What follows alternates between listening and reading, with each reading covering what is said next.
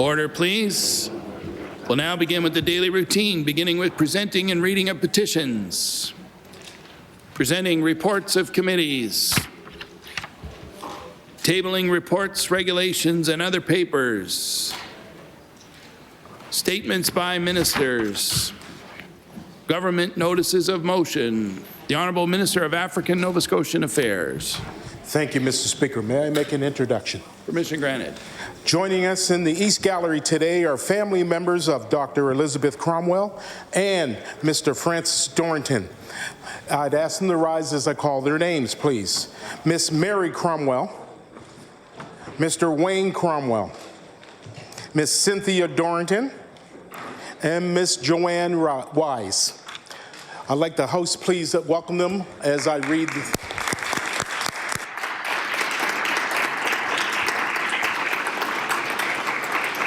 The Honourable Minister of African Nova Scotian Affairs. Thank you. I hereby give notice that on a future day I shall move the adoption of the following resolution.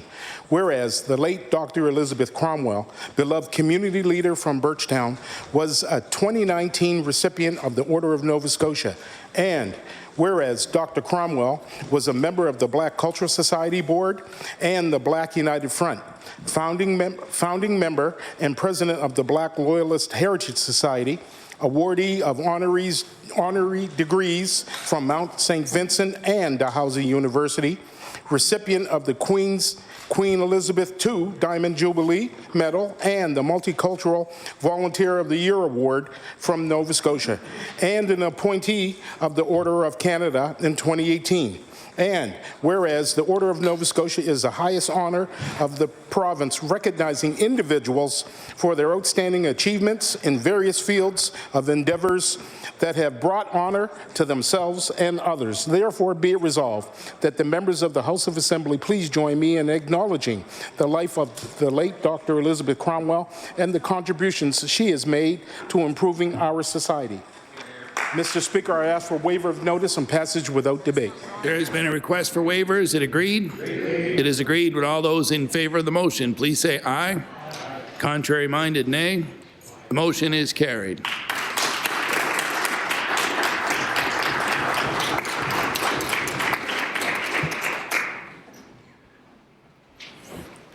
The Honourable Minister of Immigration.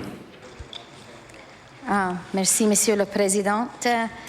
Monsieur le Président, à une date ultérieure, je demanderai l'adoption de la résolution suivante.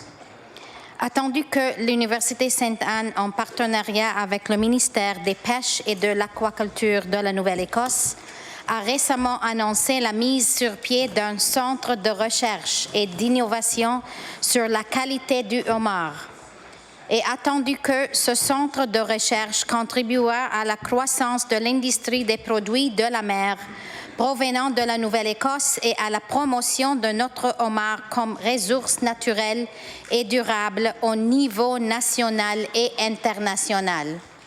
Et attendu que l'innovation développée devrait permettre de renforcer la qualité de nos produits et ainsi soutenir un secteur de la plus haute importance pour la Nouvelle-Écosse.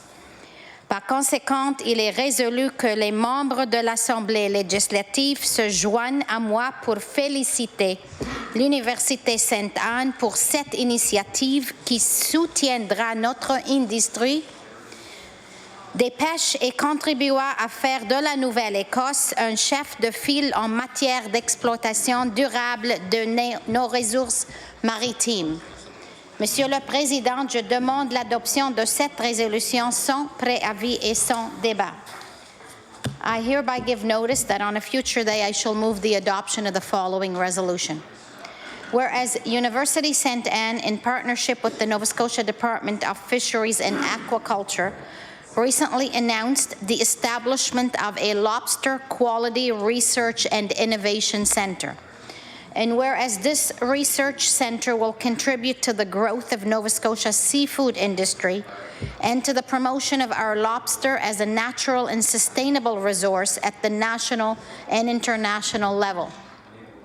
And whereas the innovations developed should strengthen the quality of our products and thus support a sector of the utmost importance for Nova Scotia.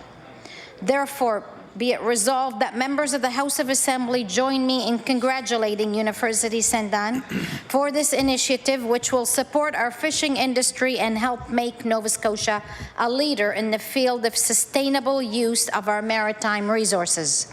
Mr. Speaker, I ask for waiver of notice and passage without debate. There has been a request for waivers. Is it agreed? It is agreed. Would all those in favor of the motion please say aye. Contrary minded, nay.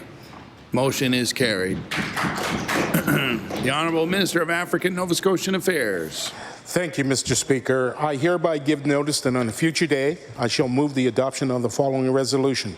Whereas community leader and trailblazer Francis Dorrington from New Glasgow is the 2019 recipient of the Order of Nova Scotia.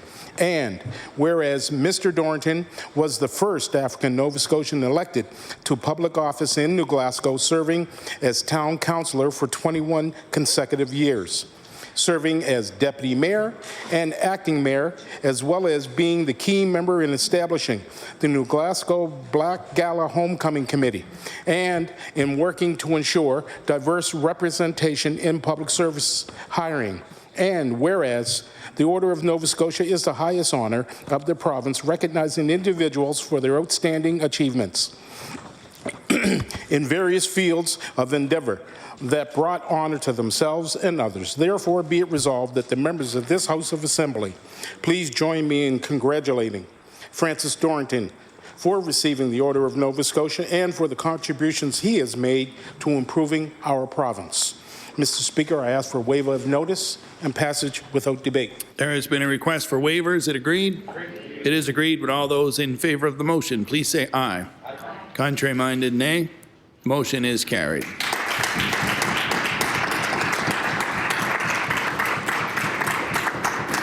We'll now move on to introduction of bills. The Honourable Minister of Health. Thank you, Mr. Speaker. I beg leave to introduce a bill entitled An Act to Recover Opioid Damages and Healthcare Costs.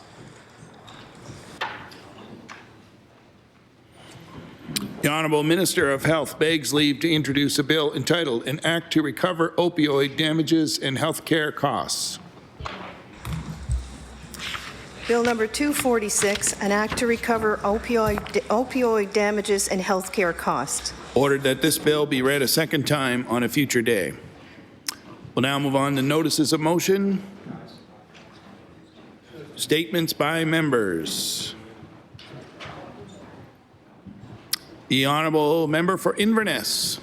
Mr. Speaker, if I may, there's a couple of former members of the legislature that we're recognizing today, and perhaps we could have a moment of silence after both are recognized. Mr. Speaker, let us remember former Nova Scotia MLA William McEachran. Bill came from a large family in St. Daniel on the back roads of Judic. Like many others, they had a family farm supporting their needs. After obtaining his own degree from St. FX, he put his own interests aside to work as a miner to help his brother so he could obtain his university education. It was after a mining accident in Wawa that left him badly injured for an extended period that he chose to study journalism. He went on to spend 10 years at the Toronto Star, where he is best remembered for his effort to draw attention to the plight of the aging poor. For 2 weeks, he lived and wrote a daily account of what it was like to live on old age security alone. In the 1950s, it was an original idea for a reporter to live the life of the people who were the subject of the story. It may very well have contributed to the political decision by the federal government to increase the old age security benefit for Canadians. He moved on to a career of public service. He wrote what the Honourable Alan J. McEachran called the purple pages for him. Mr. Speaker, I've come to understand that those were the speeches of literary flair that McEachran so eloquently delivered. First elected in '74 to this legislature, Billy was a cabinet minister but also a good constituency man, as they referred to back then. He was a people person who was ready to help people on the spot. Let us remember the Honourable William McEachran for the contribution he has made to our province and to our country. The Honourable Member for Dartmouth East. Thank you, Mr. Speaker. It is with a heavy heart that I inform members of this House that former Dartmouth North MLA Laird Sterling has passed away. Mr. Sterling attended the Atlantic School of Theology and McMaster University. He was a well-loved and dedicated United Church minister before entering public life in 1978. He was re-elected in 1981 and 1984. In his time as an MLA, he served as Minister of Community Services, Minister of Environment, and Minister of Municipal Affairs. One tribute, among the many I saw on social media, stood out to me. He was a good man, committed to doing good. Mr. Speaker, I ask all members of this House to join me in sending sincere condolences to Mr. Sterling's wife, Carolyn, his 3 children, his grandchildren, and his many friends. Mr. Speaker, I ask that we observe a moment of silence to salute the life of Laird Sterling and William McEachran. I'd ask that all members please rise as we observe a moment of silence in memory of the Honourable William McEachran and the Honourable Laird Sterling.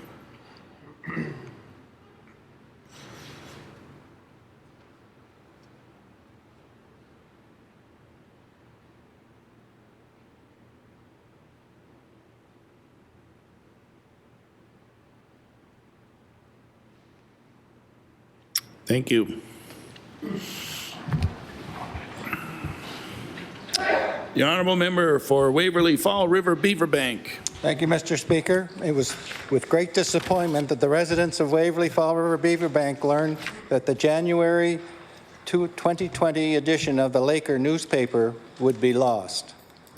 The community paper was connected to the people of our community and to the 30 years and will be greatly missed.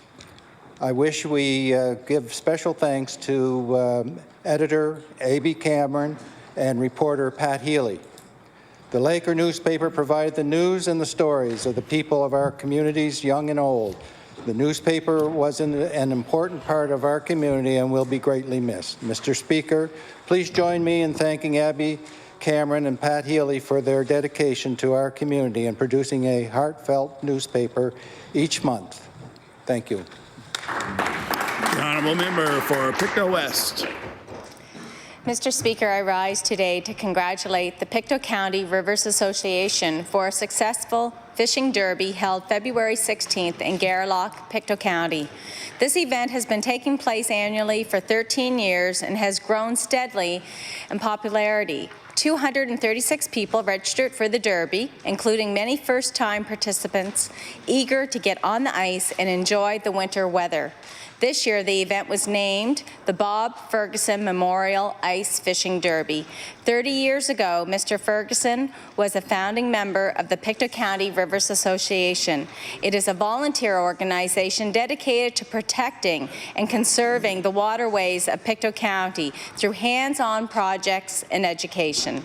Mr. Ferguson's wife, children, grandchildren, and even a great-grandchild attended the Ice Fishing Derby, helping to carry on his legacy of conservation. Mr. Speaker, please join me in congratulating the Ferguson family and all the volunteers who made this event a success. Thank you, Mr. Speaker.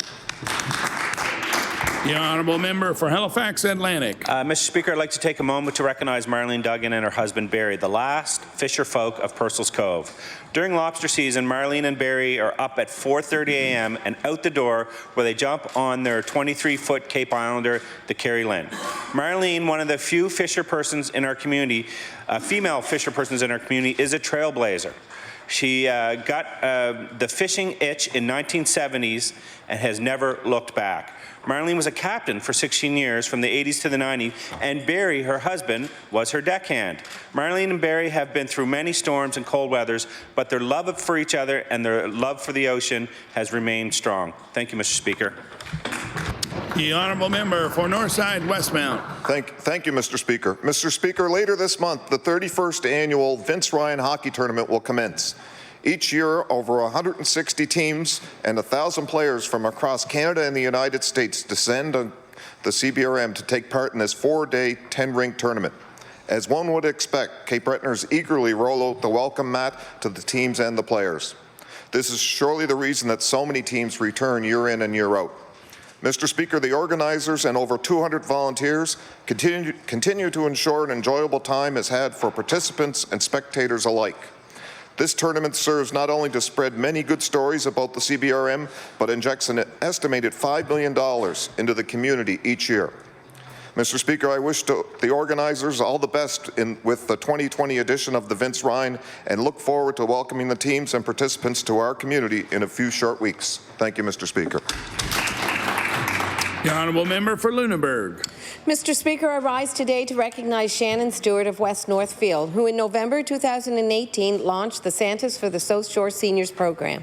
This program pairs community members with seniors in the area who have needs, such as winter boots, coats, hats, mitts, a grocery card, or even a simple act of kindness.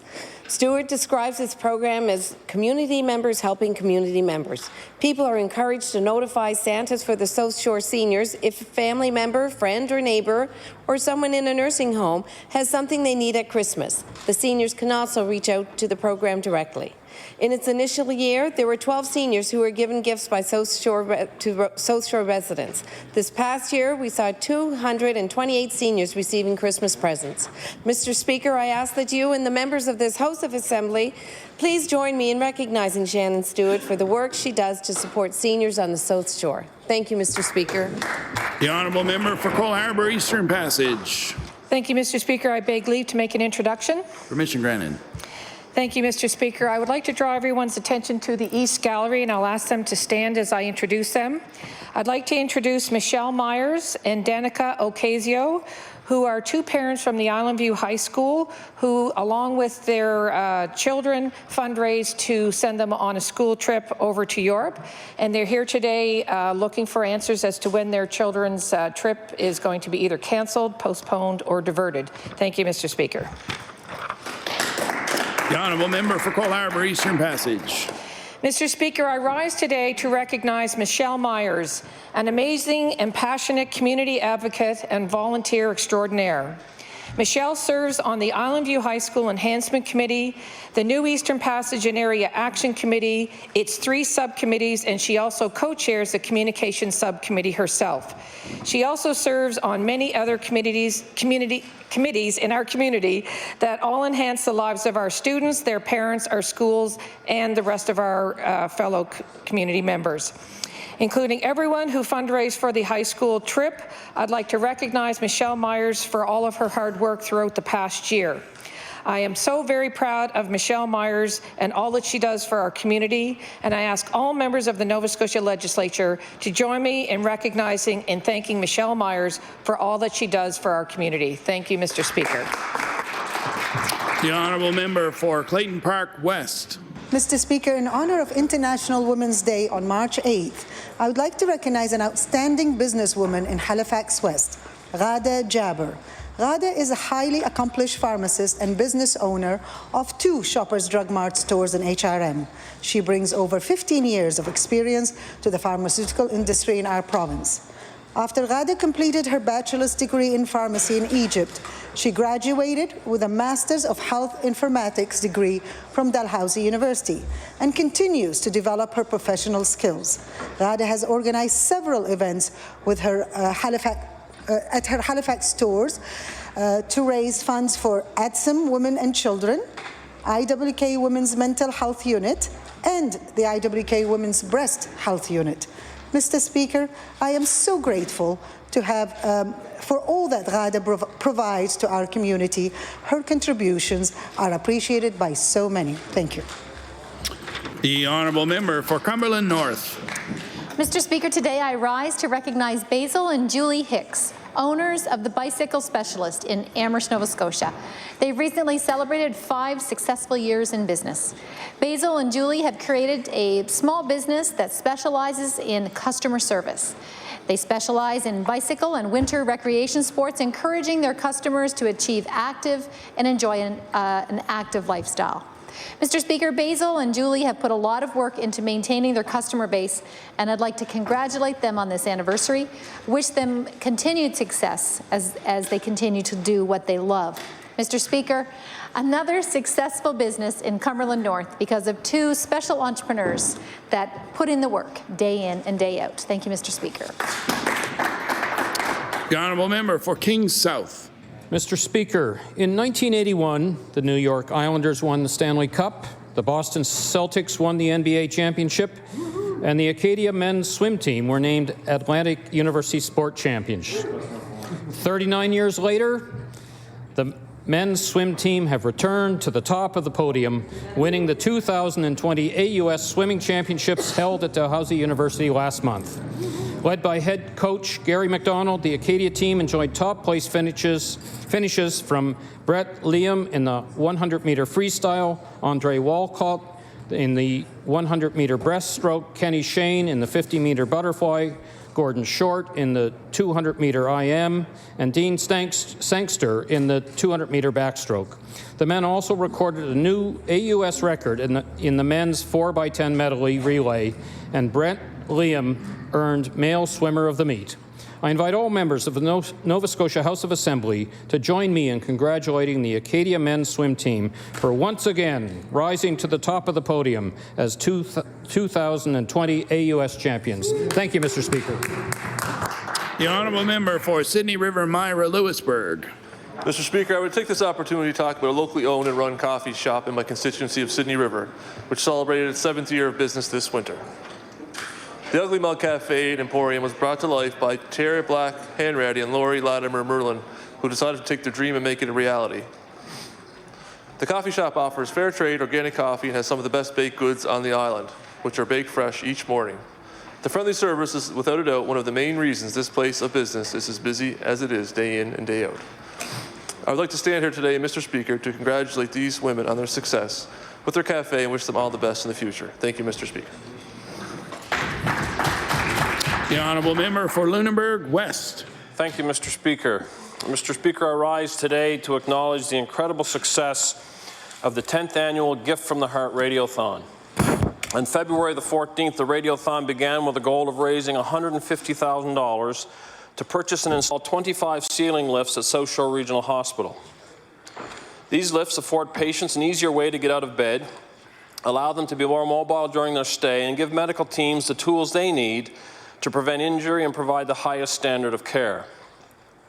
I'm pleased to say that as a united community, CKBW, the Health Services Foundation of the South Shore Regional Hospital Auxiliary, residents and businesses far and wide who donated individually or as part of a larger group, far surpassing the goal of $150,000.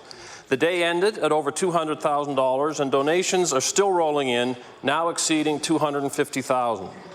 I ask members of this House of Assembly to please join me in recognizing all involved for their dedication, generosity, and community spirit. Thank you, Mr. Speaker. The honourable member for Colchester, Musqueam Valley. Thank you, Mr. Speaker. Hats off to Fox Hollow Golf Course owner Becky Gorley, along with organizers Becky Turner and Rick Vacheres, for their efforts in planning and executing the Ironman Golf Tournament. This event and its patrons raised more than $6,500 in support of the breakfast program at the Dutch Settlement Elementary School. This program ensures that every student is able to start their day off with a full belly. Staff and students alike were excited to accept the check and offer thanks not only to the organizers, but to team participants, as well as to the local businesses that provided prizes and monetary donations for the event. This is a demonstration of cooperation and spirit that truly does say community. The honourable member for Bedford. Thank you, Mr. Speaker. I'd like to share some news about a store that recently opened in Bedford Sunnyside Mall. How it all came about was simply that Warren & Downey was tired of trying to find fashionable clothing in plus sizes. Every time she found a store that was carrying larger sizes, it shut down or began limiting the amount of larger clothing that it carried. So Warren decided to open La Femme Fatale, which caters to women up to sizes 26-28. The clothing is fun and fashionable. Staff do consultations to help clients build wardrobes, and the store is lovely. It feels like an expensive women's clothing store, but the prices are much lower than you'd think. I'd like to congratulate Warren Downey on finding a much underserved niche in the retail world and wish her every success. The honourable member for Queens Shelburne. Thank you, Mr. Speaker. I rise today to applaud students and staff from North Queens Community School. On January 30th, the school's visual arts students impressed visitors with their annual art showcase. This showcase was held at the school with the work of more than 20 young artists on display. Mr. Speaker, I'd like to thank these talented young artists for their efforts and for sharing their gift of creativity with their community. If the high caliber of work that was on display is any indication, some of these artisans may be one day pursuing a career in the artistic field. Well done to all involved. Thank you, Mr. Speaker. The honourable member for Dartmouth North. Mr. Speaker, I rise today to acknowledge Lynn Orton, a woman who makes Dartmouth North an even kinder place to live. For 13 years, Lynn has coordinated the Christmas Hampers program for Holy Trinity Emmanuel Anglican Church on Alfred Street. 6 months before Christmas, she begins looking for sales of items to include in the hampers, which go to those who have signed up for support through Feed Nova Scotia and the Department of Community Services. She also organizes the volunteers who put the hampers together and deliver them to the folks throughout Dartmouth North. I've had the pleasure of watching Lynn in action as the date for these deliveries take place, and she is truly amazing. With the church basement and sanctuary both full of food and presents, Lynn oversees the chaos full of energy and joy and with meticulous attention to detail. But that's not all. Lynn volunteers weekly for the breakfast program at Harbourview Elementary. Once a month, she prepares and delivers lunch for teachers from various North End Dartmouth schools, and she also caters lunches for Dartmouth principal meetings, with all the proceeds going to the Holy Trinity Hamper program. I ask that the House join me in giving heartfelt thanks to Lynn Orton for her commitment and love of her community and for keeping so many people in Dartmouth North fed all year round. The honourable member for Colchester North. Thank you, Mr. Speaker. The Royal Canadian Legion Branch 64 in Tatamagouche sponsored a writing contest for Remembrance Day. It is an excellent way to keep our young people interested and aware of the role that veterans have played in our history and the sacrifices they have made to ensure our safety and our way of life. 15-year-old Emily Esau from the Tatamagouche Regional Academy wrote a poem about remembrance that won her a first-place certificate from the Legion. She was delighted to receive the accolade, especially since she knows most of the Legion members personally. She was encouraged by their pride in her work and sees it as an incentive to keep writing. Emily writes poetry, which she shares with her friends who also have an interest in writing. She writes about things that interest her. She said that while she was writing her poem, she thought about her Uncle Jerry, who was a peacekeeper. She finds it a good way to express her feelings, and it is obvious that she does it well. Congratulations, Emily, on your win. We hope you will continue with your writing. The honourable member for Pictou West. Thank you very much, Mr. Speaker. I rise today to congratulate Ms. Linda Gregory for being chosen as the Lions Brook Volunteer of the Year 2020. Linda is a dedicated volunteer in the community. She is a long-serving volunteer for the weekly card parties and worker for the community's annual Christmas dinner. These two events are the major fundraisers for the upkeep of Lions Brook Hall. She is described as someone who works quietly in the background getting things done. Mr. Speaker, our communities need people like Linda, dedicated, hardworking, and selfless. People who get the job done without fanfare. They are the backbone of our communities in rural Nova Scotia. Mr. Speaker, please join me in thanking Linda for her volunteer work and congratulating her on receiving this award. Thank you, Mr. Speaker. The honourable member for Clare Digby. Thank you, Mr. Speaker. I rise today to congratulate Ernest, Arthur, and Larry Theriault, the family of Russell Theriault, on the announcement the four will be inducted into the Nova Scotia Business Hall of Fame. Their parents, Gus and Elizabeth Theriault, started a boatyard in Metagon River in 1938. Since then, under the direction of the founders and then their sons, the boatyard has continued to grow, undoubtedly helped by the company's reputation of quality workmanship. A.F. Theriault is now the largest and oldest family-owned boatyard in Nova Scotia, and this honour is a recognition of the role the four brothers had in building this company. It is sad that one brother, Russell, will not be present at the gala as he passed away in 2016. The remaining three no longer are involved in the company's day-to-day operations, now the responsibility of some of their children. As the four brothers had learned about businesses at their father's side, the current generation learned the businesses under the tutelage of their fathers. Knowledge that will ensure the company will continue to thrive and impact our local and provincial economy for years to come. Thank you, Mr. Speaker. The honourable member for Northside Westmount. Thank you, Mr. Speaker. Mr. Speaker, I rise today to recognize the Sampson family of Little Brador. Next week, Holly, her husband Kitamura, along with her sister Megan, and parents Liz and Harold will be getting down to some serious feuding. The Sampsons will be competing on Family Feud Canada, hoping to win the $10,000 prize.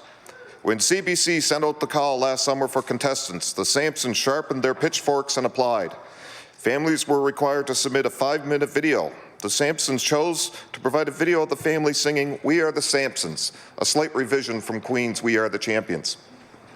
In late December, the family was selected and jetted off to Toronto for their film session. And while the family is privy to their fate, they aren't sharing with anyone. But the family is going to hold a public viewing at North Sydney's De Theatre Restaurant Pub for the entire community to come and cheer them on March 10th. On behalf of myself and the residents of Northside Westmount, I can send my congratulations and best wishes to the Sampsons for a successful feud. Thank you, Mr. Speaker. The honourable member for Guysborough, Eastern Shore, Tracadie. Thank you, Mr. Speaker. Mr. Speaker, I rise today in appreciation for a local tattoo artist and entrepreneur, Jamie McKay of Sacred Temple Tattoo in Harbour Bushy. Jamie is a hugely talented artist who deserves all the recognition he receives for his 10 years of service as the owner and artist of Sacred Temple Tattoos. His artistic skill and creative talent has built a respected name for Sacred Temple Tattoos, earning him a well-deserved reputation for quality and professionalism. Sacred Temple has 3 full-time artists, and they specialize in everything from large black and gray custom work and portraits to large color realism script and all the things in between, large and small. Jamie should also be noted for his philanthropy. He and his wife, Cara, have been long-time contributors to the IWK, the special place that cared for their children during difficult times. Sacred Temple Tattoo Fundraiser has raised over $95,000 in support of the IWK. Mr. Speaker, I'd like to commend Jamie and Sacred Temple Tattoos for his dedicated and passionate contribution to tattoo artistry and local entrepreneurship. Thank you.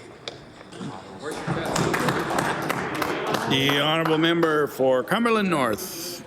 Mr. Speaker, today I rise to congratulate Bert McQuaid and the Pugwash District High School principal Sean Brunt for their work in this year's Pugwash Food Bank Drive on February the 26th.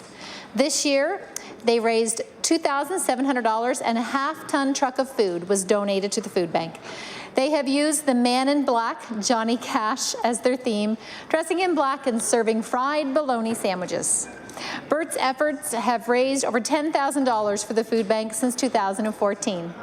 This year, Principal Brunt asked his students to dress in black and bring food in for the food bank. This was a great contribution to the truck of food donated, and I'm thankful for all of the hearts involved, most especially Mr. Bert McQuaid, aka Johnny Cash. Thank you, Mr. Speaker. The honourable member for Cape Breton Richmond. Mr. Speaker, I rise today to honour the hard work and dedication of our province's nurses and midwives and recognize 2020 as being designated the International Year of the Nurse and Midwife. This year-long effort to celebrate the work of nurses and midwives highlight the challenging conditions they often face and advocate for increased investments in nursing and midwifery workforce. Too often, nurses and midwives are undervalued and unable to fulfill their true potential.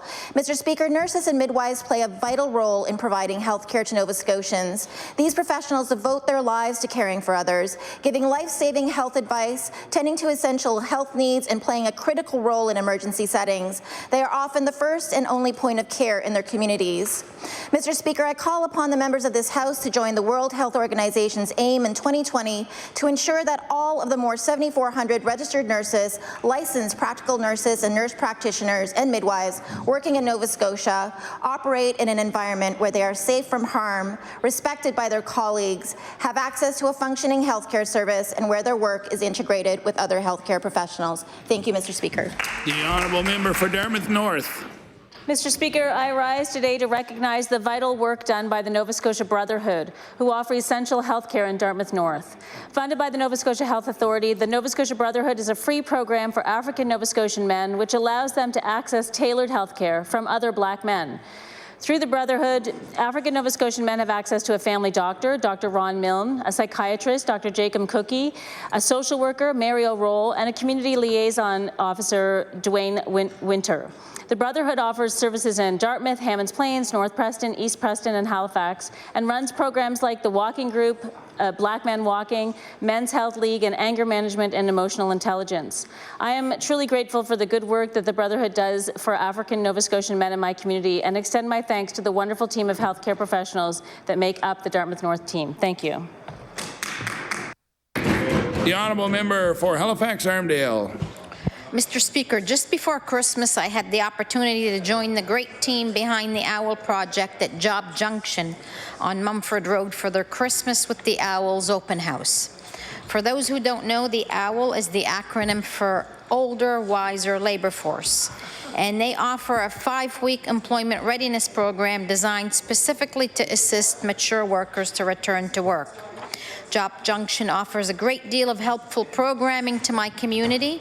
This month alone, they're hosting an intensive summer job boot camp, a 1-week computer skills boot camp, as well as ongoing employment skills coaching for recent grads. That's in addition to the regular resume and cover letter workshops and sessions on navigating the hidden job market. I want to thank Job Junction's Lisa Martel and Carrie Lynn Wall and all Nova Scotia Work Centre staff for helping Nova Scotians prepare for the workforce. Thank you. The honourable member for Cole Harbour Eastern Passage. Mr. Speaker, I rise today to recognize the Royal Canadian Legion Branch number 164, located in Eastern Passage, for all their hard work and dedication when giving back to veterans and our community. The Legion relies on fundraisers like Chase the Ace and raffles on quilts and other locally made items donated by community members. The Legion offers members social opportunities like the Dart League, trivia nights, luncheons, and so much more. Remembrance Day at the Legion is always a very special and solemn event. This past November, the community was invited to help make Valentine cards for single veterans living in long-term care facilities. Their goal is to let every veteran know that they are appreciated and not forgotten. I ask all members of the Nova Scotia Legislature to join me in thanking the Royal Canadian Legion Branch number 164 in Eastern Passage for everything they do. Thank you, Mr. Speaker. The honourable member for Halifax-Needham. Mr. Speaker, I would like to recognize Amelia Penny Crocker, a 14-year-old Halifax resident and climate activist who is writing to Prime Minister Justin Trudeau each week about the climate crisis. She's been doing so since December. She is also encouraging other children to do the same. In the last posted letter, she writes, "If you are a leader of a rich country who refuses to act on climate change or doesn't do enough, you are willingly throwing the future of all children out the window."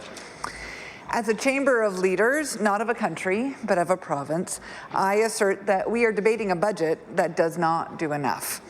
The reality of the climate emergency should be informing every investment that Nova Scotia makes in transportation, in built infrastructure, and in programs. I congratulate Amelia on using her writing skills and ideas to hold Prime Minister Trudeau to account, and urge us all to identify how and where and with whom we can show leadership that is adequate in bravery, ambition, and scope to this moment of climate emergency. The honourable member for Hammonds Plains Lucasville. Thank you very much, Mr. Speaker. I'd like to recognize Megan McCarthy and Zan Gallant of Hammonds Plains for their creative efforts to go plastic-free this holiday season. Mr. Speaker, they made this choice, and over the holidays, they recycled old decorations. They built lawn ornament reindeers out of fallen trees. Mr. Speaker, I'd like to recognize them because it's important to do everything that we can to go plastic-free and to do sustainable things, and this is just one way that we can do that. I would also like to acknowledge local journalists with the CBC, Ali Thompson, for telling their story. Thank you, Mr. Speaker. The honourable member for Queens Shelburne. Thank you, Mr. Speaker. I rise today to recognize the volunteer efforts of Elliot Pezant of Albany New in Queens County. The Queens County Fair continues to hold a treasured spot in residents of North Queens.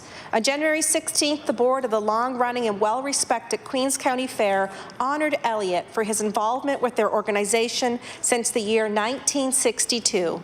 His lengthy commitment to this agriculture fair is very impressive, and Elliot has played an integral role in ensuring that the fair maintains its impressive reputation and continued success. Mr. Speaker, I offer my congratulations to Elliot on receiving this very well-deserved honour and thank him for his commitment to the fair and to his community. Thank you, Mr. Speaker. The honourable member for Lunenburg. Mr. Speaker, I rise today to congratulate John Bain, a municipal councillor with the town of Mahone Bay, who was recognized at the Nova Scotia Federation of Municipalities Fall Conference for 15 years of service in municipal government. John attended Acadia University, where he obtained a degree in biology and went on to pursue graduate studies in both the University of Acadia and University of Guelph. He has a career working as a fisheries biologist for Nova Scotia, Director of Fish and Wildlife Conservation Services for PEI, and Provincial Manager for Ducks Unlimited Canada in Ontario. In 1991, John and his wife Judy returned to Nova Scotia. John is the proud father of 2 children and 4 grandchildren. He continues to serve on several committees and is an avid community volunteer. Mr. Speaker, I would ask that you and the members of this House of Assembly please join me in recognizing Councillor Bain for his continued contributions to municipal government. Thank you, Mr. Speaker. The honourable member for Cumberland South. Thank you, Mr. Speaker. Mr. Speaker, today I rise to recognize Nick Morris. Nick grew up in Street Ridge, which is between Oxford and Wentworth. Nick graduated from Oxford Regional High School and now resides in Halifax area, where he's a screenwriter. Nick was pleased last year to announce that one of his scripts was going to become a movie. Starring the likes of Kevin James, Joel McHale, and Lulu Wilson, the movie is an action thriller, and the title, Becky, will premiere at next month's Tribeca Film Festival in New York. Mr. Speaker, Nick's family, friends, and the community of his youth are all very proud of his accomplishments and look forward to the viewing of the movie. Thank you, Mr. Speaker. Honourable member for Halifax Atlantic. Mr. Speaker, this October we'll see an election in HRM, and after 29 years, Councillor Steve Adams of District 11 will be stepping down.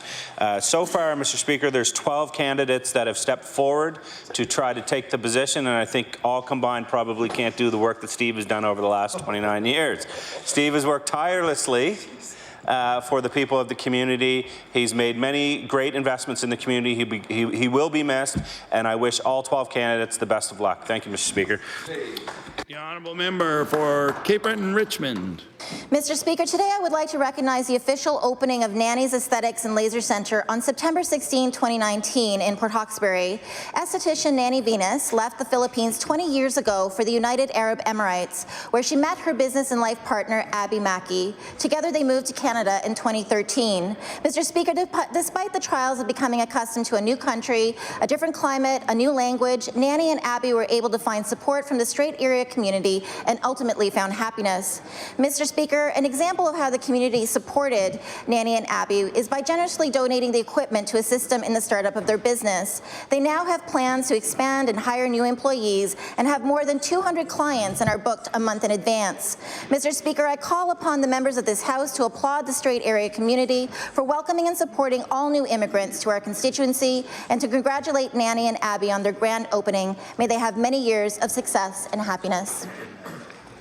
The honourable member for Clayton Park West. Mr. Speaker, I rise today to recognize Janice Landry, an award-winning author and journalist who lives in Clayton Park West. Janice began her journalism career at CBC Halifax in the 80s as a traffic reporter. Janice went on to do incredible things. She worked at CTV Atlantic for a decade and worked as part-time instructor in the Department of Communications Studies at Mount St. Vincent University for over 16 years.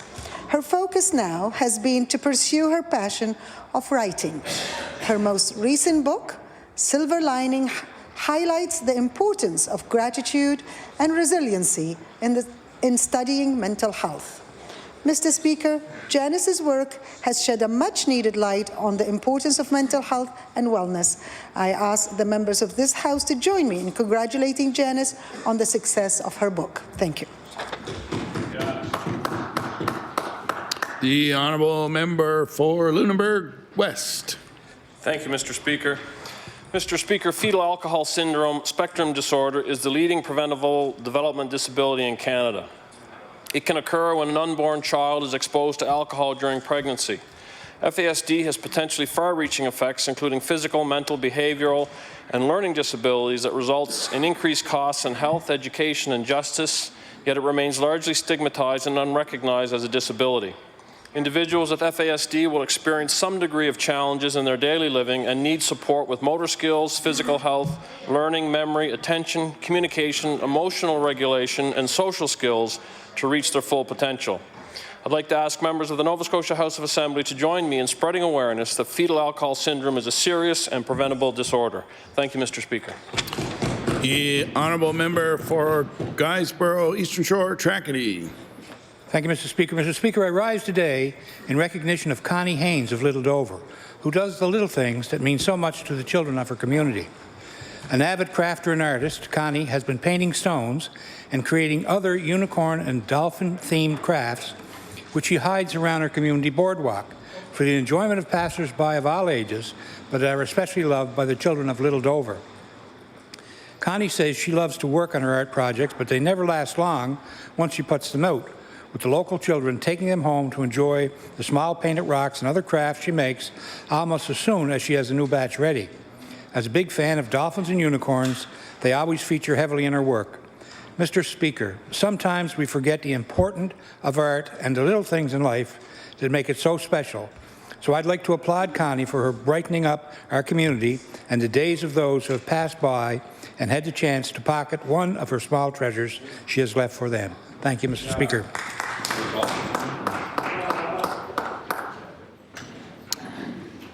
The honourable member for Halifax-Armdale. Mr. Speaker, girls ringette has a 45-year history here in Nova Scotia, and its enduring and growing popularity is notable. The Fishers of Halifax-Armdale are an active ringette family. Claire Fisher has been involved in the sport for years, having played for the Halifax Hurricanes under 14 AA ringette team when they won their provincial championship last year and went to represent Nova Scotia at the Eastern Canadian Ringette Championships. This year, playing for the Hurricanes, she helped the team take the gold medal win at the Under-16 Tier 1 Provincial Championships.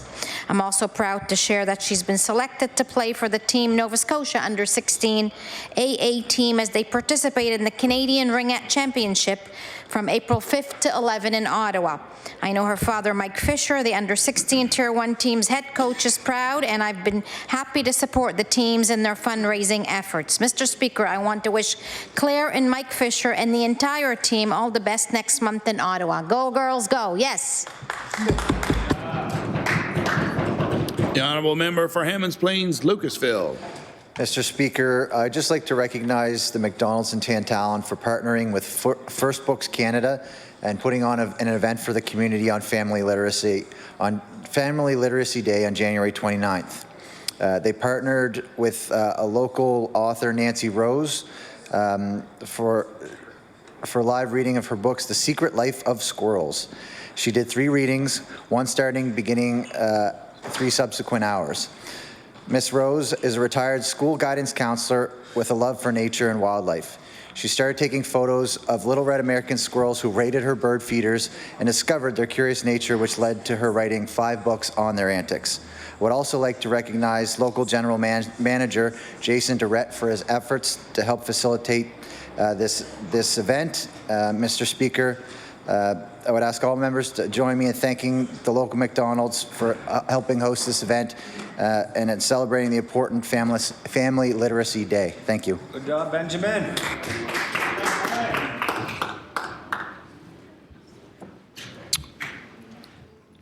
In the absence of no more member statements, the House will now recess until the start of question period at 2 p.m.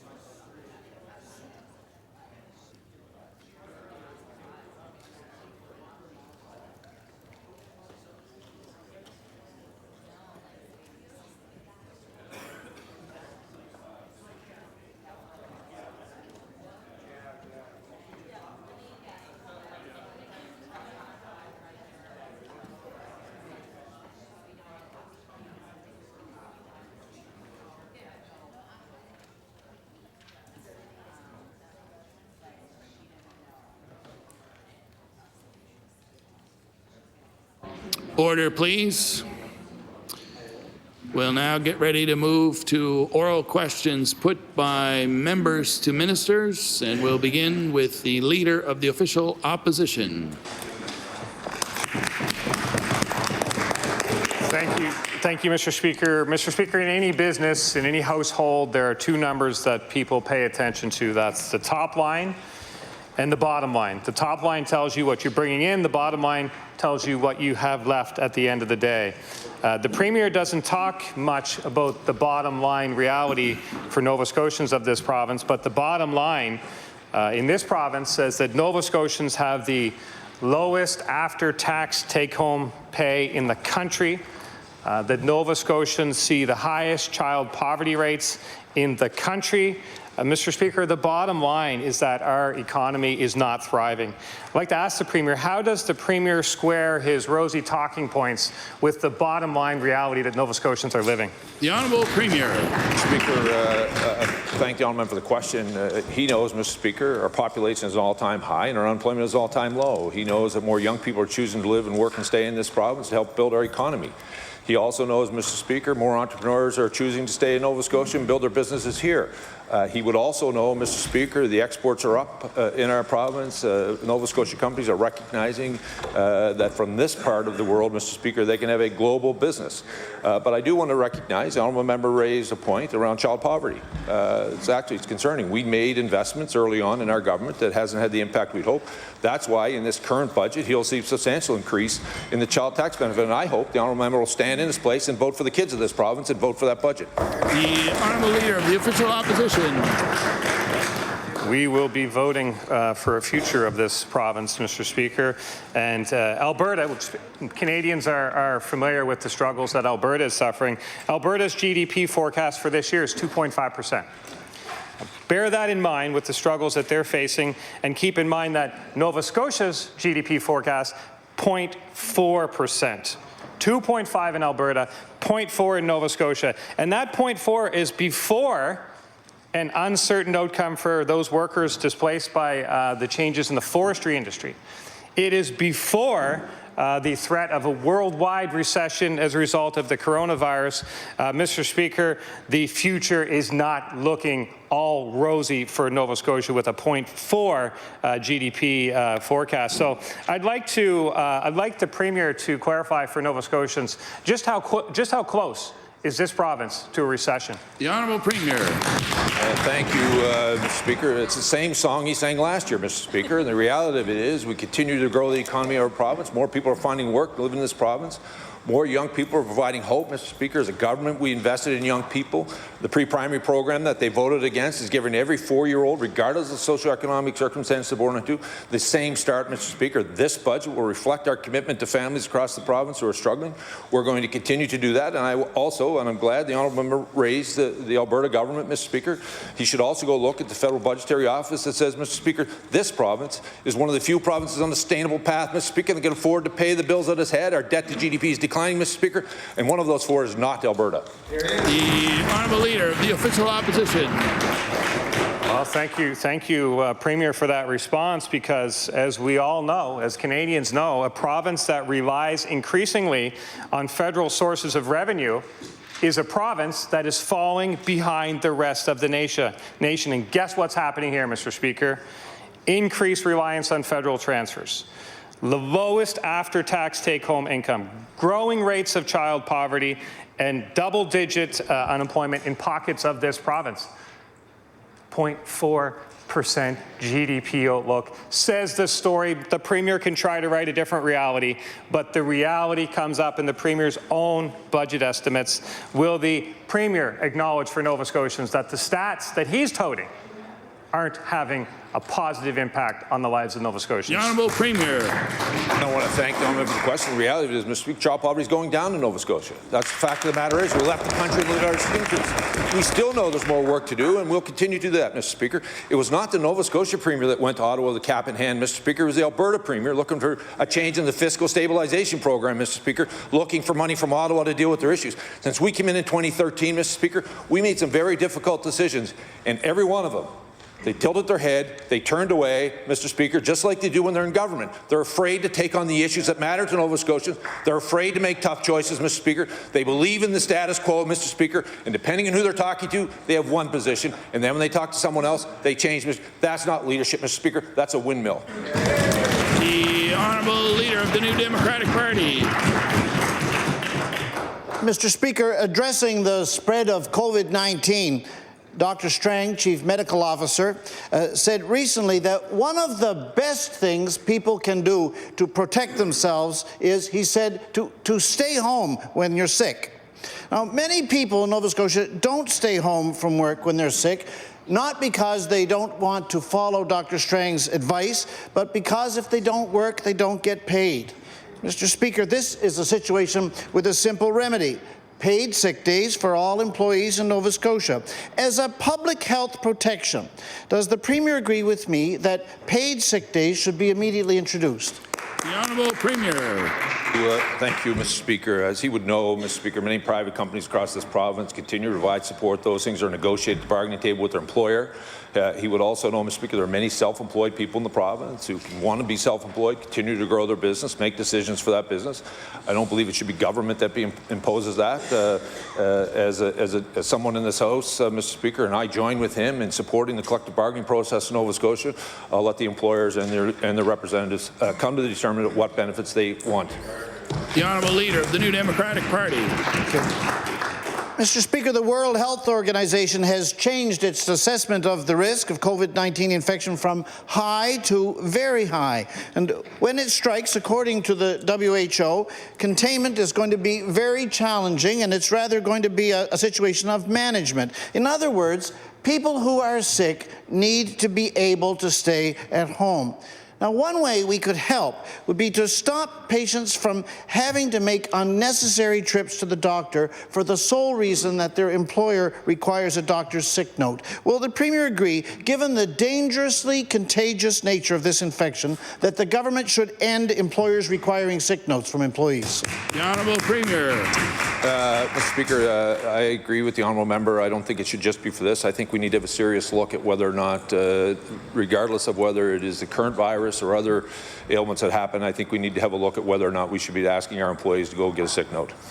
The Honourable Leader of the New Democratic Party. I thank the Premier for that thoughtful answer, and I want to tell him about a woman named Caitlin Robinson. Caitlin lives in Eastern Passage, and she was off work with pneumonia. And she went to the doctor and waited 3 hours in the waiting room and got a sick note, then went to work and gave it to the employer. The employer said if she missed more than 4 days, she would be written up, and so she went back to work while she still had pneumonia. So what is the Premier currently concretely doing to make sure people in Nova Scotia are able to stay home, as all health authorities are recommending, stay home when they're sick? The Honourable Premier. Thank you, Mr. Speaker. Mr. Speaker, as again I said in the second question that you asked me, I agree with the Honourable Member. We need to have a serious look at what the adjustment looks like when it comes to requiring a medical note, or if they need one at all. I think, and as a government, we're looking at that with our own employees across government. I don't know the particular employer that he's referring to or the employee mentioned by name, but there's always the Labour Board, Mr. Speaker, supports around for workers in our province. But I think all Nova Scotians would agree, Mr. Speaker, that when someone is ill, they should have the right and the ability to stay home. The Honourable Leader of the Official Opposition. Thank you, Mr. Speaker. Mr. Speaker, in 2015, the government signed a 10-year deal to operate the Yarmouth Ferry. At the time, our caucus raised concerns in this House that the deal could cost upwards of $100 million over the course of the contract. The government laughed at the time, called us negative. Well, I don't know if the Premier's Chief of Staff has had a chance to tell him, but according to Global News last night, by this time next year, the government will have spent $96 million on this ferry in 6 years. We had the money right, Mr. Speaker. We just had the time wrong. We estimated it would be 10 years.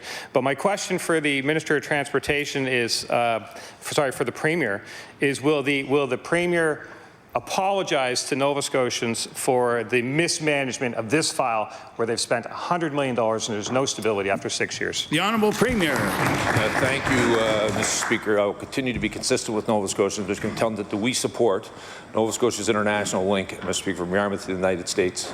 I will continue to defend the position of our government, Mr. Speaker. When we're wrong, I'll acknowledge that, as I have in the past, Mr. Speaker, but I'll continue to defend and fight for the economy of this province, Mr. Speaker. And I will say the same thing in Sydney, Mr. Speaker, that I say in Yarmouth. I think it's incumbent on all members in this House, Mr. Speaker, to do the same thing.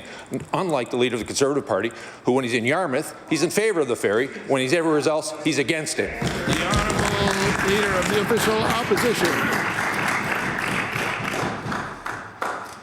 I will always say the same thing, Mr. Speaker, no matter where I'm at and who's listening. I think it's the Premier that needs to look in the mirror on that particular comment.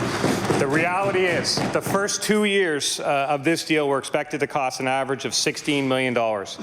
In this year's budget, the operational grant is again $16 million. Now, the idea that the Liberal government pushed at the time was that as the contract went on, the operator would be less reliant on operating grants and more self-sufficient. What's happened is every tourism operator in this province has been let down by this government because they haven't been able to get it right. Every taxpayer in this province has been let down by this government because they haven't been able to get it right. And I'd like to ask the Premier a simple question. Will the Premier just acknowledge that 6 years in and $100 million in the past, he's simply just rebooting and trying to start over on this service? The Honourable Premier. Mr. Speaker, thank the Honourable for the question. 6 years in, Mr. Speaker, we've gone from a $500 million deficit to table in our 5th balanced budget, Mr. Speaker.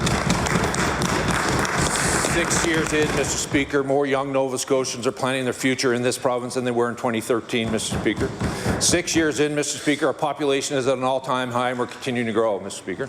6 years in, our unemployment is at an all-time low, Mr. Speaker. Those are the kinds of things our government has been able to do, regardless of the negativity coming from the other side of the House, Mr. Speaker. We're going to continue to work with Nova Scotians to build a positive approach to this province and continue to make sure that not only are we leading Atlantic Canada, Mr. Speaker, that we're seen as a positive jewel in the country. When outside people are looking to invest in Canada, they look at Nova Scotia. The Honourable Member for Argyle-Barrington. Mr. Speaker, yesterday there was a rumor circulating around social media that there has been a case, or it had been a case, of COVID-19 at the Cobequid Health Centre. The officials responsible moved quickly to shut down those rumors and reassure everyone that there have been no confirmed cases of the virus in Nova Scotia. But it does go to show the level of anxiety around COVID-19. People want to know that Nova Scotia is prepared and that the people will be safe. The N95 mask is an essential piece of personal protective equipment to protect our healthcare workers against the virus. Does the minister know how many N95 masks are currently in stock within the healthcare system? The Honourable Minister of Health. Thank you, Mr. Speaker. I thank the member for the question, and in particular the context that he provided around the issues of misinformation that gets out there. So I'd like to take this opportunity to encourage all Nova Scotians to rely on valid and credible sources of information like the provincial website that provides updates on the COVID-19. Go to novascotia.ca coronavirus to get that information. If you see social media posts that posts information out there, please reach out, validate that information before you start spreading it online as well to help avoid those types of issues. As far as personal protective equipment, Mr. Speaker, that's part of the planning process. It's working with public health officials and our partners, and that, Mr. Speaker, they've indicated they are confident in the supply that they have for the status of planning and preparedness at this stage. The Honourable Member for Argyle-Barrington. Thank you, Mr. Speaker. Mr. Speaker, our healthcare workers work hard across the province to deliver care to Nova Scotians, and if they become sick, our preparations will quickly crumble. These masks are incredibly important to keeping these workers safe and able to deal with an outbreak.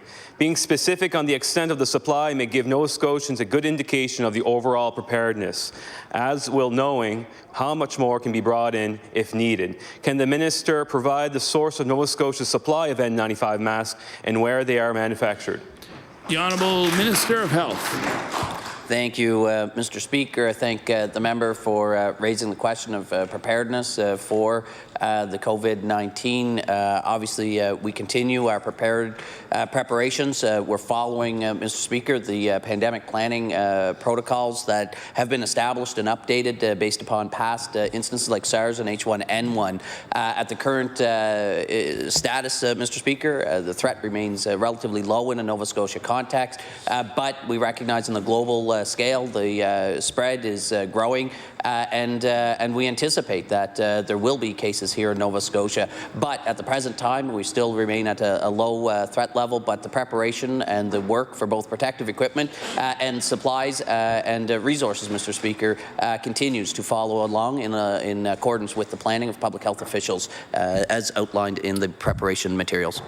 The honourable member for Dartmouth East. Mr. Speaker, my question is for the Minister of Education. After first saying that decisions on March break trips to Europe were up to parents and travel companies, the Minister of Education changed course yesterday.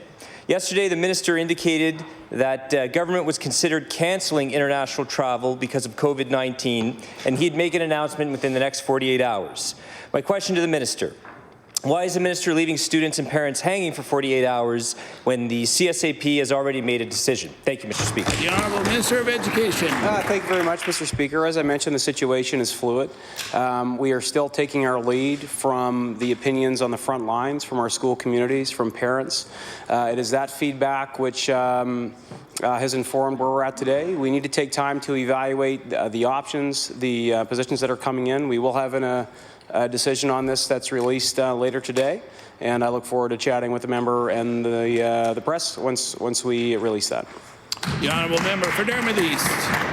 Thank you, Mr. Speaker, and certainly I think we all do recognize it is a fluid situation. However, it is critical that communication and leadership is at the forefront in an issue like this. There's a lot of parents and students waiting and have waited for a response. Now, we know international school trips, they're scheduled to leave next week. The minister's, I guess, inaction and delay in making a decision, it means many students won't know if they'll be traveling. In some cases, some may have even packed their bags today. Students and parents, they need clarity. They need government to ensure they don't lose the cost of the trip if it's eventually cancelled. So my question is this, Mr. Speaker: how will the minister communicate to students, parents and schools exactly how this decision will impact their March break trips and their pocketbooks? Thank you, Mr. Speaker. The Honourable Minister of Education. Thank you very much, Mr. Speaker. We've been working with the regions to fully assess the situation, including financial implications. The regions will be communicating directly to parents and school communities later today. Thank you. The Honourable House Leader for the New Democratic Party. Thank you, Mr. Speaker. Mr. Speaker, my question is for the Minister of Justice. In March 2019, the Human Rights Commission Street Checks report overwhelmingly confirmed what African Nova Scotians have been saying for decades, that street checks are an instance of systemic racism. In that report, Dr. Wortley put forward many important recommendations for change. One of these was that data collected through street checks be de-identified and made available for research purposes. An FOI request from our caucus indicates that, quote, HRP will retain the existing historical street check records until December 2020, at which point all records not identified for further retention will be purged from the database. And I'll table that. Mr. Speaker, will the minister confirm if he will intervene and prevent the deletion of those records by HRP, making them available for research as requested by the Nova Scotia Human Rights Commission? The Honourable Minister of Justice. Thank you, Mr. Speaker. I thank my colleague for the question. The point that my colleague presents is a very sensitive discussion, Mr. Speaker, that we're all working diligently to address. Systemic racism in Nova Scotia is simply unacceptable. The status quo is no longer acceptable, Mr. Speaker. We're working with our police community and police leaders to address these issues, but the specific circumstances my colleague speaks about, Mr. Speaker, I want to look into that further. I know there is a date identified as December of 2020, and I'll commit to my colleague to addressing that with Halifax Regional Police. There are differing positions, Mr. Speaker, on the use and value of that information, and we want to be sure that that we land in a space that's appropriate for all. The Honourable House Leader for the New Democratic Party. I want to thank the Minister for that answer. Mr. Speaker, through the FOI, we found that there are a number of Dr. Wortley's recommendations where no action has been taken. For example, no action has been taken on recommendation 4.1 that the HRP and RCMP develop a protocol that will screen new recruits for cultural competency and racial bias. Given the recent appalling police responses to both Santino Reo in a Halifax store and a black 15-year-old arrested in Bedford, action on this recommendation is critical. Mr. Speaker, will the Minister commit to urgent action on all of Dr. Wortley's recommendations? The Honourable Minister of Justice. Thank you, Mr. Speaker. As I indicated earlier, this is a very important discussion, a very sensitive discussion that we are all focused on. Addressing the responses to the Wortley report is a priority in the Department of Justice. A number of those recommendations have been completed, Mr. Speaker. A number of those recommendations are in progress, Mr. Speaker. And I know those individuals across the broad community who are partaking in that work are committed to addressing all of the recommendations, and I look forward to the day that all of those recommendations are completed. The Honourable Member for Kings North. Mr. Speaker, my question is for the Minister of Health. Last Monday, the Lionel Desmond inquiry completed its first phase. The judge leading the inquiry, Warren Zimmer, has stated previously that the lack of information sharing among provincial and federal levels of government kept key information from being known, and I'll table that, particularly because Veterans Affairs and provincial health officials seem to be operating in silos. Additionally, officials who regulate the possession of firearms were unaware of the extent of Mr. Desmond's mental illness because of this. My concern is that the lack of information sharing leads to poor health outcomes for many more Nova Scotians. And my question, Mr. Speaker, is for the Minister of Health is what is the protocol for sharing health information between federal and provincial levels? The Honourable Minister of Health.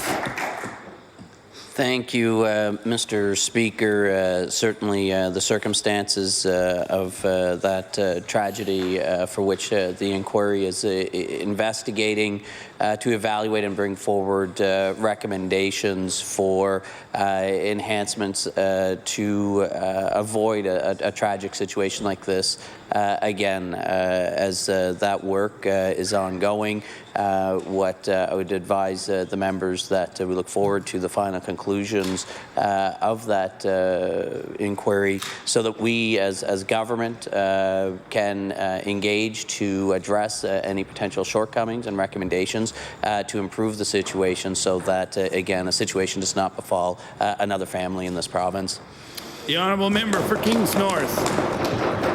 Thank you, Mr. Speaker. I'd like to thank the Minister for that answer. Recently, the published Blueprint for Mental Health and Addictions acts as a roadmap for Nova Scotia. It tells us that Nova Scotia is focused on 3 key areas: access, integration, and continuum of care. However, there are no details on how Nova Scotia will collaborate with federal systems generally or how we will help our veterans when they come home. And there was a lack of access, integration, and continuum for the care of Lionel Desmond. So my question to you, Mr. Speaker, for the Minister is, why are there no plans outlined in the Blueprint for Mental Health and Addictions for collaboration on a national level? The Honourable Minister of Health. Thank you, Mr. Speaker. In fact, the outline and the plans for the work around mental health and addictions in the province are efforts and investments that programs that we're focused on for all Nova Scotians, Mr. Speaker, that may access our provincial services of care. It's designed to respond to their needs, to provide the interventions and care that is needed to support them so that they can live healthy and productive lives. That's the intent of the Blueprint, to guide that work and improvements in our mental health and addictions outcomes in this province. The Honourable Member for Kings North. Mr. Speaker, my question is again for the Minister of Health. Recently, the Canadian Medical Association Journal published an analysis examining the impact of social media on smartphone use on youth mental health, and I'll table that. It notes that youth hospital admissions for mental health are on the rise across Canada, and suicide is now the second leading cause of death for Canadian youth. The analysis notes the rise in mental distress among youth is moving in close relation to the rise in social media and smartphone usage, but has been understudied. And my concern is that current strategies are still lagging behind in this key factor for our youth mental health. So, Mr. Speaker, to you, my question for the Minister of Health: are there tailored education-based approaches specifically for youth around this subject and mental health? The Honourable Minister of Health. Thank you, Mr. Speaker, and I sincerely thank the member for bringing this information to the floor of the legislature. It is important to note.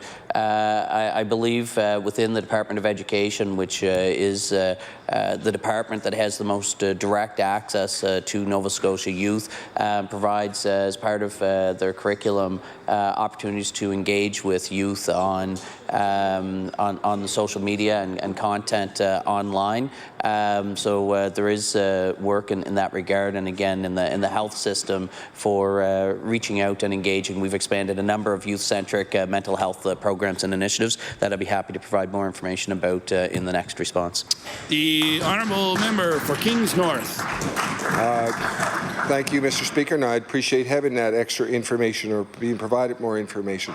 As previously stated, hospital admissions for youth mental health concerns are on the rise across Canada, and there's no standard definition of what would be addictive behaviours regarding smartphone and social media use.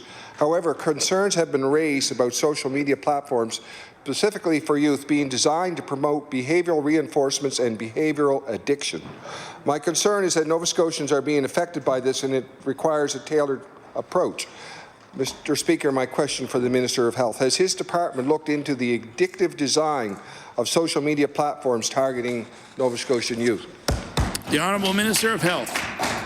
Thank you, Mr. Speaker. Thank the member again for raising this to the floor. Those additional those programs and services that have been youth-focused include the expansions of Schools Plus throughout schools across the province, the expansion of our adolescent outreach model, a mental health program modeled off the Caper-based adolescent outreach model in Cape Breton, now out in about 100 schools across the province in the last year. They've had, I believe, something in the vicinity of 25,000 visits, Mr. Chair. That's meeting those youth who may need identification, care and support and advice, regardless of what the trigger point is, if it's the social media or others. These are the supports we're doing to provide broad level supports, regardless of what the trigger point is, if it's social media or other. Those investments have been made.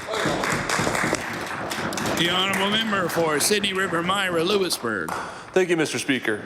Imagine if instead of 70 new nursing students starting in the fall, 70 new nursing students are graduating this spring. Less than $700,000 is making that possible this year, but that means those nurses are still years away from treating patients. My question for the Minister of Labour and Advanced Education: no one will dispute the need for more nurses, but why is this a program his department is just getting to now? Thank you, Mr. Speaker. The Honourable Minister of Labour and Advanced Education. Thank you, Mr. Speaker. The program was started now because the need is forthcoming. A few years ago, the need wasn't there. So when we saw the need on the horizon, working with the Department of Health and the Minister of Health, we put together these seats not only at CBU, but also at Dalhousie as well. Thank you. The Honourable Member for Sydney River Myra Lewisburg. Thank you, Mr. Speaker. I have to respectfully disagree that the need hasn't been there for a number of years. Mr. Speaker, they've had the money every year, just chose not to spend it. Well, with each passing year, the need for the healthcare workers grew. For an accumulated amount that is less than 10% of the money spent last year in the ferry that didn't sail, we could have had 70 new nurses graduating this spring. I guess better late than never. Does the minister acknowledge that by waiting to create this funding, he has been a contributing factor to the current healthcare crisis in this province? The Honourable Minister of Labour and Advanced Education. Mr. Speaker, as I stated earlier, the need we see on the horizon coming in the next few years, especially with the new healthcare facility being brought into Cape Breton, a $750 million investment. With that investment, Mr. Speaker, we're going to need more nurses in that hospital working, which will be great for the citizens not only of Cape Breton but all of Nova Scotia. And Mr. Speaker, I will also add that we have doubled the cohort going through. Thank you. The honourable member for Queens Shelburne. Thank you, Mr. Speaker. My question is for the Minister of Health and Wellness. Looking after our most vulnerable adults is not a 9-to-5 job. However, I recently learned of a terrible situation where the Senior Safety Coordinator of the Queen's Care Society had to act outside of her training and responsibilities to safeguard the life of a woman who was in need of adult protection services. It turns out the adult protection services are only available Monday through Friday from 8:30 a.m. until 4:30 p.m. My question for the minister is, will the minister admit that bankers' hours are not appropriate for adult protection services? The Honourable Minister of Health. Thank you, Mr. Speaker, and I thank the member for the question. Obviously, the care of our most vulnerable citizens at whatever age they may be is of critical importance to the province. That means, Mr. Speaker, that we have programs and services in place to respond to situations where that need is identified, to be investigated and provide the appropriate safeguards for those residents in need of that type of intervention. The honourable member for Queens Shelburne. Thank you, Mr. Speaker. The incident that I referenced earlier, the Senior Safety Coordinator dealt with a situation on a stormy Friday night that stretched into a Saturday morning. So the minister may say that we do have programs wasn't available for this lady at this time. The details of the incident are detailed in a letter to the minister from the chair of the Queen's Care Society, and I'll table that, Mr. Speaker. In his judgment, the Senior Safety Coordinator was put in danger because of the client needed help outside of the weekday 8:30 to 4:30 availability of adult protection services. The hours put volunteers like the Senior Safety Coordinator in a terrible position where they have to choose between being safe or helping a vulnerable person. My question to the minister is, will he commit to establishing a system where adult protection services can be reached after office hours? Thank you, Mr. Speaker. The Honourable Minister of Health. Thank you, Mr. Speaker. I thank the member for the question. I don't recall seeing that piece of correspondence yet, Mr. Speaker, but I'll certainly take a look at the concerns and the specific situation that is outlined there and ensure it's given the appropriate response and consideration if changes are needed in our programming. The Honourable House Leader for the New Democratic Party. Mr. Speaker, my question is for the Minister of Justice. Issues with the police complaints process were raised by the Wortley report on police street checks and in the ongoing judicial review brought forward by Kerry Lowe. When the government agreed to change the Police Act regulations to align the HRP time limit for complaints with that of the RCMP, they missed the opportunity to add the important principle of discoverability. There are many reasons why an individual may not be immediately aware of failures or negligence in the handling of the police investigation. If we want a fully accountable police complaints process, the time limit must start from the time when an individual became aware of the issue that is the subject of their complaint. Mr. Speaker, will the minister agree to further amend the Police Act regulations to include the principle of discoverability? The Honourable Minister of Justice. Thank you, Mr. Speaker. I thank my colleague for the question. In these circumstances, Mr. Speaker, my colleague would know that we have changed the Police Act to ensure that the time frame associated to municipal police officers is aligned with that of the RCMP, a period of 12 months, Mr. Speaker.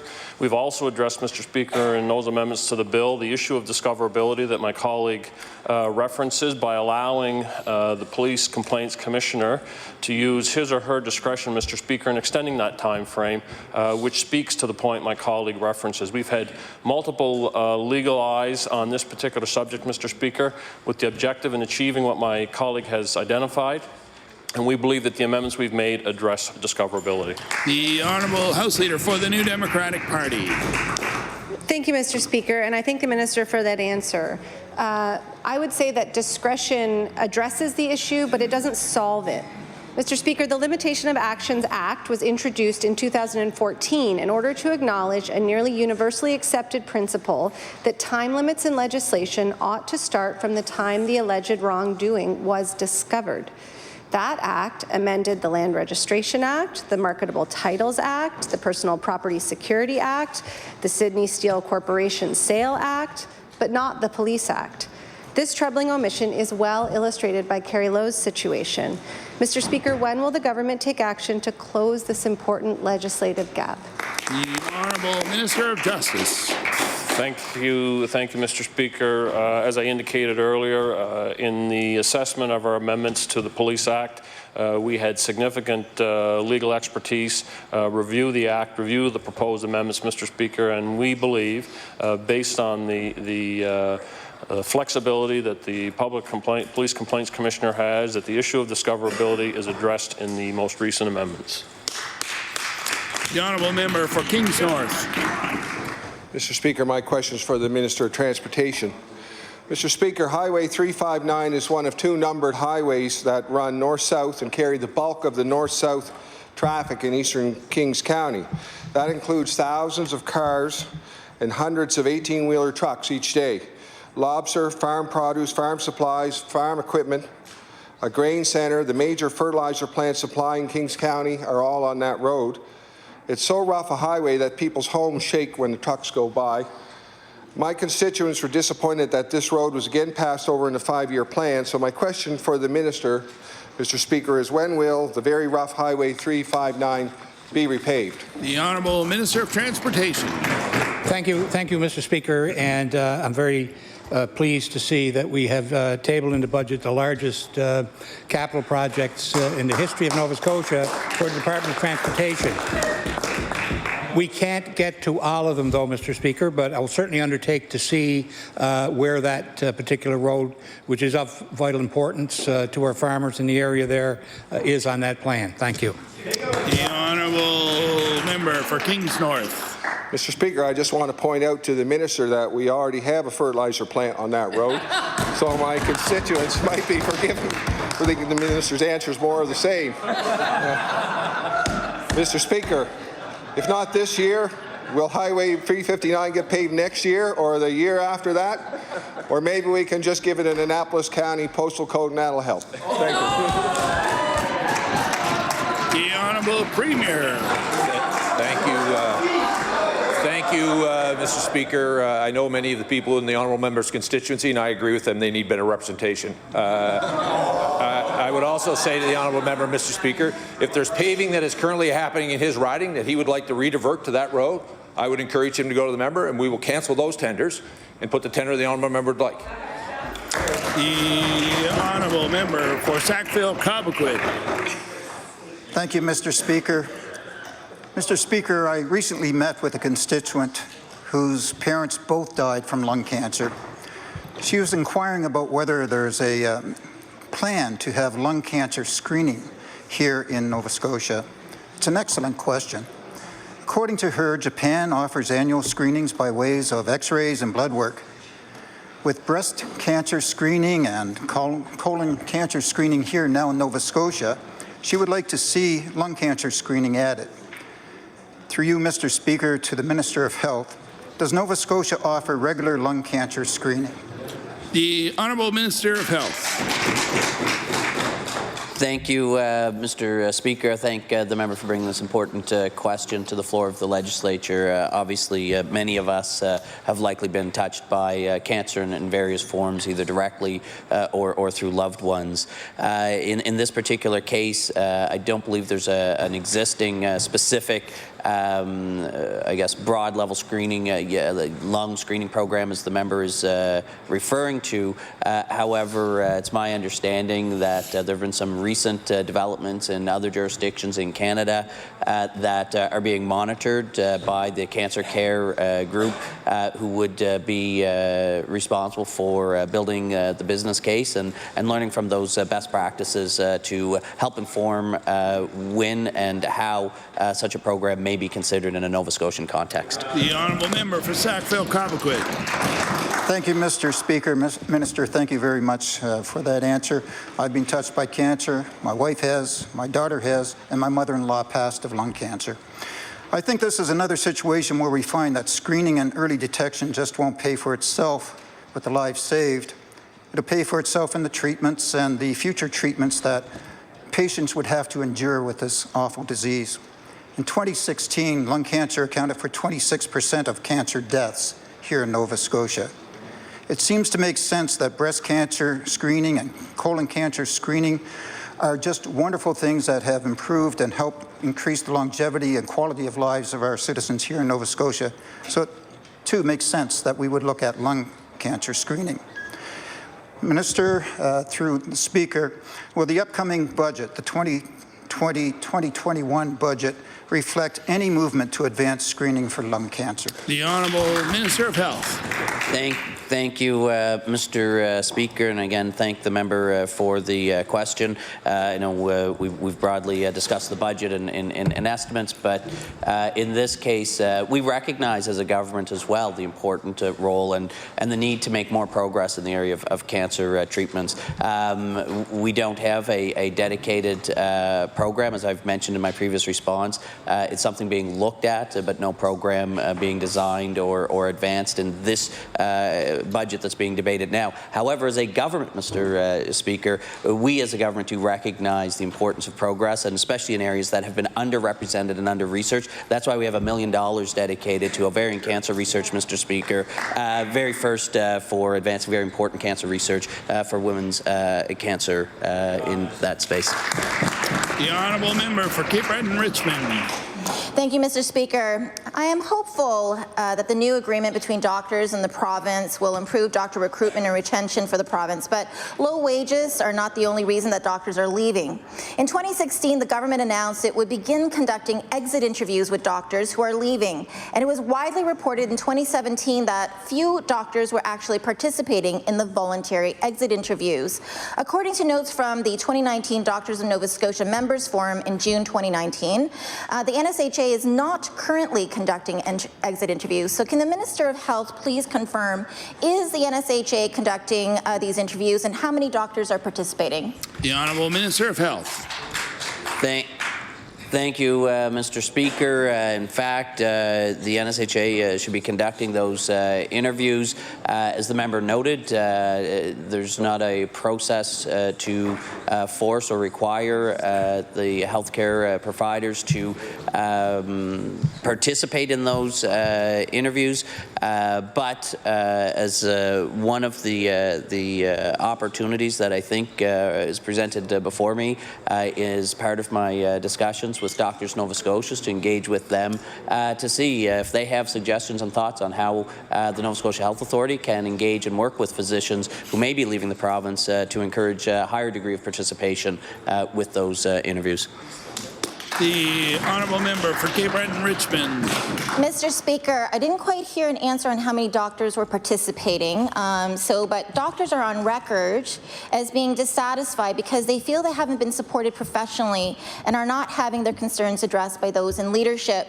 A departing physician could impart valuable information and identify problems, propose solutions, maybe even guide the budget spending. We're losing 2 doctors in my constituency in the next few weeks. So can the Minister of Health please advise, how many doctors have been participating and how we can put things forward to be able to make sure we get that information, that valuable information to impart into the process. Thank you. The Honourable Minister of Health. Thank you, Mr. Speaker. I thank the member for the inquiry. I guess I might be interpreting or perhaps misinterpreting. The member can clarify for me later if I'm off base here. But if the member's getting at how can those physicians in her community that are preparing to leave, that she's noted, participate in and ensure that they participate in the exit interview process, we'll connect. I'll get the appropriate contact information. If the NSHA hasn't already initiated that process, to provide that information so that those physicians can reach out and trigger that process themselves, that I'll certainly pass on to the member. The Honourable Member for Sydney River, Myra, Lewisburg. Mr. Speaker, the residents of Myregot have been without a means to cross the Myre River for more than 2 years. The lack of a crossing has literally divided a community, and the detour has been more than inconvenient. There was a light at the end of the tunnel when the minister announced that the bridge was set to be replaced, with construction starting this spring. Now my constituents just want to be sure that the project will be completed. Can the Minister of TIR confirm that the new Meyer-Gut Bridge will indeed begin construction, and when? Thank you, Mr. Speaker. The Honourable Minister of Transportation. Thank you, Mr. Speaker, and I thank the member opposite for the question. It's good to hear from him, as his predecessor was often on his feet talking about the new Boston Road, along with the Meyer-Gut Bridge. We are well aware of the importance of that particular route, bridge in the route there in the area.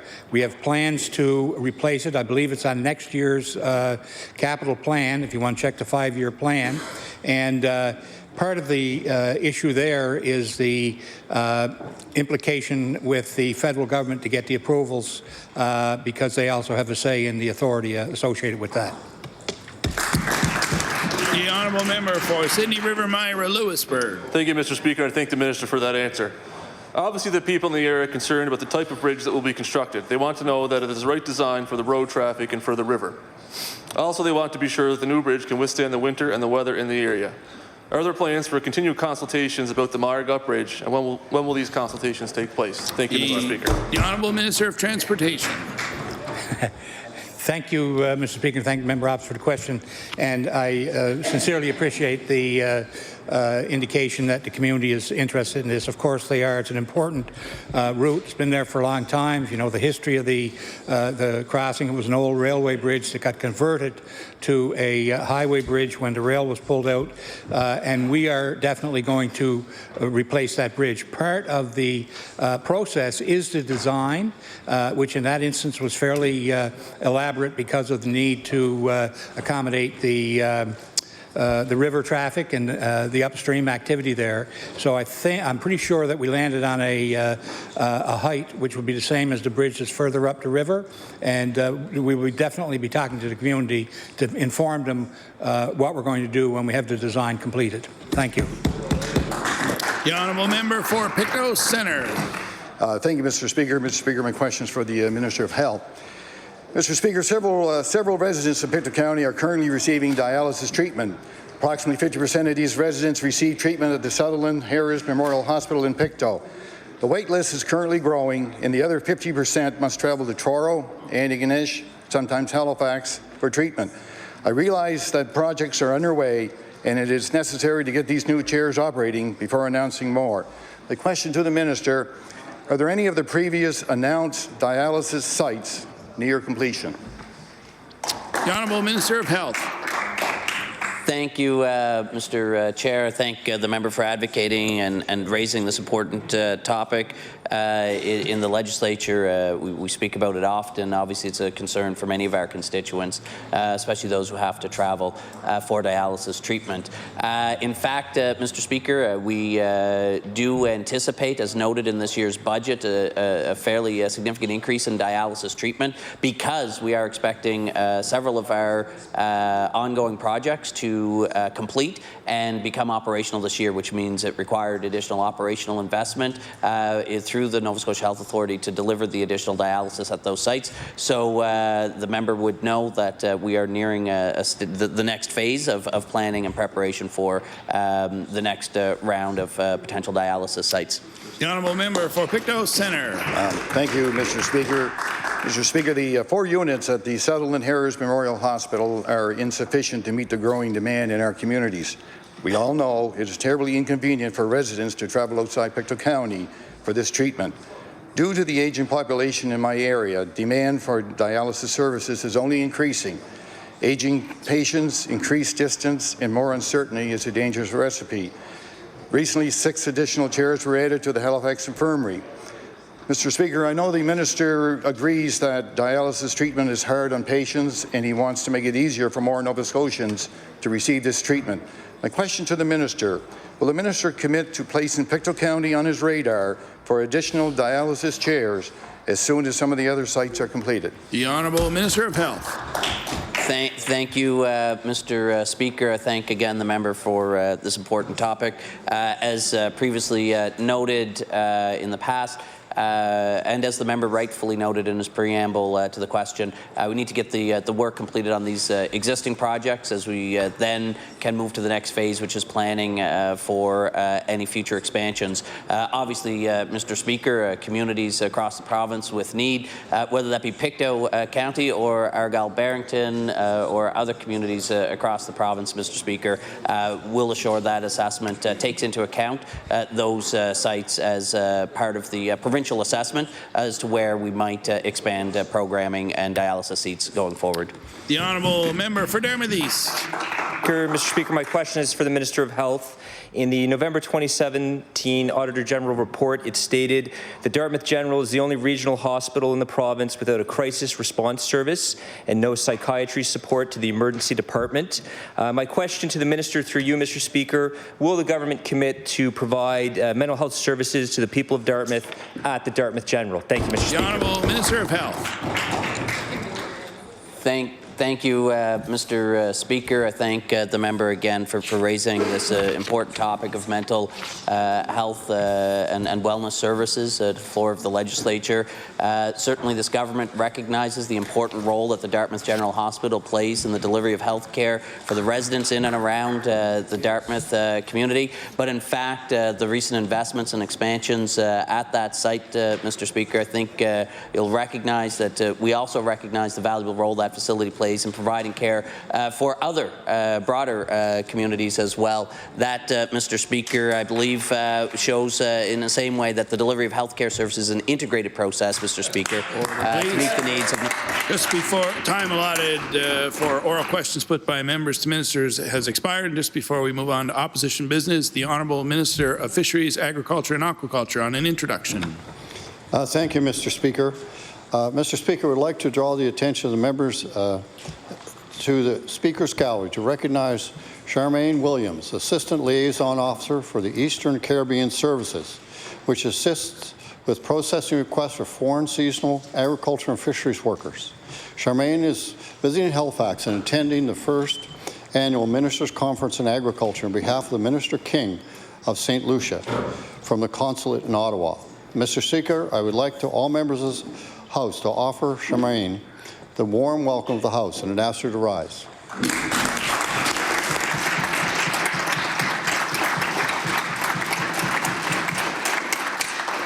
The Honourable Member for King South on an introduction. Thank you, Mr. Speaker. I'd like to direct folks' eyes to the East Gallery, where we're joined by a wonderful Nova Scotian from the Valley, Maura Ryan, and I asked my colleague from Halifax Atlantic if he had any words to share on this introduction. He said no. She's great, though. So anyway, Maura's joined us here today, and we're very fortunate that she lends her wisdom and bright mind to the Status of Woman Council in Nova Scotia, and I'd like all members to join me in welcoming her. Honourable Member for Sackville-Cobequid on an introduction. Thank you, Mr. Speaker. I do beg leave to introduce and recognize Councillor Paul Russell up in the West Gallery. Paul certainly has been involved in the community of Sackville for decades and was recently elected as councillor to replace the previous wonderful councillor that they had out there. And I wish him all well, and please join me in welcoming Paul to this House.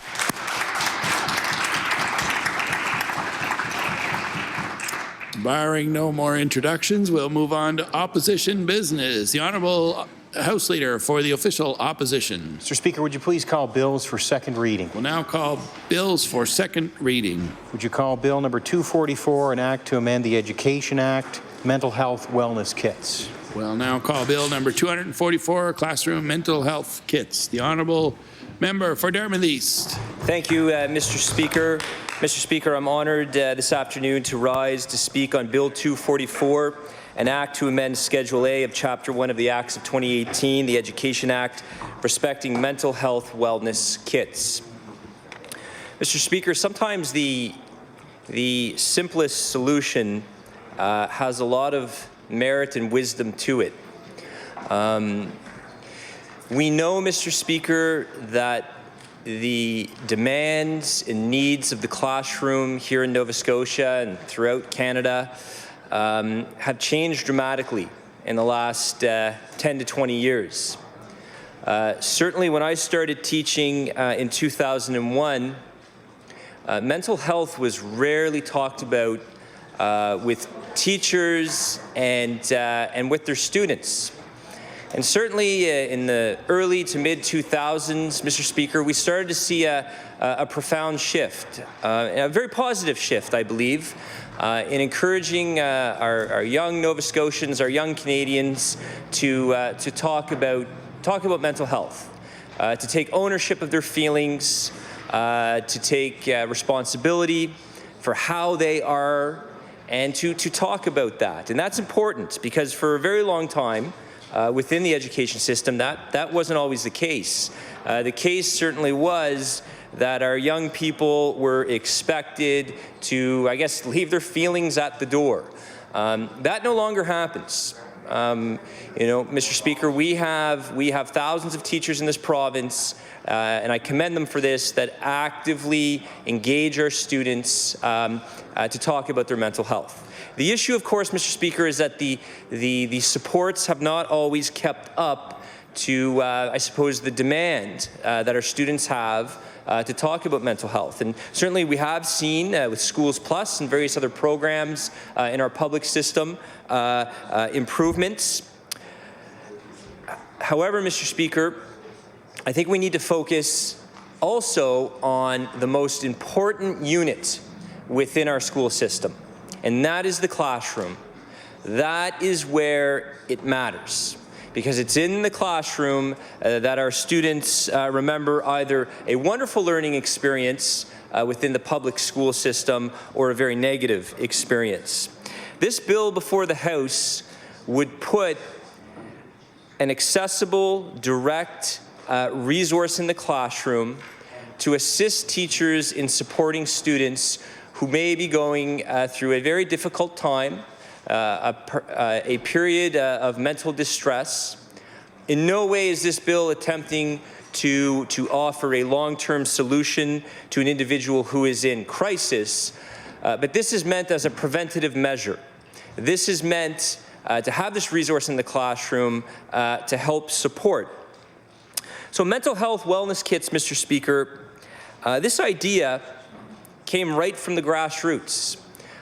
Two of my former colleagues, two phenomenal teachers with over 50 years experience combined between the two of them, came forward to me last summer with this idea of a mental health wellness kit or a mental health first aid kit.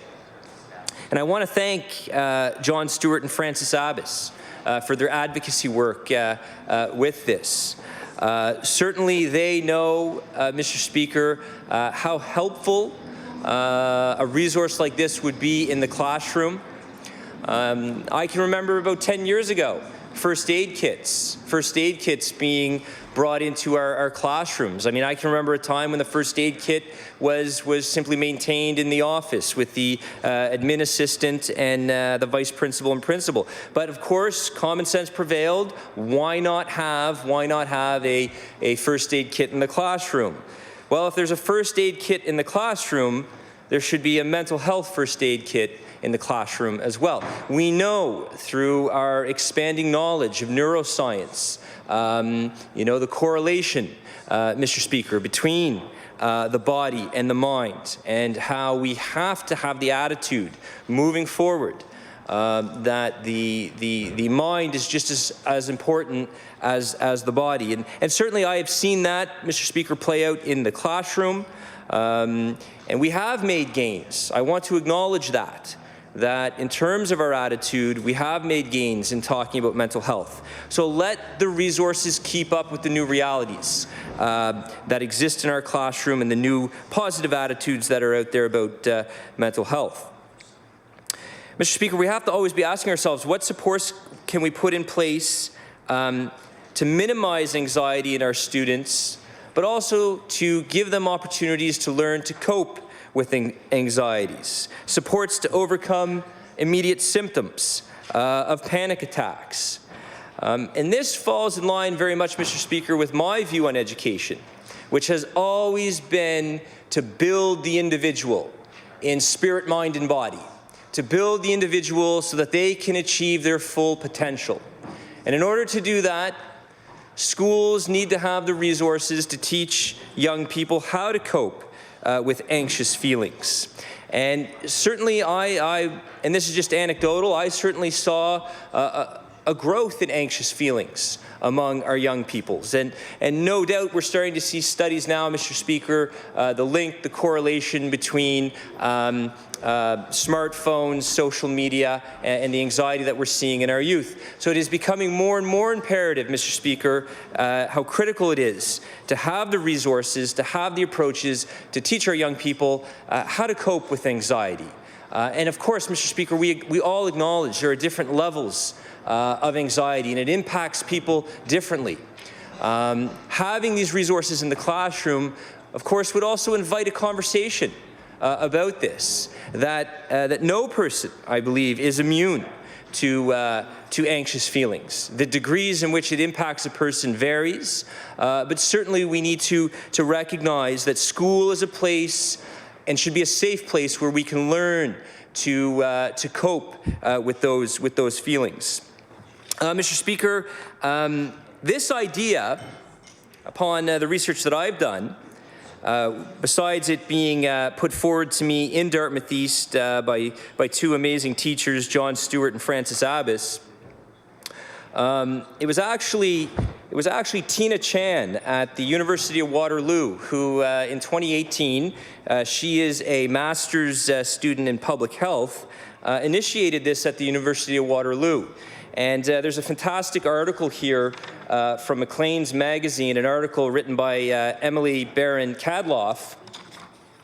And I just want to read an excerpt from this, if that's all right, Mr. Speaker. Tina Chan needed something to quickly overcome the immediate symptoms of her panic attacks, and she needed some coping mechanisms. So she made her own solution.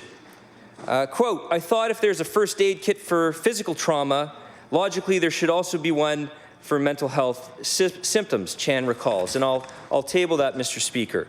I think that's a powerful line right there, attributed to Ms. Chan. If there's a first aid kit for physical trauma, there should be one for mental health. And again, when we use the term trauma, let's all recognize there are varying degrees of trauma. Mr. Speaker, classrooms are very complex, and they've grown in their complexity. This common sense resource addresses those complexities. There's many needs in our classrooms, and I think we have to be very cognizant of the fact that, we need to listen to our teachers. And I think we have an idea that's come out of the classroom, come out of the lived experience of our teachers that are proposing, look, this could be a great resource to help support our students. Mr. Speaker, along with this bill proposing to place mental health kits within the classroom, it also puts forward the notion of consultation, a fundamental pillar in the development of legislation. Mr. Speaker, the bill calls for consultation with mental health professionals to decide the content of these mental health wellness kits, these mental health first aid kits. And certainly you want to have that consultation, to speak with our mental health professionals, whether it's stress balls or fidget spinners, gum, a small card which has contact information for our students to access a higher level of mental health supports. And then, of course, Mr. Speaker, the bill calls for further professional development in mental health. I think all of us in this chamber and many of my colleagues in this chamber have served in this House much longer than me. The growing urgency that is out there among Nova Scotians to improve access to mental health services. And I know among teachers in this province, professional development around mental health, increased professional development around mental health has been a constant ask authentic professional development that really can help set students up for success in the classroom. Because admittedly, Mr. Speaker, the thousands of our teachers in this province often feel at times some of the professional development that's offered doesn't help their pedagogy, doesn't help their practice in the classroom. And this, of course, if this was initiated, if this was accepted by government and initiated, of course we'd want to have, I think, Mr. Speaker, the appropriate professional development that goes along with that. So to be clear, Mr. Speaker, these wellness kits are to be used in situations that have not reached a crisis point. The end goal of this wellness kit would be for a teacher who is one of our frontline workers who perhaps identifies some anxiety in students. That anxiety is an obstacle to learning. That anxiety may perhaps be an obstacle to social interaction. To use those resources to help that student cope with those feelings and if necessary, to use the resources to access a higher level of service if required. And it bridges back, Mr. Speaker, to what we want to achieve in our education system constantly, and that's the promotion of independence, taking ownership of feelings and acknowledging that it's okay if those feelings you're unable to cope with, and asking for help, that it's normal to ask for help. So, Mr. Speaker, I see enormous benefits from this. In terms of the classroom dynamic, this could actually help assist the teacher in freeing the teacher from constantly bringing the student back on task. If we can promote and emphasize self-regulation, that is critical and only goes to serve a person later on in life. And of course, it encourages individuality, it encourages taking responsibility for feelings, and to encourage concrete steps to manage stress. Stress, as we all know, is unavoidable. It is important for adults to teach our young people very good habits in dealing with stress. So, Mr. Speaker, I believe the bill before this House is a common sense, practical bill proposing a practical resource to help support our students, to help our teachers who every day wish to set our students up for success. It promotes, Mr. Speaker, an accessible, direct resource that places right at the fingertips of our teachers a resource that could really make a difference. And, Mr. Speaker, I think back to my time in the classroom that, wow, students very much want to talk about the issues that are impacting them in their life, and that has grown more and more. We know with some of the studies that have come out recently that anxiety has been an issue with our youth, specifically related to social media, specifically related to iPhones. I think we have to, Mr. Speaker, constantly adapt to the new realities, and the reality is mental health is talked about. So our resources must consistently adapt. Our resources must consistently keep up with the realities of the classroom. And I humbly ask for this government to consider passage of this bill. I encourage this government to work with teachers to bring into our classrooms in the province of Nova Scotia mental health wellness kits. Thank you, Mr. Speaker. The Honourable House Leader for the New Democratic Party. Thank you, Mr. Speaker. Thank my colleagues for their kindness. I'm pleased to rise and speak to Bill 244, introduced by my colleague from Dartmouth, the member for Dartmouth East.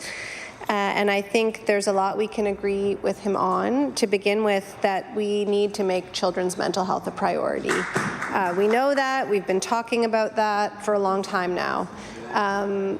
As the member points out, we live in a rapidly changing world. I think the member for Dartmouth East, and as a former educator, maybe a an educator on hiatus, I don't know how he likes to be referred to, has said, you know, the classroom is a place that changes a lot. And I think I see this with my own children, that the reality today is completely different than the reality when myself and many of us were children. You know, we didn't have computers in our classrooms, many of us. We didn't have smartphones. And I think it is a whole new world. And I think there's also different pressures in the world. We've spoken a lot in the last while about, you know, what many call the existential threat of climate change. That we know that conversations about that are impacting students. While many of us enjoyed a childhood where we could look forward to the future in the kind of innocent way that kids do, many kids today don't enjoy that same luxury. To the substance of this bill, we would say, sure, but not nearly enough. You know, the member pointed out that he can remember when there were no first aid kits in the classroom. Obviously, there ought to be a first aid kit in the classroom, and I think this extends that concept, and that's great. You know, I think I see, again, in the classrooms where my children spend their days, that there are a lot of kids who need constant help and intervention from the educators and support folks in their classroom, and I think anything that can help those folks to intervene in a productive way is great. But I think that there are a lot of other things that are needed. And I think in this case, Mr. Speaker, a lot of it really goes back to the social determinants of health and the same things that you'll hear our caucus talk about time and time again. So healthy food in schools. We know that children who don't eat lunch, there are many children in our province who don't eat lunch, tend to have behavioral issues in the afternoons.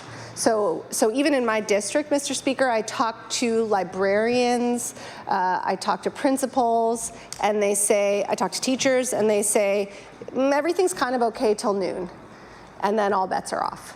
And the reason is because they don't know if kids have eaten. If you wanted, I mean, there are a lot of reasons, I'm sure, but if you want to find a common denominator, that's a really simple one. And so that's why we advocate for things like school food programs and poverty alleviation, because 1 in 4 students in this province are food insecure, and that statistic rises when you get to certain parts of the province. That directly impacts students' mental health and ability to learn. Similarly, shelter. So we know that increasingly a great number of students in this province are also housing insecure. They don't know where they're going to be spending the night. I have several case files in my office of parents who can't find a place for their family to live. Imagine the stress, Mr. Speaker, of not knowing, not feeling comfortable and secure in just even knowing that you have your own room or your own home or where you're going to be the next day. You know, the issues of what happens in school pale in comparison in a child's life to those fundamental feelings of safety and security. And again, Mr. Speaker, this is why we repeat these points over and over again.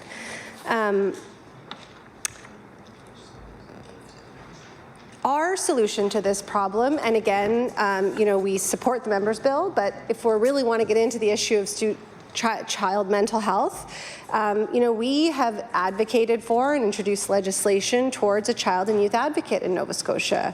We believe that having a child and youth advocate would help advance the issues being faced by children, being faced by vulnerable children in this province, and would help address many of the issues that we see being raised here.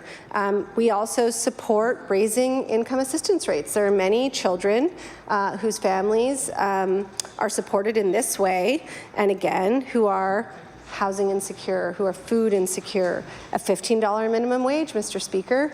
I know and this is where, again, these issues of the social determinants of health, of housing and food and security really overlap. So in my constituency, we have the Dartmouth Nonprofit Housing Society. They're a fantastic organization.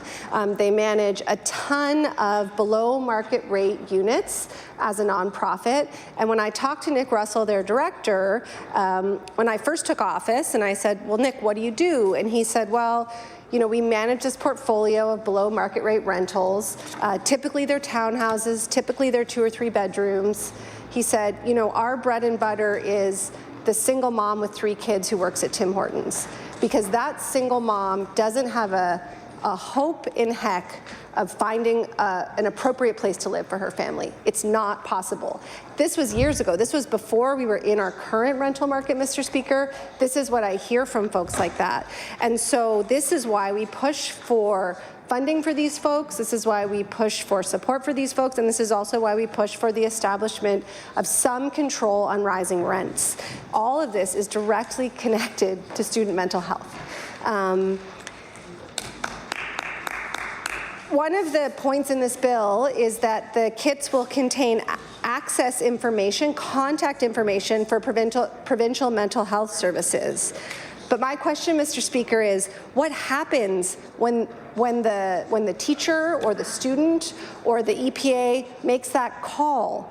Well, Mr. Speaker, it depends which part of the province they live in, and it depends how lucky they are. How long will a student wait to access those mental health services, Mr. Speaker?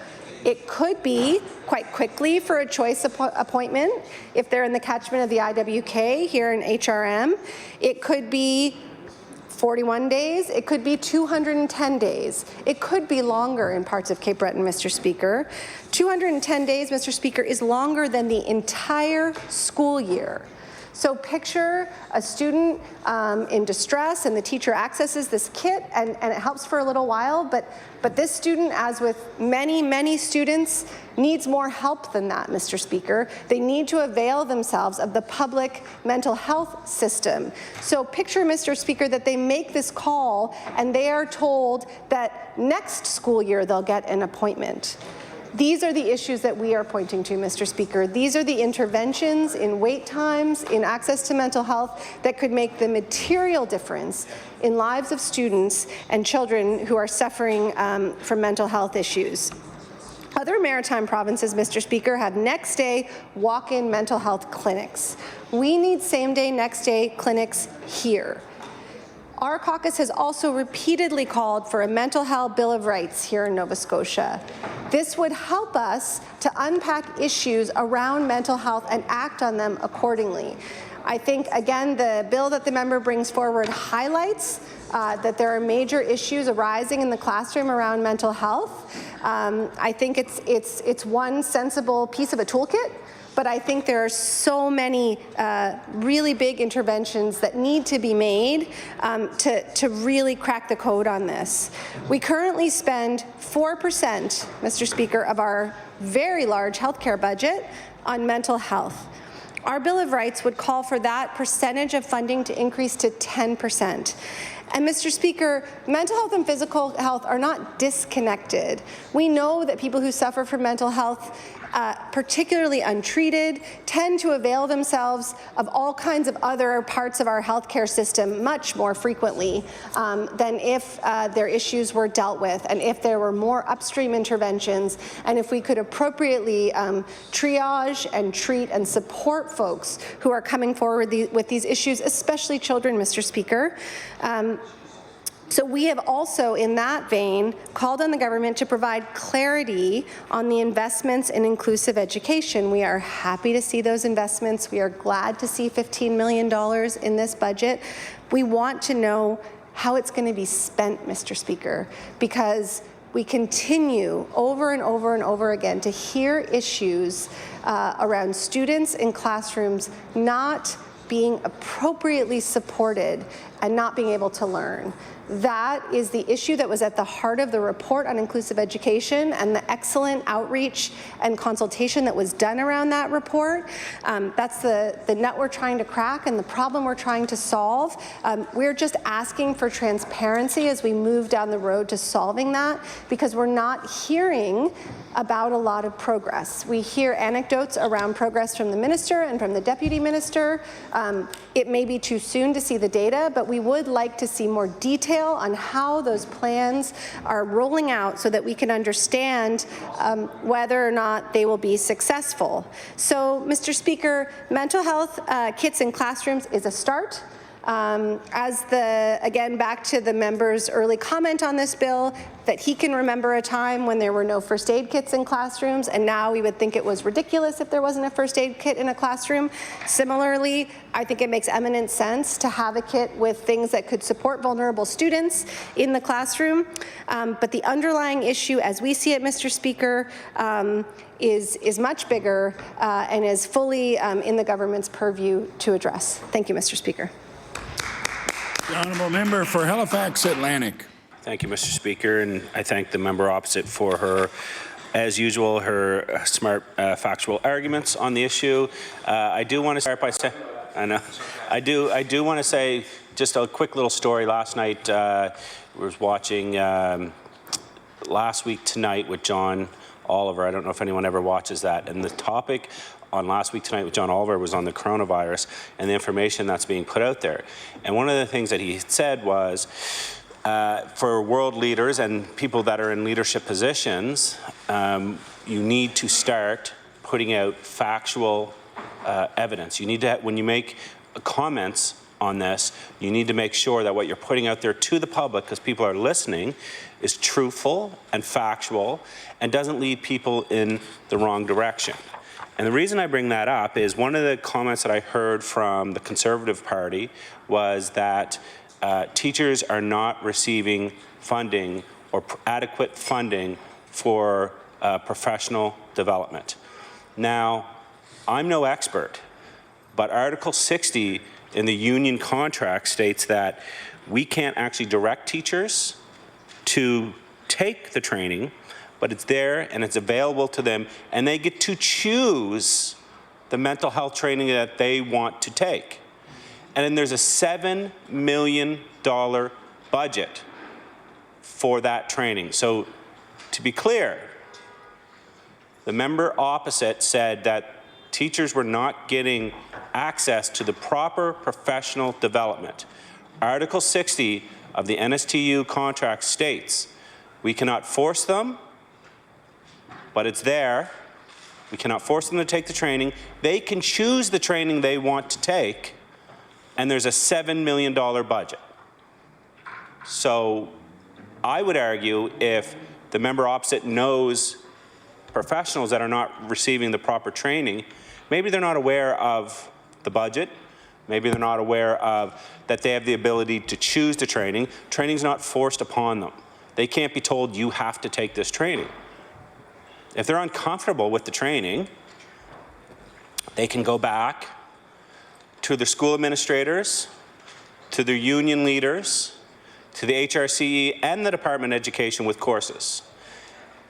And I don't know why that is actually in the contract, but I think it's actually a great thing to have in the contract.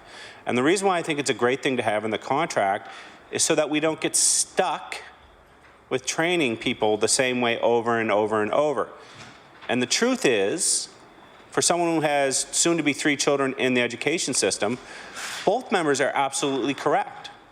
I don't know, we all have different experiences, we're all parents here, but I do have a lot of respect for the member for Dartmouth East, and his experience in the classroom. I can't speak to what he has seen, but when he says things are changing, I take it for 100% truth from his experience. I'm sure when he first started teaching classrooms or in the classroom, it's changed drastically.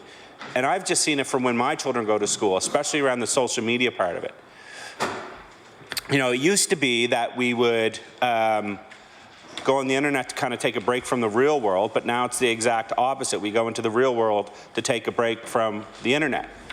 So you know, there is professional development there for teachers, and if teachers are not aware of that, they need to be made aware of that either from their school administrators, from their union reps, from HRCE and the Department of Education. They need to know that there is a sizable budget there to ensure that they are kept up to date on on practices, that the ever-evolving world of technology, I'm sure they have to keep up with. I just found out a week and a half ago there's something called TikTok. I don't even know what that is, and I don't want to know what it is because everything I see on the internet, it's not a positive thing apparently. But those are the kind of things I, as a parent, have to worry about those things for my 3 children. And when you're educators, you have to worry about those things for 20+ students sometimes. So there is a lot of training there, and we hope that if anyone in this room knows of a teacher that feels, an educator that feels that they're lacking in training, please stress to them that it is there for them and that there are resources for them.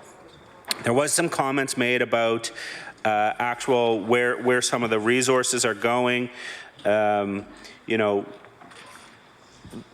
around inclusive education, there's now been over 365 specialists hired. Is there more work to be done? Absolutely, and that's reflective in this budget around money put aside for inclusive education. But that goes toward school psychologists, which will now be available year-round. And I think that's an important thing to stress, that when the school is on hold in the summertime, learning doesn't stop. Our children still need those resources. And a lot of us obviously don't have the summer off, and we have to work throughout the summer. So we have to make sure that those resources are there. I know my son, when he first got into school, the teacher had told us that, you know, he had some issues pronouncing certain letters. So we were able to get a speech pathologist to help him out. And that help, thankfully, we had insurance to help cover that, but that help extended into March break. It extended into the summer vacation and things like that. And because of that year-long work that he had with a speech pathologist, the issue was addressed. He went back to school next year, and away he went. So that's a big part of it too, is in making sure that those resources are available year-round. There is an expansion of School Plus, and it's something I'm very proud of. We now see that School Plus is available in all schools. I remember when I first got elected in 2013, attending with then Minister of Education, the member for Colchester. We went to a school at the time. We went up to Rockingstone and went to the school there, and I think it was before the School Plus was really integrated into our school system. And actually, credit to the previous government, they had initiated this program at Rockingstone, and they had seen that some of these priority schools were in desperate need for extra resources. And we went up there, and it was at that time under the former Minister of Education. She fully implemented it up there. And I remember sitting there and seeing the look on the educators and the teachers' faces about how this was going to help them so much to have these resources available right in the school, and that it was going to take the pressure off of our healthcare professionals, and it was going to take the pressure off of the IWK, and that these resources were available right there. And I remember walking away with the minister at the time and saying to her, this has to be available in every school. It can't just be available in a handful of priority schools. Our children must have access to this. And as we see now, it is fast forward 7 years, and I think it's something, I'm not going to say that the government, I think everyone in this room should be proud of, that is a program that'll be that's now available in every school. And I would say that, you know, whether it's 5, 10, 20 years from now, unless some new type of program comes along, whatever government, whatever people are on this side of the aisle, we're not going to see that program removed. Like, that program will remain in schools. That, I would hope so anyways. And that program could potentially be expanded with new technology. So those are the type of things, those are the type of resources, those are the type of investments that are being made in all of our backyards. And I know that when some of these programs were rolled out, whether it was this or whether it was pre-primary and budgets, yes, people voted against the budget for this. But the same people that voted against these budgets were the same people that were coming up saying, when is this going to be in my school next? Because all politics aside,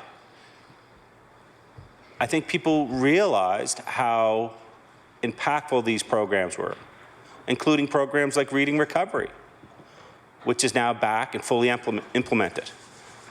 And it's an extremely important program. You know, reading and writing and math are the base of everything we do.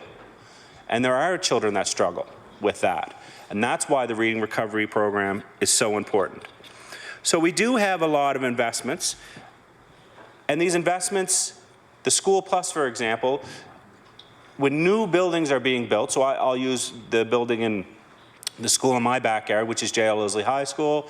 After being on the list for new construction for well over a decade, and most of those years, it was the #1 school put forward by HRCE to be replaced. For 4 or 5 years in a row, it was the #1 school to be replaced. And yet, there was no movement.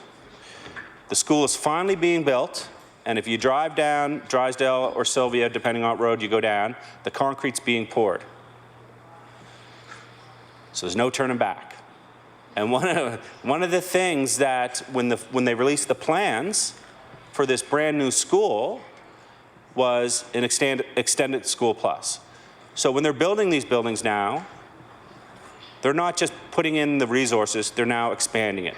And they realize from Dr. Stan Kutcher, or Senator Kutcher now, and Star Dobson, the importance of this. When their report came out, and what it said was, if we really want to make an impact, if we really want to help children with mental health, there's a spot that they all go to, and that's the school. So put those resources, put those investments in the school.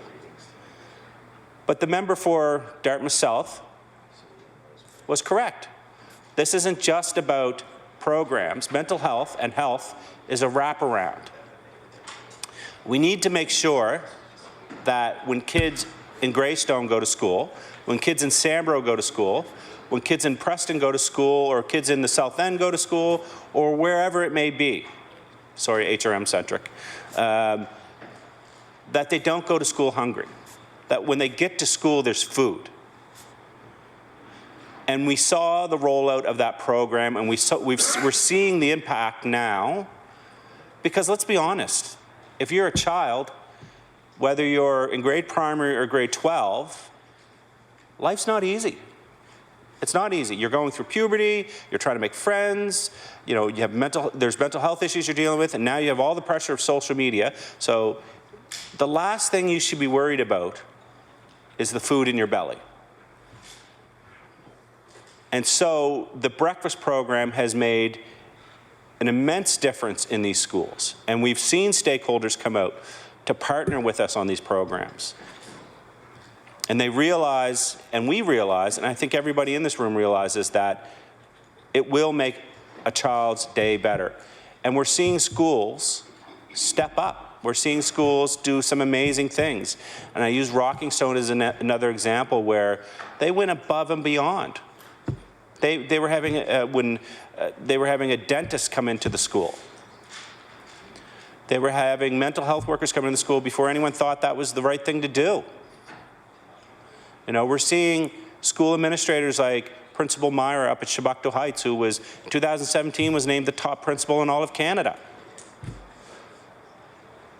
Working with government, no matter the stripe, to have these programs implemented. So is there more we can do? Absolutely. Until I would say that until every single, not just child, but every single individual has the resources available, has a dignified place that they can call home, has food when they need food, and has the health care when they need health care. Until that is 100%, we have more work to do. And we'll continue to move forward. And I think, you know, there was some, we talked about being on all the online stuff, but I've seen some divisive stuff online about this budget, about where's the middle class? You forgot the middle class. And what I would say is, look at what the budget has in it. The members just stood up and said, we need more social programs, we need more safety nets, we need more things for our youth, and we need to make sure they're not left behind. And this budget helps. This budget identifies some of those issues and works forward to finding a solution. So I hope that the divisiveness online stops. And secondly, that if we're going to all stand here and say we need to do more, then this is a budget that does more, and I hope people support it. Thank you, Mr. Speaker. The honourable member for Kings North. Thank you, Mr. Speaker. It's a privilege to get up and speak to this bill number 242, to amend the Education Act respecting mental health wellness kits. And it's tempting to get into a talk about the budget with the member from Halifax Atlantic, but I'll possibly leave that for supply.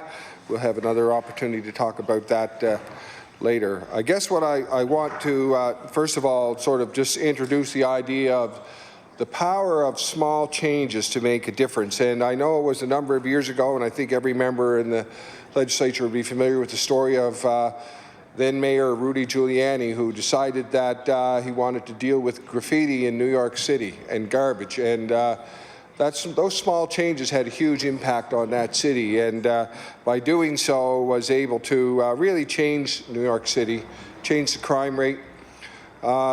This is maybe in the overall education budget, maybe in the overall budget, all the millions of dollars, we're talking about a kind of a small slice here, a small thing. But I do believe in the power of small changes to make a difference. And if you think about a teacher in a classroom and what they're dealing with today, and I know it's a lot different than when I went to school, and it's probably even different than 10 years ago, but I've met with teachers over the last couple of years, and actually, if I think about my time in this legislature, what the one most defining thing seems to have been teachers. The last, not this February, but the last 2 Februaries, we had teachers walking around this legislature protesting and about various things. But one of the themes that I took out of those protests was their frustration in the classroom with being able to really teach. And I think for a lot of them, it was never, a lot of the teachers that I knew, it was never about more money. It was about, I can't do my job anymore. I'm overwhelmed here. And that feeling came out of sort of the circumstance in the classroom. And I remember hearing one teacher say, John, I have a class that's got 20 students and 12 of them have attempted suicide in one class. And it was, I couldn't hardly believe it, like the mental health issues that they're dealing with in the classroom. And I know that Schools Plus has begun to address some of those issues in the classroom. I had one teacher tell me, John, when I recommend someone to Schools Plus, I never hear anything back. There's never any feedback back to me as a teacher. And then they feel out of the loop, and they're the person who is interacting as the significant adult in that student's life. They feel that person, that teacher felt like, I need to know what's happening with that student. If there's techniques or tools or things that I need to be doing to help that student, I need to know. So there was a sort of a frustration there on their part. So that bring it down to mental health wellness kits, which are maybe not particularly expensive, but could be in every classroom. We've said that we would be put together in consultation with mental health professionals, and very importantly, professional development for teachers who work in public schools, as 8B, part of this bill that we're proposing. two things together, the mental health kit and the professional development for teachers. And I believe that these are not massive changes, but they would have the power as a small change to make a big difference. And I was pleased to hear the member refer to now Senator Stan Kutcher. And I know the member from Halifax Atlantic would know that one of the key planks in Dr. Kutcher's plan for schools was what he called mental health literacy. In other words, giving children and teachers and family GPs, frankly, the sort of the language around mental health and to know how to describe it and how to deal with it. So not only do we not have to destigmatize dealing with mental health, we also have to fill in the language of how to describe it and how to know how to deal with it. And this is sort of what this would do, and it's really I think a part of, if I think about what I heard Dr. Kutcher describe when he described his plan for mental health for schools, which in fact I believe he implemented in Mali in West Africa. I believe he implemented it in British Columbia. And there's the old saying, a prophet is without honor in his own land. We haven't actually implemented Dr. Stan Kutcher's programs here, even though many other jurisdictions have, besides British Columbia and the nation of Mali and West Africa. And his plan actually was one that did not involve a huge amount of money, as this one does not involve a huge amount of money. But it is a plan that would put some tools in the hands of teachers to provide children, and it would provide professional development for those teachers to know how to implement those tools. I hope it would, and I'm certain it would also provide some of the language of how to describe mental health, how to talk to the students about mental health issues. I think about the idea of having a fidget or a stress ball in your hand, and I think of my own life. One of the things that I do to relieve stress is I'm a hobby woodworker, so I go do something totally different with my hands than what we're doing here. And there's an enormous amount of satisfaction just to have something that you can focus on that is not your problem or not the issue of the day, but something that's totally outside of that, totally different. In fact, I sometimes talk about, I subscribe to the project theory of life, that everybody needs to have small projects in their life that are totally different from everything they're doing, and I have a number of them, and it's a huge impact for positive mental health. So something that is essentially a distraction from the moment, from the issues of the moment, would be enormously helpful in a classroom setting, I believe. And the part of the kit would include also contact information for mental health services in the province, other items too. So I believe that, as I've said, that the impact of small changes can have on a system is not to be overlooked. This is not a huge change.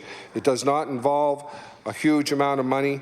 I know the member from Halifax Atlantic was talking about in-service days and professional development for teachers, and I actually can't comment. I'm not aware whether those are voluntary or involuntary, if they're mandatory.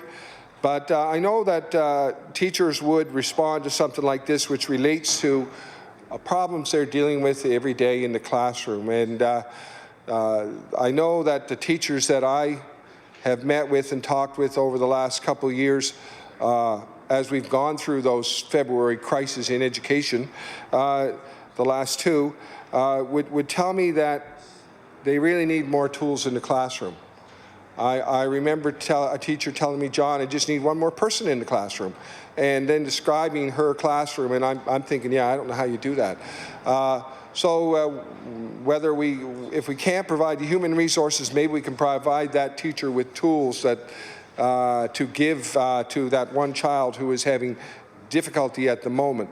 I do want to acknowledge both the member for the NDP and the government have mentioned food school lunch programs, and there's significant effort in the Valley. I can tell the legislature that in the Valley, the Rotary clubs contribute to school lunch programs. There's a very committed group of adult volunteers who have decided that they are going to change the school lunch programs in the Annapolis Valley. They're trying to provide healthy lunches with salads and good healthy food. We realize that even in a valley full of agricultural products, there are many children who come to school hungry, and the schools that I interact with are very committed to providing food to those children in a non-stigmatizing way. So not in a way to identify, well, over here is the line of kids who can't, they want to do it in a way that doesn't call attention to anyone, that makes it look like everyone is receiving the same benefit. There's nobody, there's not the haves and the haves not. So I really respect the schools for their effort in that, and I commend them. And all of the schools that I'm interacting with have programs to various degrees. I think that it'll be part of the future of our province, that this idea that we have to provide healthy food, real food, to students in school and address issues of hunger. I think that is going to be a part of our future. And in fact, I recall that before I was an MLA in 2013, I was a volunteer with Farmers Helping Farmers and was in Kenya, and we worked with a number of different schools to provide school gardens, and those school gardens were transforming the lives of those students. They were, that's a country where you can grow stuff all year round, so there was no winter-summer issue. They were growing product, food, vegetables for those schools. So all over the world, people recognize that this is important. And here we have, and in fact today I was able to ask a question in the legislature about the impact in our students' lives of handheld devices and mobile phones. And you might well ask about the impact in our own lives. Just as I stand here, I can see a number of different people on their devices too. So it's affected all of us, I'm sure. But in the school classroom, it's had a huge impact. And then here again, the mental health wellness kit might be something to be able to distract someone away from that cell phone, away from that social media for a few minutes, to give them an outlet, a release from that, give the teacher the tools to address that. Which I believe would be very positive. I know that this is something that is at the very grassroots, a grassroots endeavor to put something very practical, maybe more practical than we normally see for a bill in this legislature, in the hands of teachers. And I think it's just, it's maybe not something we normally see here in the legislature, a bill that is this sort of grassroots, this practical, this sort of get right down to it. I would like to call on the government to support the bill. I believe that like I said, to just sort of finish off where I started, I do believe in the power of small changes to make big differences. And I believe that the things that we do in our own lives to sort of deal with our own mental health issues, our own struggles, we can teach children how to do that too, how to focus on something else. We can give teachers the tools to deal with this, and children the mental health language and the mental health literacy to know how to deal with these issues. So with those words, Mr. Speaker, I'd like to speak in favor of this bill, bill number 244, pardon me, and conclude. Thank you. The Honourable House Leader for the official opposition. Thank you, Mr. Speaker. We are on bills for second reading. I move now that bill number 241, an act to amend respecting the protection of communities, the Change of Name Act, be now read a second time. We'll now call bill number 241, the Change of Name Act. The Honourable Member for Queens Shelburne. Thank you, Mr. Speaker. I'm very pleased to rise today to speak to Bill 241, Change of Name Act, an act to amend respecting the protection of communities. Mr. Speaker, we as individuals here in this House all put our names on the ballot for the same reason, to be part of the democratic process, bring forth our own individual ideas, our constituents' ideas, to make things better for those living in our province. Mr. Speaker, I take the job as MLA for Queens Shelburne very seriously. I am deeply humbled every day for the opportunity to be the voice of my constituents and to do my part as a legislator, bringing forth ideas to the floor of this Legislative Assembly to make lives better and safer for those who live in my community and this beautiful province. As a mother of 2 daughters and now a grandmother, I think daily of how I can help to ensure they are able to live safe, comfortable lives, and I know I'm not alone when I hear many members of this legislature talk of their sons and daughters. This proactive piece of legislation is a small bill, but it will have a big, powerful impact going forward when it comes to protecting our communities and the most vulnerable in our communities. It will strengthen the great work already being done by our justice community to protect our children and our communities from sex offenders by preventing those who are convicted of an offence that requires registration on the National Sex Offender Registry from legally changing their name to escape accountability and avoid detection. Mr. Speaker, we are talking about convictions for crimes like sexual assault, sexual interference, sexual exploitation, incest, child pornography, and indecent assault. Presently, there is no legislation in our province to prevent this. If someone wishes to change their name, they simply complete the application form and provide fingerprints. We all know provincial employees are not permitted to access the National Sex Offender Registry. So there is no safeguard in preventing people convicted of sex crimes from changing their names and erasing their dangerous histories. Mr. Speaker, we know these perpetrators are very skilled and manipulative when grooming the children they victimize. I know our own Minister of Justice in his time of policing has sadly witnessed this victimization. I know my son-in-law, who was an RCMP officer, has shared with me his fears of being able to protect his son, my grandson, because of what he has already seen in his very relatively short career. Sadly, Mr. Speaker, this victimization happens in our communities, our province, and our country. Mr. Speaker, as you may know, in January 2020, residents of Saskatchewan learned some bone-chilling news in the media. They learned that a man has successfully changed his name, even though he had pled guilty to 88 counts of child pornography and sexual assault on a 7-year-old girl in Las Vegas in 1999. Further investigation showed that another person who had served time twice for child pornography-related cases had changed their name. These type of incidents led the government in Saskatchewan to explore modifications to changing name procedures. Saskatchewan recently became the first province in Canada to ban people from changing their names if they had been convicted of a certain sexual offence. And it is important to note, Mr. Speaker, that Alberta and Ontario are presently looking at the same similar legislation. I believe we need to be proactive, and we should not wait for a disguised offender to strike before action is taken on our part as government. Mr. Speaker, we have heard from Bernadette McDonald, a feminist advocate for women and children in rural Nova Scotia, that the fact that these predatory sexual offenders can currently change their name is an outrage. This necessary safeguard of never being able to change their name should be given, not something that needs to be explained and implemented.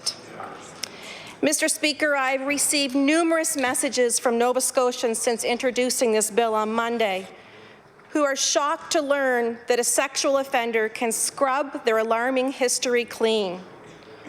If this bill is adopted, anyone applying to change their name would have to submit a criminal records check. If the check reveals that the person has been convicted of a crime that would place them on the National Sexual Offender Registry, their application would be denied. Mr. Speaker, this bill is about protection, not punishment. It is a common sense bill. This is a bill that certainly makes me think of the words of Joseph Howe: what is right, what is just, what is for the public good. This bill is all of that, Mr. Speaker. It sends a very strong, clear message to sex offenders that Nova Scotia is not a place where you can hide in the shadows. And it sends a strong, clear message to citizens that protecting their safety is a top priority. Thank you, Mr. Speaker. The honourable member for Halifax Needham. Thank you, Mr. Speaker. It's my privilege to speak on Bill 241 on behalf of the NDP caucus. When it comes to sexualized violence, health and safety must be our priority, and prevention. And no one would argue with the idea that people should not be able to change their names in order to evade responsibility or consequences of criminal behavior. I note that this comes just several weeks after the provincial government made a funding announcement that our caucus certainly was very glad to see. The contribution of more than $1 million towards a number of initiatives aimed at curtailing and responding to the high incidence of human trafficking in Nova Scotia, including hiring of family and victim support navigators, and funding for a new Crown prosecutor who will be dedicated to prosecuting human trafficking cases. And we really did welcome that announcement. At the same time, when I talk to people working on the ground in sexual assault services, what I hear is that the demand for trauma services is growing and the needs of sexual assault survivors are going unaddressed. In April 2019, the Avalon Sexual Assault Centre had to stop taking on new counseling cases for the first time in its 23-year history. Their wait lists have been closed for nearly a year. They are unable to offer a dedicated crisis support line, and the situation shows no sign of changing. In this chamber at different times and broadly speaking in society, I've heard a real growing awareness, indications of great support for people suffering from post-traumatic stress disorder, and that that syndrome or that disorder is largely associated with service members and with members of police forces. And at some point in the last couple of years, it came to my attention that, in fact, it is surviving sexual assault that has the highest percent chance of a person being afflicted with the disorder afterwards. This is an incredibly damaging experience. Organizations like the Avalon Centre are stretched too thin. Survivors of sexual trauma in Nova Scotia are not getting the support that they need. That's why the NDP has called on the government not only to increase funding to existing services, but also to expand services across the province.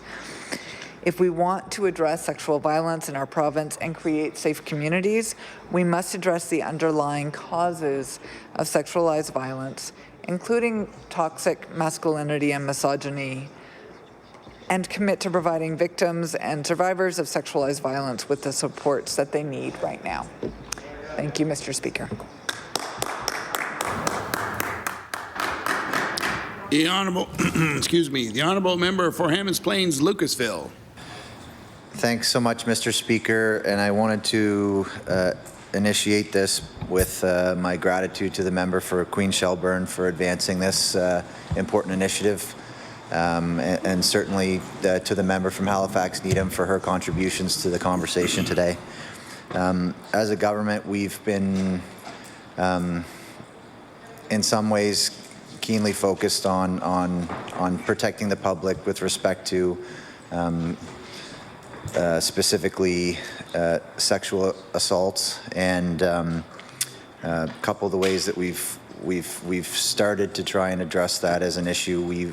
We more recently brought in a public prosecutor for human trafficking to deal with human trafficking, and previously a couple of prosecutors to deal with files with respect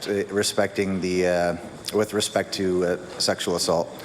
So, long and short, we're supportive of this initiative. We'd like to gather some feedback from the public to see, you know, what if there's anything that we're missing that can be added. We are, at the bottom line, focused on trying to protect people who have been in scenarios where they've experienced a sexual assault. So that's a paramount for everybody. I think we can all agree to that. And I'll conclude with that. We're looking forward to law amendments. Thank you, Mr. Speaker. The Honourable Member for Pictou West. Thank you very much, Mr. Speaker. Mr. Speaker, I sincerely welcome the opportunity to speak to Bill 241, an act to amend Chapter 66 of the Revised Statutes 1989, the Change of Name Act, respecting the protection of communities. I am so very proud of my colleague from Queen Shelburne for introducing a bill that matters to all Nova Scotians, a bill that will protect all Nova Scotians. Nova Scotians don't want, Mr. Speaker, convicted sex offenders hiding in our communities, hiding from our families and our loved ones, our children. That's why I'm standing in my place today advocating for this Liberal government and the NDP government to collectively work together with us to protect Nova Scotians by passing this bill. Mr. Speaker, this Bill 241 means that sex offenders will not be able to legally change their name to escape accountability and avoid detection. We need to act on this bill so that any sex offender wanting to change their name would have to submit a criminal record check. It only warrants a good common sense approach. I think about our wonderful community of volunteers who are required often to have a criminal record check before being allowed to work with children. My gosh, I think about my daughter when she turned 15, who is now 22. She was working part-time at Camp Getty and had to have a criminal record check. She didn't really understand why. I explained it to her. It all makes perfect sense. Good common sense. And that's all this bill is requesting to happen in order to protect our communities and people of all demographics. There are a number of very scary cases that have happened in Canada. Mr. Speaker, let's not allow those cases to be repeated. I sincerely don't want us to wait for something to happen and regret not doing the right thing now. By not adopting this piece of legislation, we would be allowing individuals who have committed such crimes as sexual assault, sexual interference, sexual exploitation, incest, child pornography, and indecent assault to walk free. Mr. Speaker, to walk free to a new life, and possibly a new life of committing the same crimes over and over again, which they have convicted in the past. The National Registry includes the names of high-risk sex offenders who have been the subject of local or provincial public notifications. Mr. Speaker, we need to make sure that this particular list is accessible.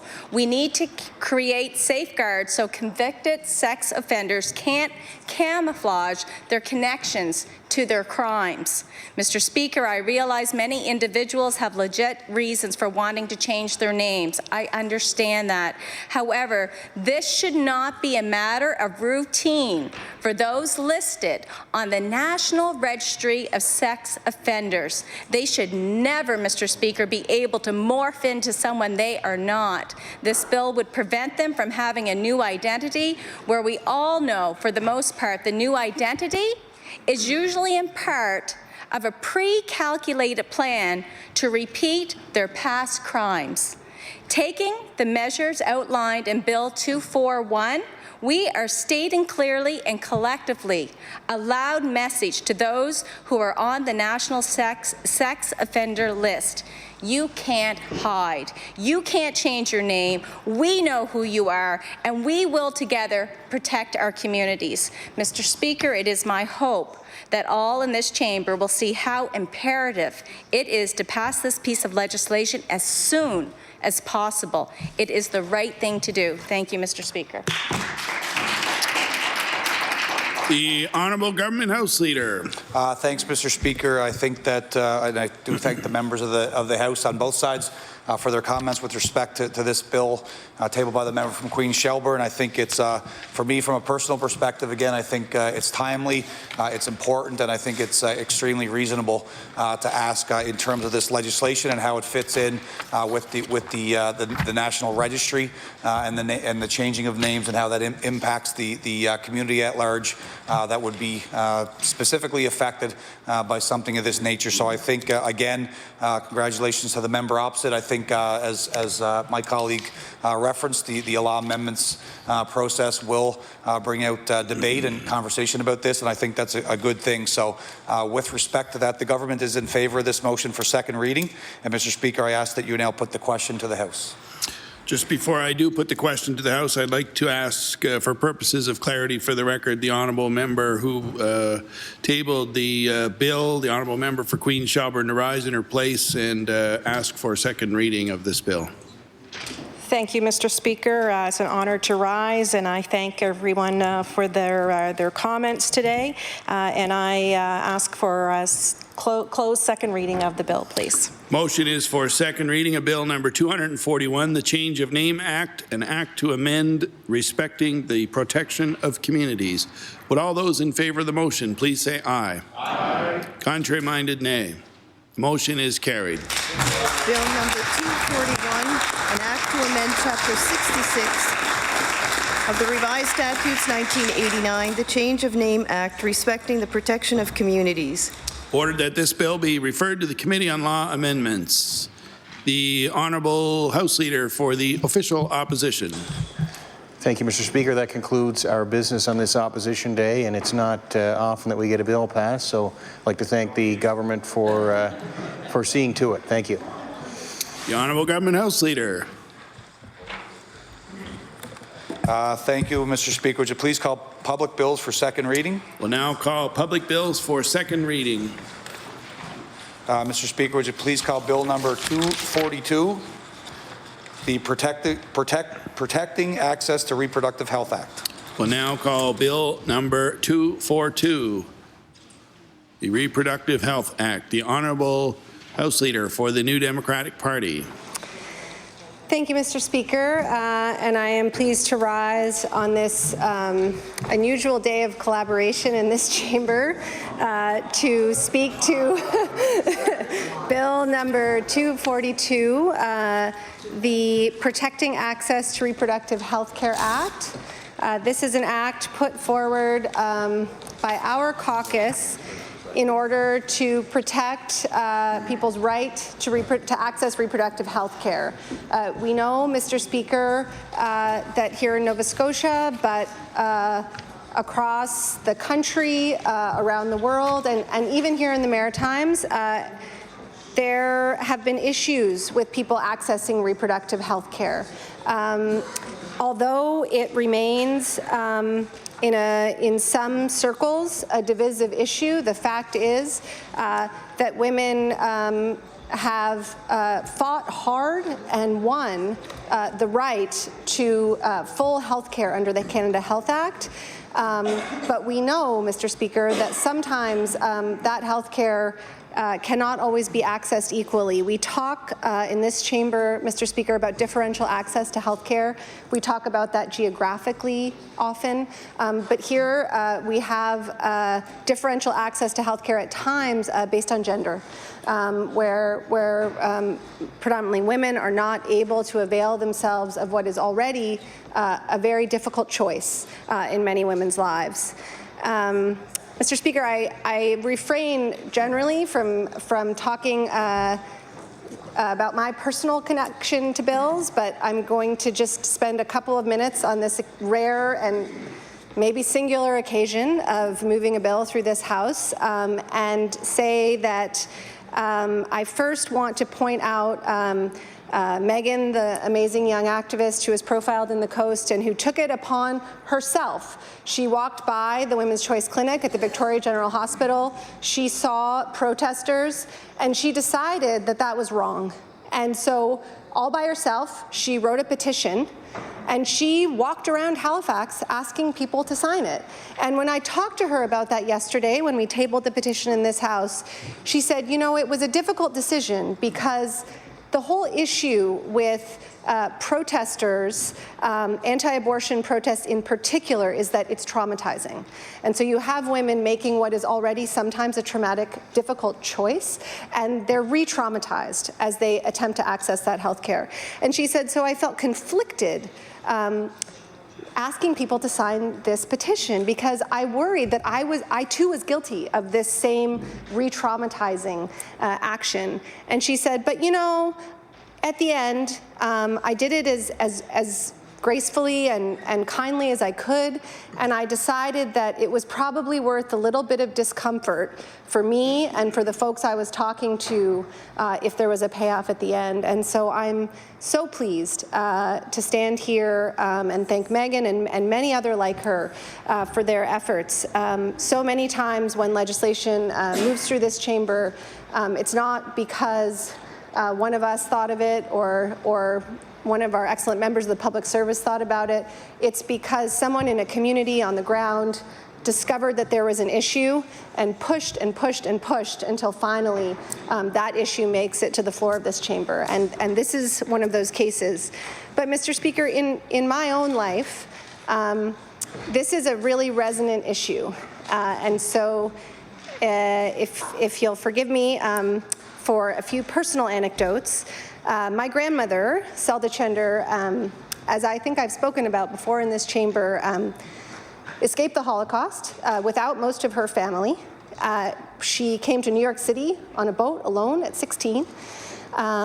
She managed to teach herself English and find herself a job and eventually fall in love and get married to a Russian refugee also who had escaped the war, my grandfather, Jules Chender, and they couldn't find work in the States, and so immediately after World War II, they moved back to Paris. So talk about traumatizing.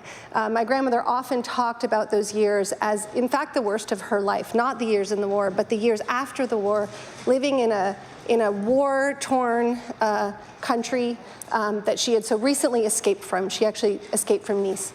And in those years, she became pregnant.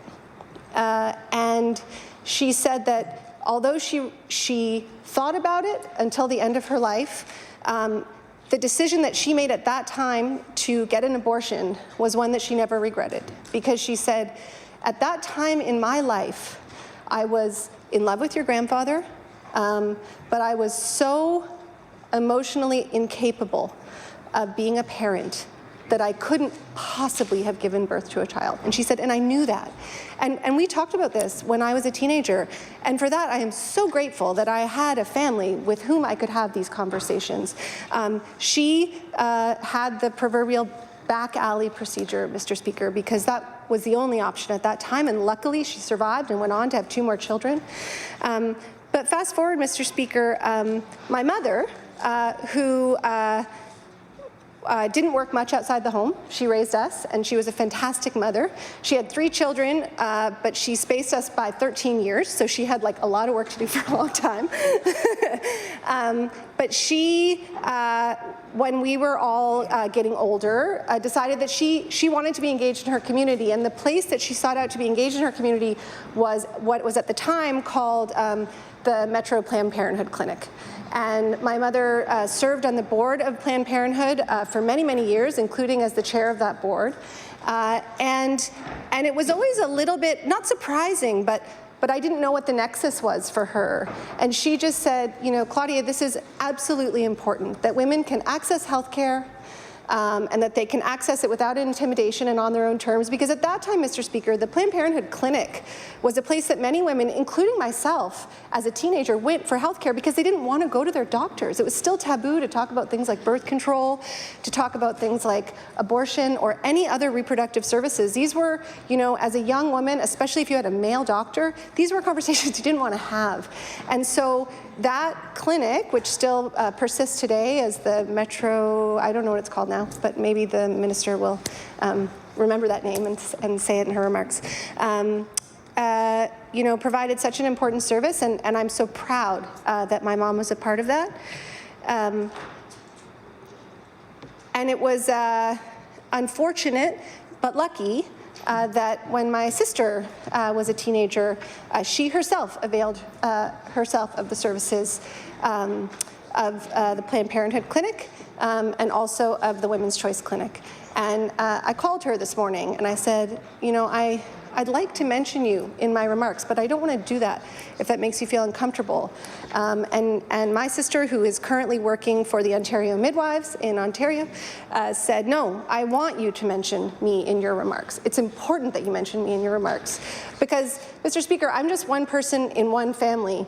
And the connection that I have to this issue of women's access to reproductive health care just spreads through every part of my life. And so I don't tell these stories as to point out any special situation that I have, but to say that if this is my situation, how many other women, how many other men, how many other people in Nova Scotia also, maybe even unknowingly, share this need and legacy around reproductive health. When I spoke to the budget earlier, Mr. Speaker, in this session, which although only days long feels like years, I started my remarks by saying that, you know, although we have major issues with the budget, that for this session we come and take our seats with some pride as we note that the government is finally starting to listen to some of the issues that we're bringing forward and to act on those, and that it feels as though our work matters. And I was having a conversation yesterday in the lunchroom with our leader, the member for Halifax-Chebucto, and I was telling him about a friend of mine, and I said, you know, it's amazing because she has her dream job. Like, she's always loved this and she's always loved that, and she's living her dream. And he looked at me and he said, well, that's what you're doing. And I had to like think about it for a second. And then I said, no, you know, you're right. You're right. It doesn't feel that way some days. But on days like today, when I can stand on the floor of this House and speak to the movement forward of a bill that will have a major impact on the lives of Nova Scotians, that will help young women and girls and people accessing reproductive health to not face intimidation, to not face the fear that I and my grandmother and my sister and my friends felt. If that can be different for this generation, then I will continue to feel like my work here matters. And for that, I thank my colleagues and I thank the government. And with those few comments, I'll take my seat.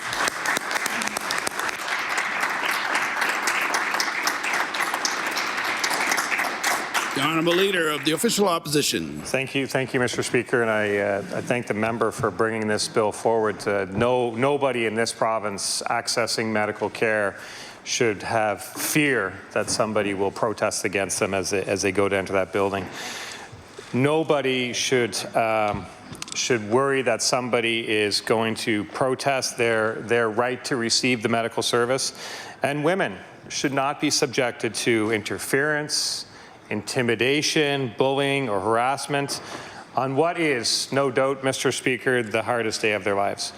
And we believe in protecting the safety, the security, the health, and the privacy also of clinic staff and healthcare professionals, those who provide these services, when they're just trying to go to work in the morning and do what's right for Nova Scotians.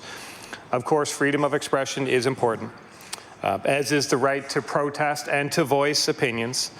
But those rights have to be balanced with the need to protect access to medical services and to protect the safety, security, privacy, and the health of both patients and providers. Mr. Speaker, this bill is about everyone having the right to access health care without bullying and without intimidation. This bill ensures specifically that women are able to access health care in Nova Scotia without fearing for their safety. And Mr. Speaker, that is a good thing. For that reason, I support this bill. Thank you, Mr. Speaker. The Honourable Minister of Community Services. Thank you, Mr. Speaker, and I am pleased to rise in my place today to speak to a bill that affirms the fundamental right of women to access health care, specifically health care regarding their sexual health. There are many reasons why a woman might decide not to bring a pregnancy to term, and my colleague from Dartmouth South articulated some of them, but we all know that this can be a tremendously difficult decision for many women. There may be reasons, economic reasons why a woman has decided not to. Maybe around the safety of the mother, not just her health, but also the fact that by her simple fact of being pregnant, that she may in fact, her life may be in danger, or it could be the life of her child that could be in danger as a result of bringing this pregnancy to term.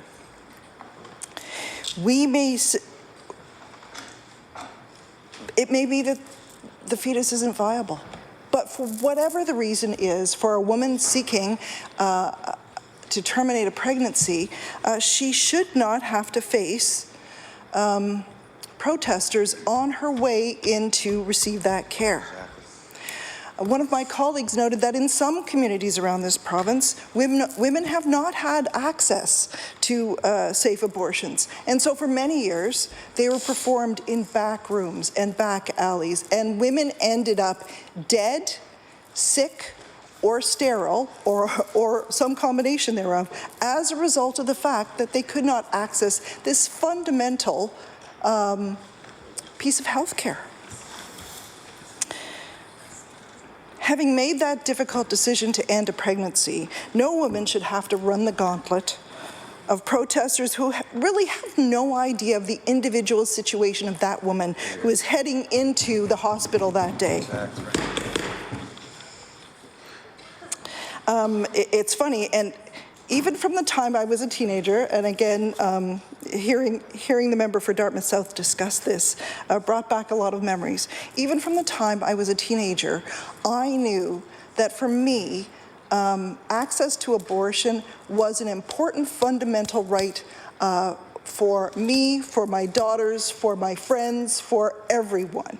And that's why way back when the United Way funded Planned Parenthood, that's where my donations always went, because I knew that there were people who were not donating to Planned Parenthood because they did not agree with the work they were doing. Now, today, we call it the Halifax Sexual Health Centre. But I just want to point out that all of us here in the House today know women who've had abortions. We may not know that they've had abortions, but I guarantee you, all of us in this House know women who've had abortions. It's a very difficult decision often, and it's one that a woman should make for herself. Period. So let me be clear, no Nova Scotian undergoing a procedure like this should have to deal with strangers commenting on their health on the way into that operation. And it's a principle of this government that women should have agency over their own bodies. And that's why we expanded access to mifeguy-meso. That's why we changed the rules so women can self-refer for abortions. And I want to point out that we did this at a time when south of the border, legislatures are limiting access to safe abortions, forcing women to undergo invasive procedures so they can just get an abortion. And it's actually gotten to the point where one Alabama lawmaker was so disgusted by what she saw that she, in fact, introduced a bill that would force mandatory vasectomies for men over the age of 50 in return for the fact that male legislators were consistently telling women what to do with their bodies. I am not suggesting an amendment around this at this time. I'm not suggesting it. I would like to thank my colleagues for supporting the right of women to choose when to have a child. I have been blessed to have 3 wonderful children. I got to make the choice when I was going to have them, and I want that for all women here in Nova Scotia. I want all women here in Nova Scotia to have agency over their bodies. I would like to thank Megan Boudreau, who saw something and said something and did something because she saw something that she didn't think was right. I'd like to thank the member for Dartmouth South for introducing this legislation today. I support it. We support it. I'd like to thank the member for Halifax Citadel Sable Island, who when Megan came to talk to him, worked with her on the petition, explained that you can't have an online petition. There are a lot of days in this House that are really difficult. There are a lot of days in this House that are long. Some of us put up with an incredible amount of abuse, but as the member for Dartmouth South noted, these are the days when we know we're doing the right thing. These are the days when we know that we actually had an opportunity to make a huge difference in the lives of Nova Scotians. I am so proud of my colleagues here in this House. I'm proud of the Premier for listening, and I'm proud of my colleagues for supporting this legislation today. I want to thank the honourable member again for bringing this to the floor of the House, and this is a day I won't soon forget. Thank you.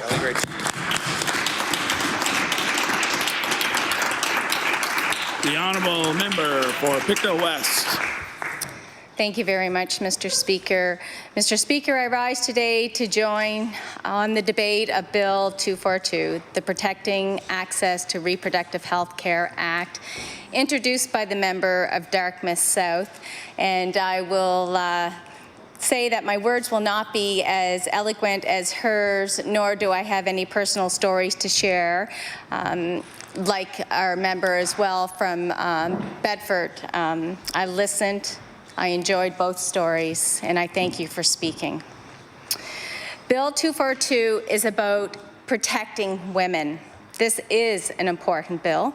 It's a bill that must be treated with care. It's about providing safety and security for Nova Scotians who are accessing a legal medical procedure. Legal being the key word here.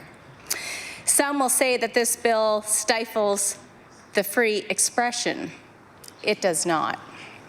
Bill 242 does not prevent protests. It provides a safe access zone. It does not prohibit Nova Scotians and others from protesting or expressing their opinions. They have the right to protest. But women also have the right to access, again, the important word, legal medical services. Health professionals have the right to go to their places of work and to their homes free of intimidation or harassment. For me, Bill 242 is certainly an attempt to strike a balance. It allows those who go to hospitals and clinics for any reason to access a legal medical service free of harassment. It also allows those who choose to protest at hospitals, clinics, pharmacies, and physician homes to protest, but within so many meters. I don't believe establishing a safety zone diminishes the right to protest, and it doesn't prevent people from expressing their opinions. We can't change human nature. However, Mr. Speaker, I believe that in the vast majority of cases, the decision to have an abortion is excruciating, it's difficult, it's heart-wrenching, and no one knows what it's like until they walk in their shoes. And when a pregnancy is not viable, the termination of that pregnancy is a crushing disappointment, one of the worst days of a woman's life. And when a woman experiences a miscarriage and requires medical follow-up, going to the hospital for that treatment is heartbreaking. This bill ensures that they can have access to the services they need in safety, and I don't think anyone in this chamber would want it any other way. Mr. Speaker, for these reasons, I will be supporting Bill 242. Thank you very much. The Honourable Leader of the New Democratic Party. Thank you, Mr. Speaker. My words in favour of the legislation will be few. The harm that this legislation is proscribing here and prohibiting has a unique and singular character. In no other dimension of health care would it even be conceivable that anyone accessing the service might be subjected to harassment for no other reason that they are accessing the service which is approved by the medical services in our province.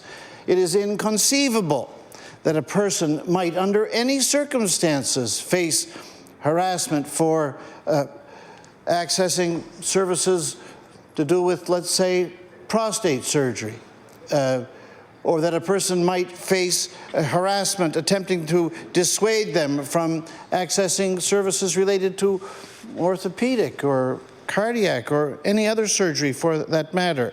And this bill simply makes sure that this is not the case for women accessing reproductive health care services in our provinces. In our province. I want to echo the point made by the previous speaker, the member from Pictou West, that we have heard it said about this bill that it contains, it is alleged, sometimes a compromising of free speech. But that's not true at all. Those whose views on this subject are not parallel with the view which is held within the New Democratic Party are in no way by this bill restricted from expressing that view in a vocal or vociferous way. In any kind of form. They are simply prevented from expressing this view in a manner which amounts to harassment. That is the case for the protests that are being proscribed by this legislation that creates these bubble zones. This bill provides that harassment may not and will not and cannot take place in future in Nova Scotia, and for this reason we're proud to be associated with it. Thank you. The honourable member for Clayton Park West. Thank you, Mr. Speaker. I would like to thank my colleague from Dartmouth South for bringing this wonderful, amazing bill that had struck a real strong chord in me. And as she spoke about her grandmother, I could only think of my mother, who was one of the oldest Catholics in the Middle East and raised in a Muslim country. It was a very difficult thing for her, but Mum was not able to take contraceptives. It hurt her very badly, so she wasn't able to tolerate them. And in that time, there's very limited contraceptives, and they weren't half as good as they are now. So unfortunately, she had to resort to abortion 2 or 3 times, and which was a huge deal in that country. But I also thank my father, who was there with her. My mom raised 4 beautiful children, and she was an only child and wanted children. But at times when mistakes happened, you know, again, I think it was in the back door. I was too young to understand, but all I remember the word is cortège. So in Iraq, we use the French word for abortion at the time, and luckily my mom was healthy and did very well. So this stuck in my mind. As an interpreter, I was asked many times. I was the first one to go to the clinic at the hospital. I did attend at least 14 or 15 abortions, and the number of young girls that I saw who were children themselves, 13 and 14 years old, who were desperate for this. And you know, their lives would have been so different if they had to keep that child and raise it when they were children themselves. And I'm sure most of them will find the right person and marry and have more kids. There was one incident that really stuck in my mind today as this bill is, there was a young girl, an international student who, I believe in her 20s, doing masters in, I don't remember, it was physics or chemistry, brilliant, but was going through a very hard relationship with her husband and did not want children from him. But she had from 9 a.m. to 4 p.m. She had gotten the money, and she had to get back to the house without her husband knowing that she was having this abortion. And everything had to be done within 6 hours. So I can't imagine if protesters were there, or delaying her, or even making her have a second thought about what she's doing. I thank the member, and I thank this legislature for doing things for women here. I'm always stunned at what I see in this legislature.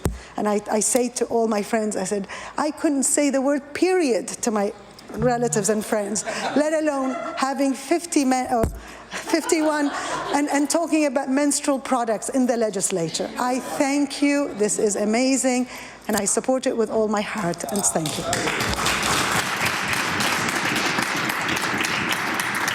The honourable member for Cape Breton-Richmond. Thank you, Mr. Speaker. It's a pleasure to rise to speak on Bill 242, an act to protect access to reproductive health care. I appreciate the comments from my colleague from Dartmouth South, and I commend her for bringing forward such legislation. It's astounding to me to even think that a woman in any way would not have the right to be able to access reproductive health. A woman's body is her own and does not belong to anyone else, and therefore the choices that she makes with regard to her health or anything else to do with her body should be her own, in my opinion. It makes me think about my grandmother, as the member from Dartmouth South was mentioning hers. I come from a very traditional Acadian community on Ile Madame, and my grandmother, who was about yay tall, about 4 foot tall, I remember my grandmother and my mother and I having a discussion about how resources were so limited during that time period when my grandmother was growing up on the south side of the island. And her mother, so my great-grandmother, and it's hard to actually even conceive that a woman could possibly do something like this, but she was pregnant 24 times, my great-grandmother. And she brought into this world 18 children that made it to adulthood. And they all lived in a home which was not very large. And there were a lot of families like that on Cape Breton. My great-grandmother did her job as far as the population increase in Nova Scotia at that time, as well as did so many other women. I also think of my own experience, and many members in this House may not know, and I kind of keep it to myself, really, and I don't really talk about these things in public, but when I was a teenager, I was a very quiet person, you know, a little bit of a wallflower, and I'm still pretty quiet. But I got myself into a situation, and sometimes women do, and it's not their choice, but somebody else makes a choice for you. And I'll kind of let you guys read between the lines in that. That I found myself pregnant as a teenager. I was 18 years old, and let's just say someone else made a choice for me, and I didn't choose to be pregnant on my own. So when I see a bill like this coming forward to protect the access to reproductive health care for a woman, it hits me very close to home. Now, during that time in my life, I had choices that were accessible to me, and I made my choice to have my son, who quite coincidentally is also a friend to one of the sisters of the member from Dartmouth South. They went to school together. I brought that child into this world. I raised him not as a single parent, but I raised him as an only parent. And the financial burdens that one faces, and the barriers and the assumptions and the bullying and harassing of people assuming that they know what must have happened to you.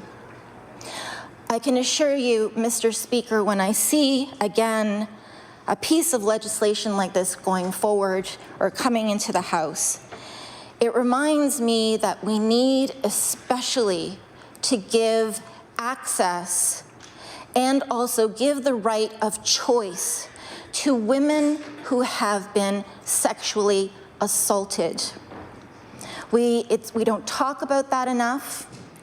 I know in some areas, perhaps people would say that, you know, the child, of course, the fetus has a right. And I have conflict with that as well. I have a great deal of conflict. My background is Christian, I'm Catholic.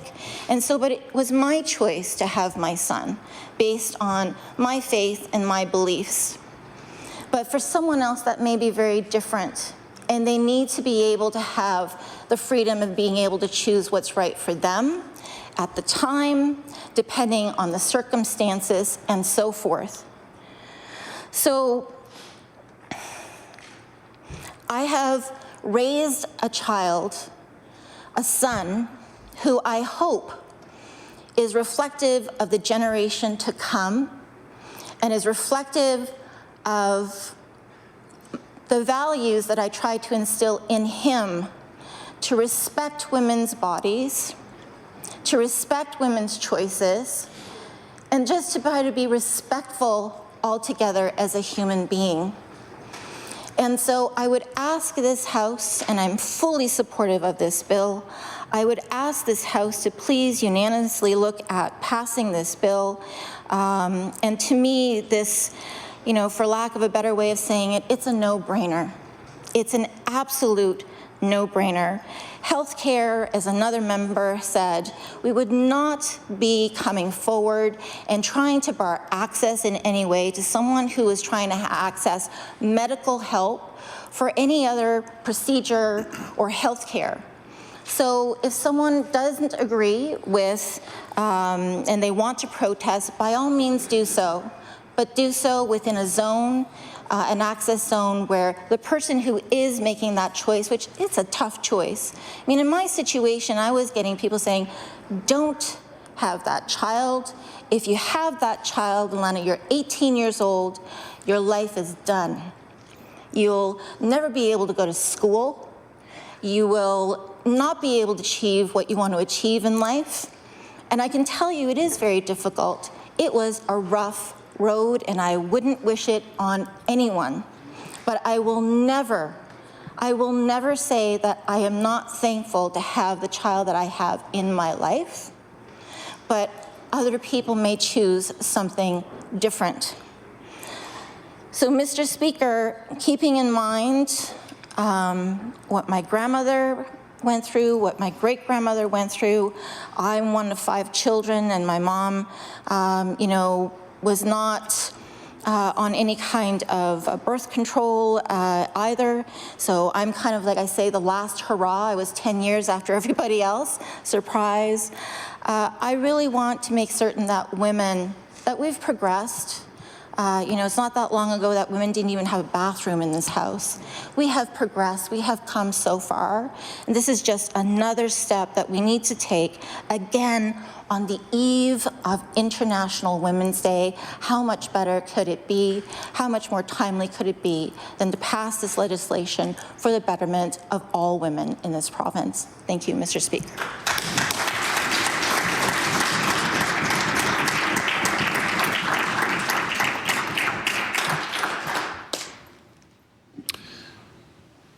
If I recognize the honourable member for Dartmouth South, it will be to have her close second reading on Bill number 242. The honourable member for Dartmouth South.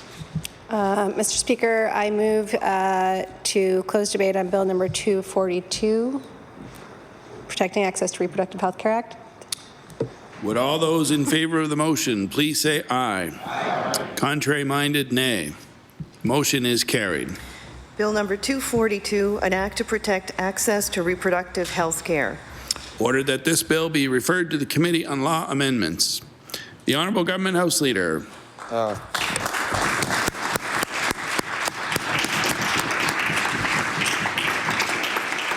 Thanks for that ovation, guys. I appreciate that. Very, very kind of my colleagues.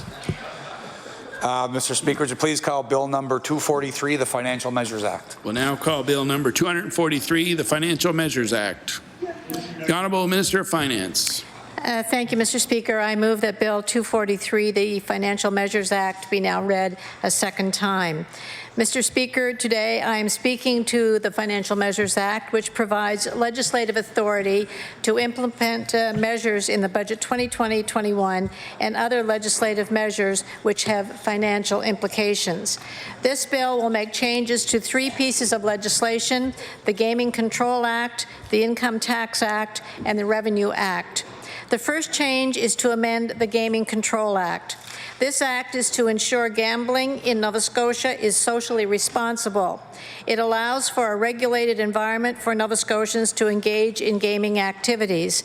The amendment we are making is to provide immunity from class action lawsuits and punitive damages to the province, ministers responsible for the act, the Nova Scotia Gaming Corporation, and the Atlantic Lottery Corporation. Mr. Speaker, these are similar to recent changes in New Brunswick. We believe that Nova Scotians should be able to choose whether they want to participate in gaming activities, and that if they do so, they should do it responsibly. The majority of those who do game do so for entertainment. However, Mr. Speaker, for those who experience problems, we will continue to ensure programs are available to them when they need them. However, like New Brunswick, we believe it is prudent to take action to protect our taxpayers from potentially costly litigation. These changes do not apply in situations of negligence or omission by the operators. Immunity provisions, Mr. Speaker, already exist in other Nova Scotia legislation: the Health Authorities Act, Occupational Health and Safety Act, Social Workers Act, Pension Benefits Act. Secondly, Mr. Speaker, we are amending the Income Tax Act. The amendments will decrease the corporate tax rate and the small business tax rate, and these amendments will also extend the expiry date of the digital animation tax credit and the digital media tax credit. The Income Tax Act will incorporate recent tax changes announced in Budget 2021. The corporate tax rate will decrease by 2% to 14%, making Nova Scotia a more attractive place to do business. The small business tax will decrease by 0.5% to 2.5%. This puts us in line with New Brunswick for the lowest corporate rate and small business tax rate in Atlantic Canada. As mentioned, the Act will also extend both the digital animation and digital media tax credits to December 31st, 2025. These tax credits had a sunset date of 2020, and this extends that timeline by 5 years for each tax credit. Mr. Speaker, the third act we are amending is the Revenue Act. These amendments will increase the tobacco tax, introduce a tax on vaping products starting September 2020, and require all retailers to obtain permit to sell vaping products starting in July 2020. The tobacco tax will increase by 2 cents per cigarette to 75% of the suggested retail price on cigars and to 40 cents per gram on fine cut and loose tobacco.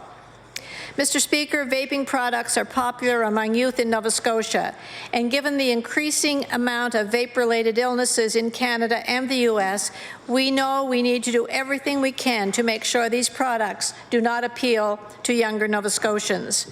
Vaping substances will be taxed at the rate of 50 cents per milliliter or 50 cents per gram, and vaping devices will be taxed at a rate of 20% of the suggested retail selling price. The new taxes will not apply to cannabis vaping substances, as they are already taxed under the Coordinated Cannabis Taxation Agreement. As of July 1, 2020, all retailers, wholesalers, and manufacturers of vaping products will be required a permit to sell those products in Nova Scotia. Mr. Speaker, in summary, these amendments to the Financial Measures Act provide the legislative authority required to implement the measures in our Budget 2021. The honourable member for Northside Westmount. Thank you, Mr. Speaker. Mr. Speaker, this act that the minister just laid out, it covers a lot of territory, Mr. Speaker. The introduction of legislation that protects the operators of lotteries and the casinos, Atlantic Lotto Corporation, it's in response to a perceived risk and or actually ongoing litigation in other provinces. What's in the interests of Nova Scotia and Nova Scotians is in protecting the province from potential damages were such efforts to be instigated here in our province. Our neighbours in New Brunswick recently passed similar legislation, and we as partners in Atlantic Lotto, it would appear prudent that we consider similar legislation here. Related to the film industry tax credit extension, Mr. Speaker, the film industry was back in 2012-2013 was a growing, vibrant industry. Nova Scotia benefited not only from skilled professionals in the film industry, but the supporting businesses such as hotels, suppliers, etc. In 2013, this government instituted policies that severely impacted this industry. Their reworking of the film funding incentives was detrimental to the industry, and many productions took their business elsewhere. These lost opportunities left workers in the industry scrambling for work, other opportunities. And the results, many had to sell their homes and were forced to relocate. Many have never returned. Many have never recovered. Since 2014, the government has continually spent more and more money on this industry in an attempt to lure film productions back to the province. My goodness, think of where our film industry would be now if the government had not pressed the reset button back then. The province has never admitted that they made a mistake, and the extension of the film tax credit 5 years to 2025 does not change these facts. The introduction of taxes and regulations surrounding the vaping industry bears scrutiny. For example, a single package of juice will increase the cost from $20 to $50 for consumers. This is a very delicate balance, Mr. Speaker, and I'm not sure that this act strikes the right notes. The removal of flavors and other changes may lead just to people buying more online. Yes, for our youth, the added cost may serve as a deterrent to them considering taking on vaping as activity, and that is definitely a good thing. But what is this added tax? What of this added tax? Where will it go? Where are these funds going to be allocated? They should end up going directly toward education as to the effects of vaping, to encourage and promoting not just smoking cessation, but to promoting and encouraging people that vaping like smoking is simply not good, and that people should obviously work to quit. This concludes my remarks related to this bill, Mr. Speaker. The Honourable Leader of the New Democratic Party. Thank you, Mr. Speaker. when people turn to evaluate a piece of legislation, or for that matter a budget, and we can't separate the enterprise of the Financial Measures Act from the budget itself, there are always a few basic questions in trying to come to such an evaluation that people are bound to ask. Maybe the first such question a person might ask of the legislation would be simply, well, is this legislation fair? Now, I think this is a very reasonable question to ask, particularly of the provisions in this legislation that provide immunity to the government of the province retroactively to 1991 for the actions of the Nova Scotia Gaming Corporation, the Atlantic Lottery Corporation, casinos, and also cabinet ministers who have overseen gambling operations over that 29-year period in the province. So we ask ourselves, well, is that fair? Of course, fairness depends to a great extent on the angle from which you ask the question. I think if you're one of those more than 7,000 people in this modestly populated province who have very serious gambling problems, one of the more than 7,000 people for whom their lives have been placed in real chaos and lived under a real cloud because of gambling addictions, or if you're one of the 47,000 adults in Nova Scotia who identify themselves as being in a place about gambling where this is a direction that is a real and present danger in their lives, I think if you look at it from the point of view of anybody in that category, the retroactive indemnification of the corporations that have had responsibility for gambling in Nova Scotia back 30 years might not seem an utter paragon of fairness. Or if you're one of those people whose VLT gambling has provided that extra $10 million a year that the government has been receiving since canceling the self-regulation My Play program, people who, according to every study of this subject, tend to be from a lower income demographic. If you belonged to that category, I don't suppose you'd look at this law and say, well, what does this law do? Oh, well, it makes it so that nobody can sue anybody who's been in charge of gambling going back since VLTs were brought into Nova Scotia retroactively. Well, if you were one of the people who had contributed that $10 million that has been brought in revenue since the My Play was done away with, I think you might look at that and say, well, I'm not sure that sounds entirely fair to me. And maybe more singularly, if you were one of those whose family members who have been caught in the chaotic vortex of addictive gambling, and the conclusion of this dark vortex have been that they have passed away of their own hand, and this is not an inappreciable or minuscule number of people in Nova Scotia.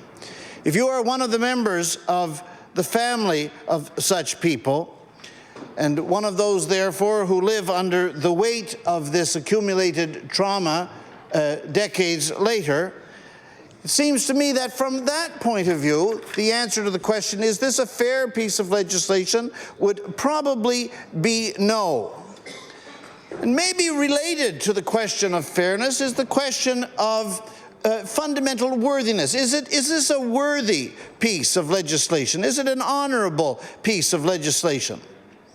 And I think it would be one thing if the government were saying here, taking in the landscape of all potential legal liabilities, balancing all considerations, it is our view that going forward, the province of Nova Scotia should be indemnified against potential lawsuits in this category. I think that would be one thing. But for the government to say, not only going forward are we to be immune from these kinds of lawsuits, not only are we going to be immune from them today, but we're going to bring forward a piece of legislation that says from the day that VLTs came on the landscape, retroactively, we are going to indemnify ourselves and those, all of whom we have been involved in this enterprise, back to 1991. Providing oneself with retroactive immunity from the damaging effects of one's own malfeasance, it seems to me, is the antithesis of the worthy or the honorable, and that a fair person could say of such a piece of legislation as they considered it, no, the fundamental dimension we're looking for, fairness, we don't find it here. So that's one question I think a person might ask. They'd say, well, is it fair? And another reasonable question when a piece of legislation is being evaluated would be a question of when a piece of legislation is being evaluated, would say, well, is it sound? And when we look at the budget that is being encapsulated in the Financial Measures Act, and we turn to its singular defining feature, that $70 million tax cut to corporations, consisting of a 12.5% decrease in the corporate tax rate in Nova Scotia, I want to say about this that in terms of the fundamentals of economics, particularly as economics is applied in the field of economic development, there is something about the $70 million tax cut and therefore the whole budget which it defines, which is economically unsound. I mean, what have we got here in terms of basic economic thinking? We have at work an economic theory which is sadly outdated. Now about 40 years old, usually referred to as trickle-down economics. And the essential tenet of trickle-down economics, which was de rigueur, 40 years ago, all the rage. At the time, it was felt quite broadly that what you need to do is to cut taxes in the corporate sector, and the revenue that is thereby no longer allocated will be available in the corporate sector for the kinds of investments that will create the kind of job creation, that will create the kind of stimulus that will lead to economic development, which will lead to growth.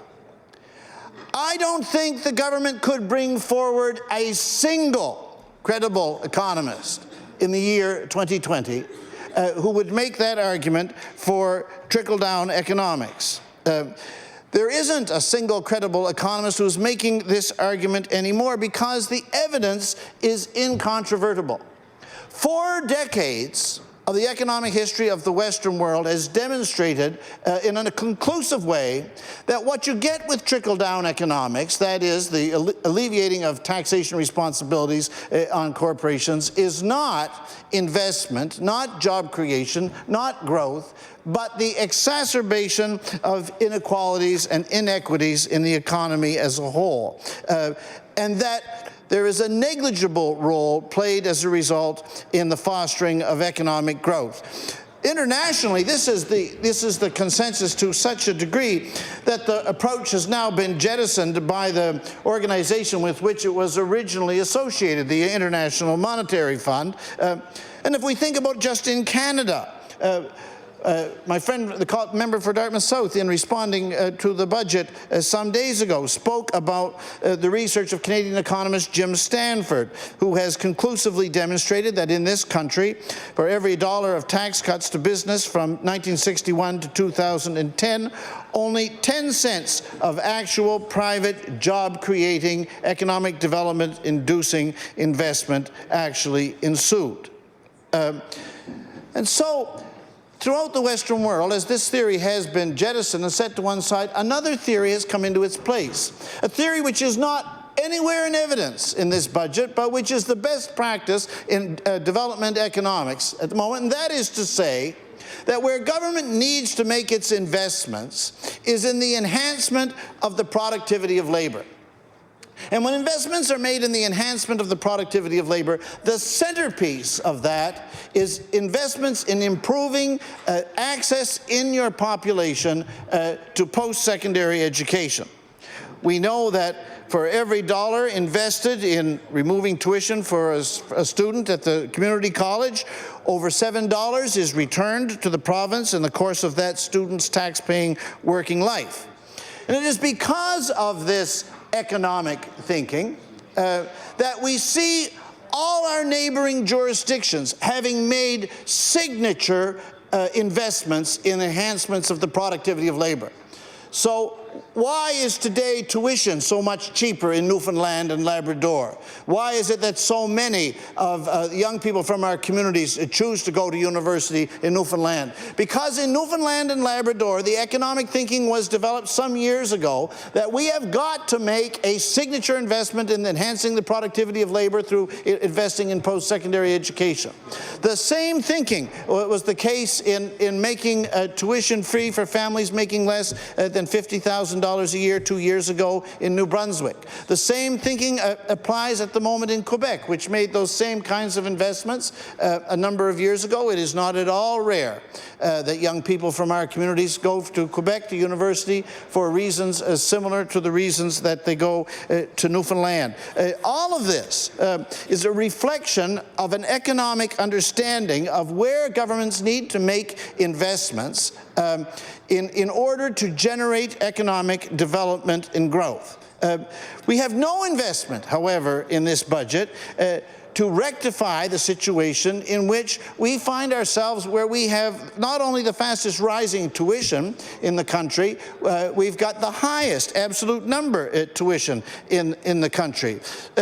So no, as this budget allocates its resources to alleviating the corporate sector from its responsibilities to the society of the province, as it allocates $70 million to this effect, and makes no significant investments in a parallel way in enhancing the productivity of labor. We're not seeing best practices here. We're not seeing reflected the quality of thinking in political economy that's available at the moment. And in this respect, I think an honest answer to the question, well, is this whole Financial Measures Act budget enterprise, is this sound? I think the answer is no.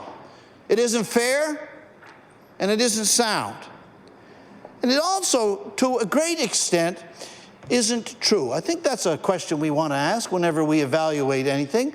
We say, well, is it a fair thing? Is it a sound thing? But is it a true thing?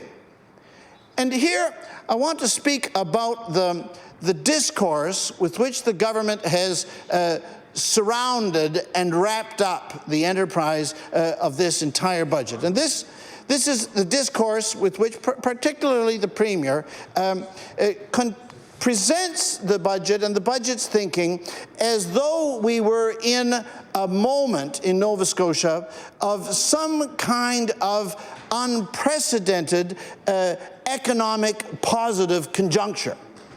And we're all familiar with what the Premier has to say about this, often making reference to growth of population, making reference to retention of the young part of the population, making reference to the increases in our exports. But let's just stop and deconstruct these claims for a minute.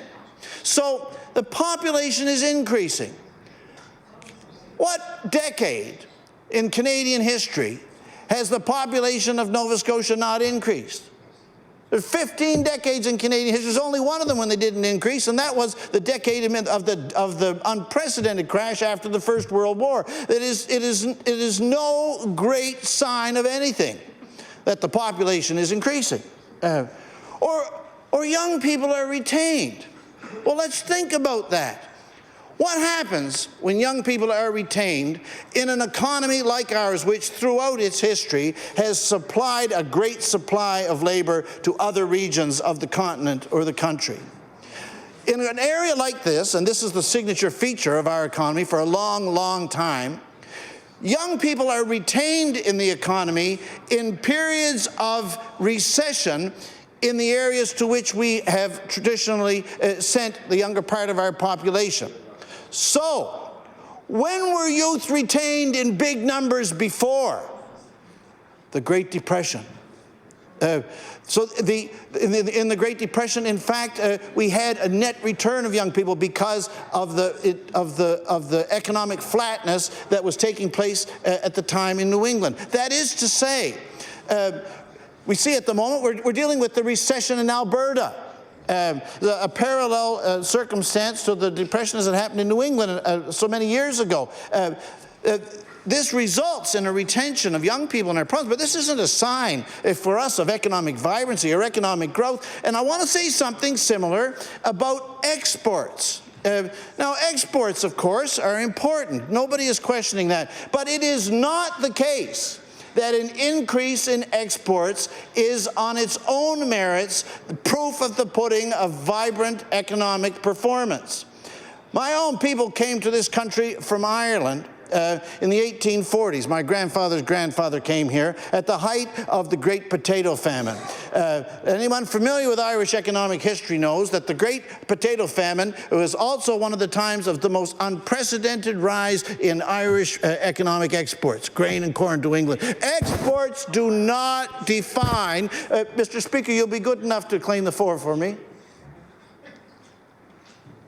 Thank you. Exports do not define economic growth, or economic development. And so we need to think about, well, then what are the defining features of the moment? It seems to me impossible for a government to put forward an honest appraisal of the economic moment in Nova Scotia in 2020 without taking account of the fact that food insecurity is today greater in Nova Scotia than in any province in the country. And what do we mean when we say food insecurity? We mean the percentage of the people of the province who either report that they experience hunger themselves or they experience fear of hunger related to inadequacy in their home of income. So this is the number one province in Canada in this respect. So this is, we might want to say, perhaps members of the government would wish to say, this is not the most important consideration. That's a reasonable economic consideration to have. But it is not reasonable to go forward without acknowledging the fundamental truth of that fact. Nor is it reasonable to acknowledge, when we think about economic indicators, the fact that the province in Canada where consumers face the highest rate of delinquency on their credit cards today is in our province. That is an economic indicator of a key level of importance that needs to be calculated, needs to be accounted for, and certainly needs not to be evaded. From the same point of view, we can think about the figures about child poverty and the fact that the trajectory of child poverty in our province remains not only negative, but we're the only province in the country of which that's true, and probably the key economic indicator if we're trying to think about, well, is the economy in a place where we want it to be? Are we in a place where we ought to be satisfied? Are we in a place where we want to be boasting, crowing? The key economic indicator would be, do the people have any money? Well, the way to measure whether people have any money is to look at median income. So where are we in Canada? Are we in the middle of the pack? Are we 6th, 7th, 8th? No, we're not 9th. We're 10th. We have the lowest median income in the country. And I want to submit that as we evaluate this budget, we want to ask the question, are these key economic indicators here taken account of? It seems to me that they are not, and that in this respect, there is something about the whole budget enterprise that is not true. So I'm saying that the Financial Measures Act is not fair, it is not economically sound, it is not true, and it is also, I think, another question we might want to ask when we evaluate this complex of a Financial Measures Act and the budget is it just? I mean, is it just? And then we look at that $70 million tax cut and think about the opportunity cost that it represents, the spending, the investment that has been foregone in order for that $70 million to be passed to the corporate sector. But we think about the desperate need in the province for new homes to be created, for affordable housing to be expanded, for us to have a government which is excited and busy and visionary in bringing forward real solutions to this problem of great scope. And what have we got in this budget? We've got an investment that will create a total of 39 new homes. That seems to me a small number in comparison to an annual $70 million tax cut. Or when we think about the great need we have for people living in hospitals to have a place in long-term care. Now, this is not a small matter. Last year in our province, we had 2,000 people who lived in alternate level of care arrangements in hospitals and waited there a long time, waiting to find a place in a nursing home. There wasn't a place in a nursing home. The government hadn't built any new nursing homes. We think about those 2,000 people and weigh that next to the $70 million tax cut. And in the comparison, it seems to me that the budget before us isn't just. We think about all those people living on the list of people waiting for supportive small options housing for disabled persons. It's a list of about 1,600 people now. We've got 3 years to go before the roadmap expires. We have got a budget that allocates $70 million towards corporations and sees to the housing of less than 100 of those people. We think about our tremendous need in mental health services.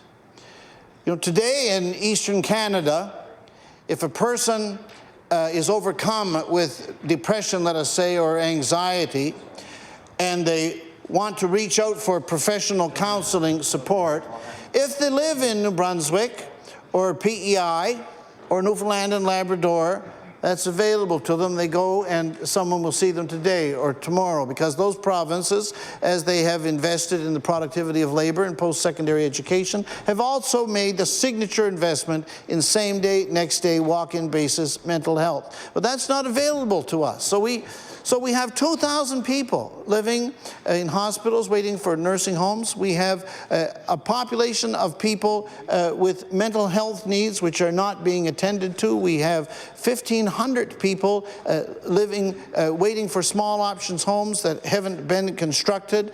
We've got who knows how many thousand people looking for housing, affordable housing. We know we have 5,000 people just looking on the list for public housing alone, and only 39 new homes have been, through this budget, are going to be constructed.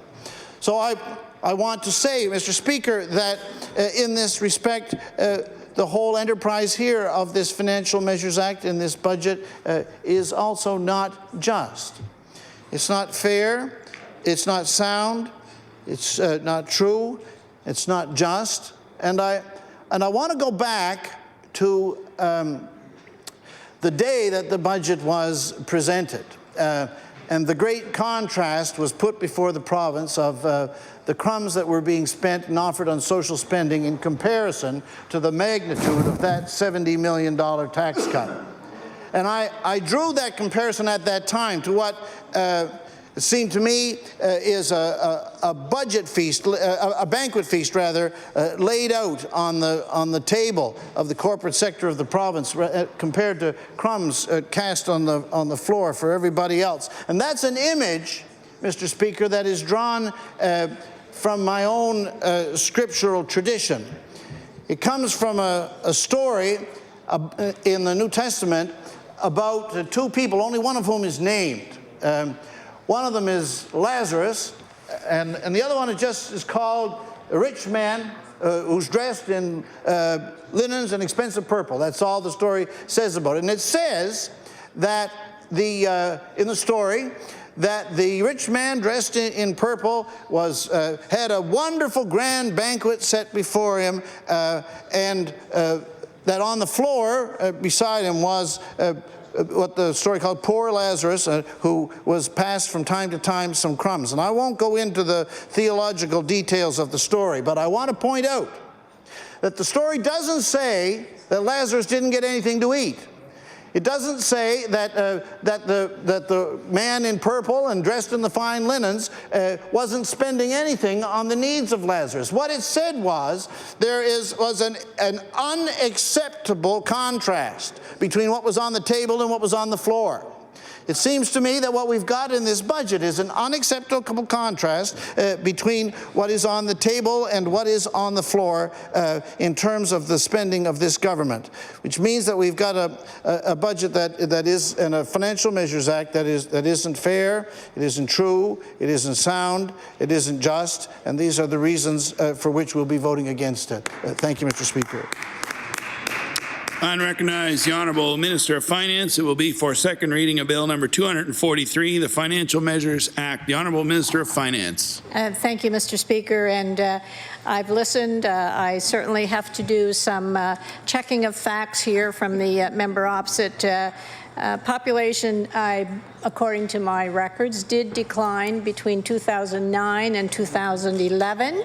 I guess maybe we can recall who might have been in government at that time. But I will check other numbers as well, because I think when we're standing up here speaking about numbers, Mr. Speaker, we need to use the accurate numbers. So with those few comments, I would close debate on Bill 243. Motion is for second reading of Bill number 243, the Financial Measures Act. Would all those in favor of the motion please say aye. Aye. Contrary-minded, nay. Motion is carried. Bill number 243, an act respecting certain financial measures. Ordered that this bill be referred to the Committee on Law Amendments. The Honourable Government House Leader. Thank you, Mr. Speaker. Would you please call private and local bills for second reading? We'll now call private and local bills for second reading. Thank you, Mr. Speaker. Would you please call Bill number 245, the Brookside Cemetery Commission Dissolution Act. We'll now call Bill number 245, the Brookside Cemetery Commission Dissolution Act. The Honourable Member for Lunenburg West. Thank you, Mr. Speaker. Mr. Speaker, I move that Bill 245, an act to dissolve the Brookside Cemetery Commission, be now read a second time. Mr. Speaker, this bill was first incorporated in 1930, has run its course, and the town of Bridgewater has dissolved the operations of that committee, Mr. Speaker. It is no longer functional. Upon coming into force of this act, Mr. Speaker, all of the property, liabilities and obligations of the commission would become the responsibility of the town. And after the coming into force of this act, all of the gifts, trusts, bequests, and grants of property or income or proceeds from property would be held in trust for the town to use for purposes of the town. Very straightforward, Mr. Speaker. Thank you. Good. Question? Would all those in favor of second reading of Bill number 245, the Brookside Cemetery Commission Dissolution Act, please say aye. Aye. Contrary-minded, nay. Motion is carried. Bill number 245, an act to dissolve the Brookside Cemetery Commission. Ordered that this bill be referred to the Committee on Private and Local Bills. The Honourable Government House Leader. Thank you, Mr. Speaker. I move that you do now leave the chair and the House resolve itself into a committee of the whole House on supply. The Honourable Member for Argyle-Barrington. Thank you, Mr. Speaker. Mr. Speaker, it's an honor to rise here in my place this afternoon to speak and to supply on budget 2020-2021 presented last Tuesday. Here we are at the beginning of March and already going through our provincial budget, and for a few of us in this chamber, it's our first time going through that process. And with that being said, I think that my colleague from Northside Westmount has more years of experience with budgets than years I've been alive. So I'm glad to have him right by my side to answer a few of my questions. That's depressing. From what I gather, it's much earlier than normal in a calendar year to go over a budget, but I'm not sure if it's indicative of near future events, but it's got to be done, so I guess any time is as good as any. Better together.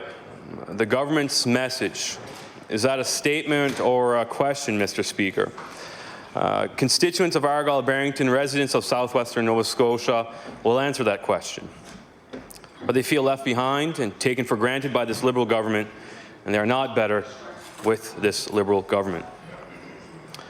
As I've indicated during my time in estimates with the Minister of Health, some Nova Scotians, particularly those in the healthcare sector, may wonder if this budget message should be do more with less.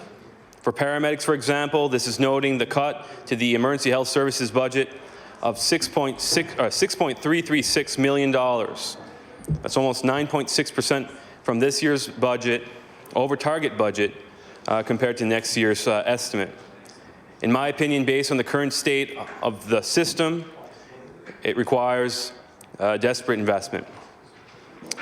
But government says they're investing in infrastructure, Mr. Speaker. Don't get me wrong, infrastructure can be nice. The associated price tag, not always as much. The solution to the healthcare crisis today that has existed for years now, that has not improved under this government's tenure due to their lack of vision and ineffective planning, is much more than new and shinier hallways, Mr. Speaker. This government has had 6 years to deliver real change in healthcare. What we needed years ago and still need today are healthcare professionals. Building new hospitals, we will still need those healthcare professionals to work in them. We cannot assume if you build it and he will come. An aging population, an increased demand on the health system, retiring healthcare professionals, burnt out healthcare professionals. In years ahead, Mr. Speaker, are we going to go from a healthcare crisis into a healthcare catastrophe? This infrastructure may be admirable years down the road, once eventually completed.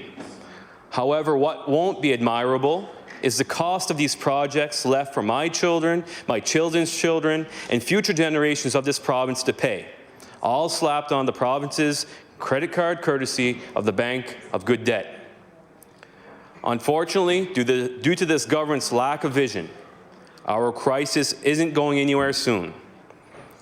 Rather than announcing an increase in nursing students years ago, Mr. Speaker, using funds boasted in surpluses, here we are faced still with the same problem.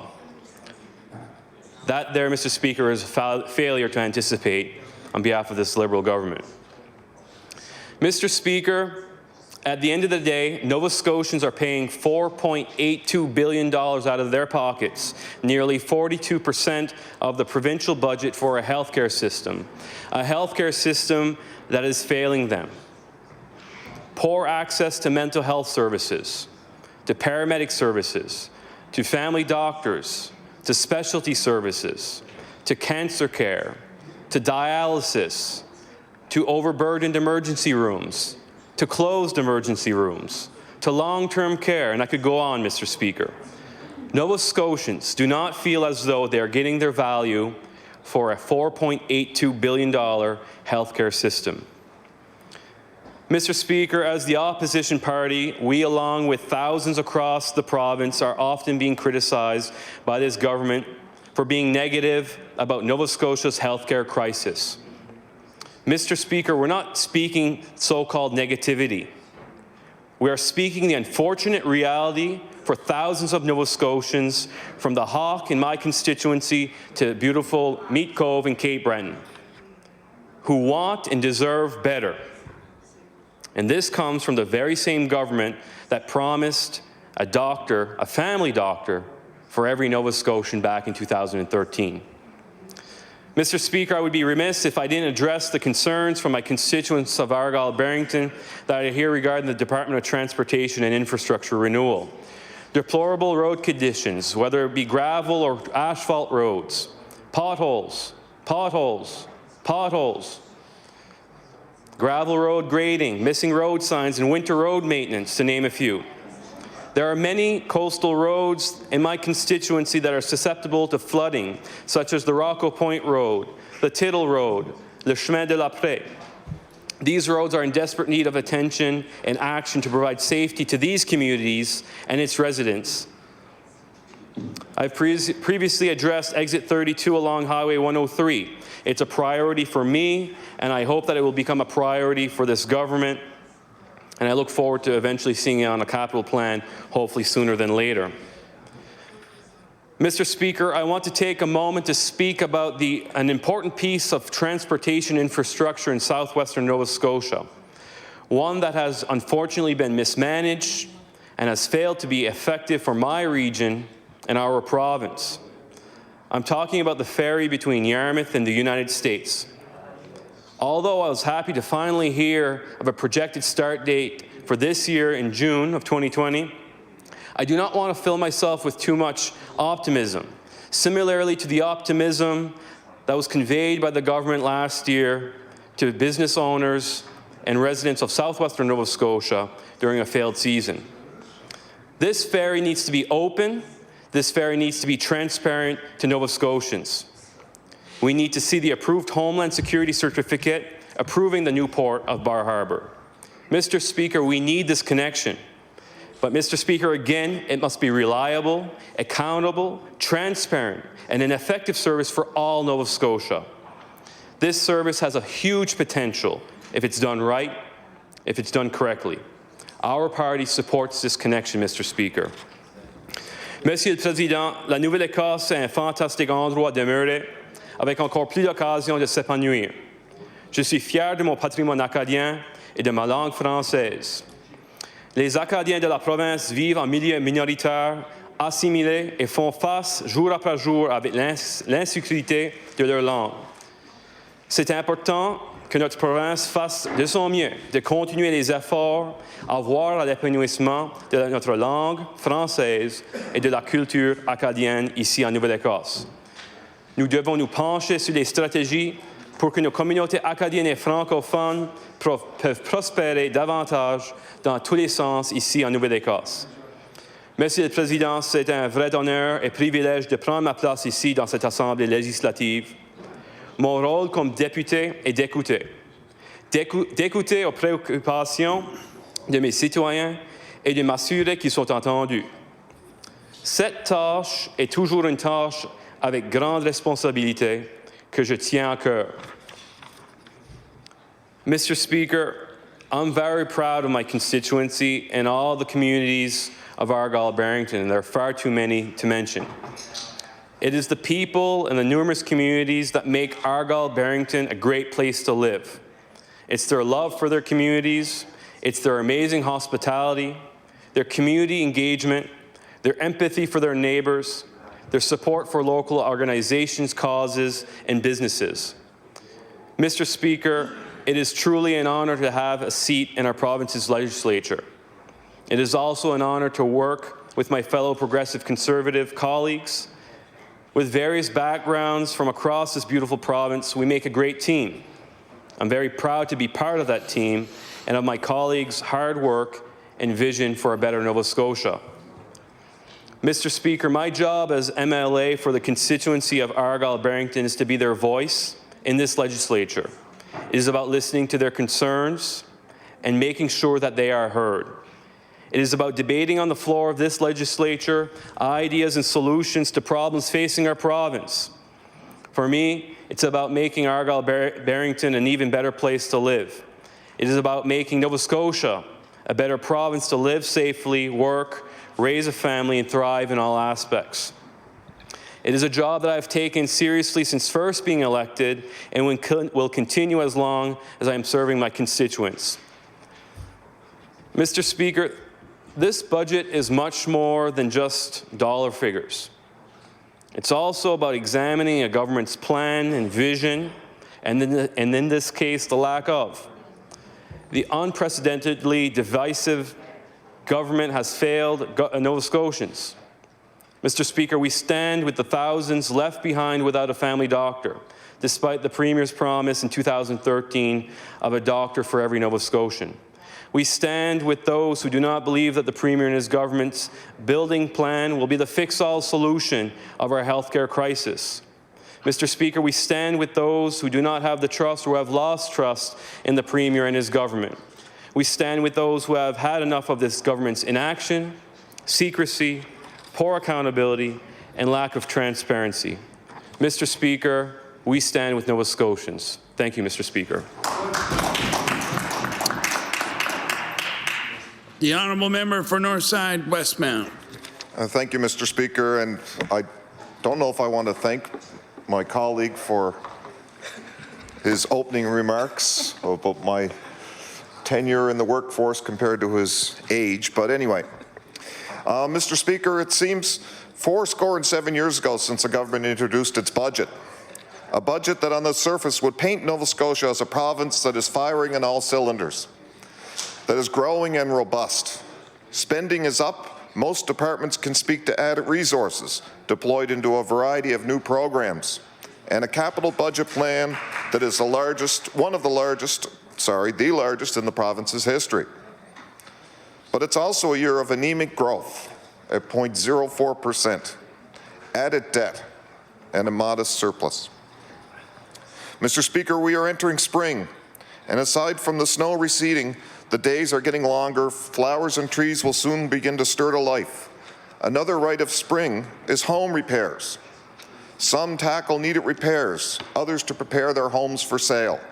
Mr. Speaker, I believe we are seeing an instance of the latter in this budget. The government is preparing to fix up its house to put it on the market, with the hope that at some point Nova Scotians are in a buying mood. But while the house is being renovated, it would seem the government is neglected to fix the doors. Mr. Speaker, our healthcare professionals and the system provide excellent care to Nova Scotians. You just have to get in the door.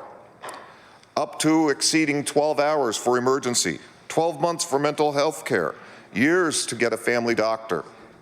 The government has announced various spending initiatives, from increasing doctors' pay to adding nursing seats. These all help, but neither were new problems. What took the government so long? They had 5 years of surpluses, after all. Mr. Speaker, during this session, as the days are getting longer, the 4-hour drive from Cape Breton provides one with an opportunity to drive through a lot of our great province. It truly is a beautiful one, especially with spring upon us. The snow is melting, everything just feels a little more fresh. Unfortunately, Mr. Speaker, it's also challenging to truly appreciate the countryside when one needs to try to avoid another rite of spring, the Nova Scotia pothole. Mr. Speaker, our TIR staff works tireless hours trying to plow, maintain, and repair our roads, and they deserve our appreciation and thanks. That said, the department lacks the resources to maintain what we have at a consistent standard across the province.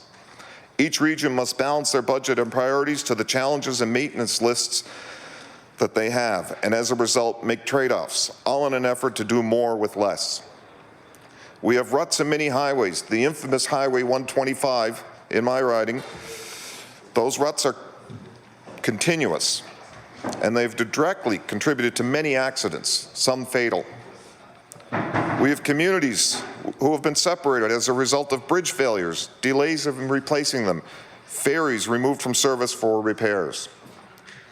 Madam Speaker, the government is committed to twinning the Sutherland's River, a particularly deadly stretch of highway on the Trans-Canada.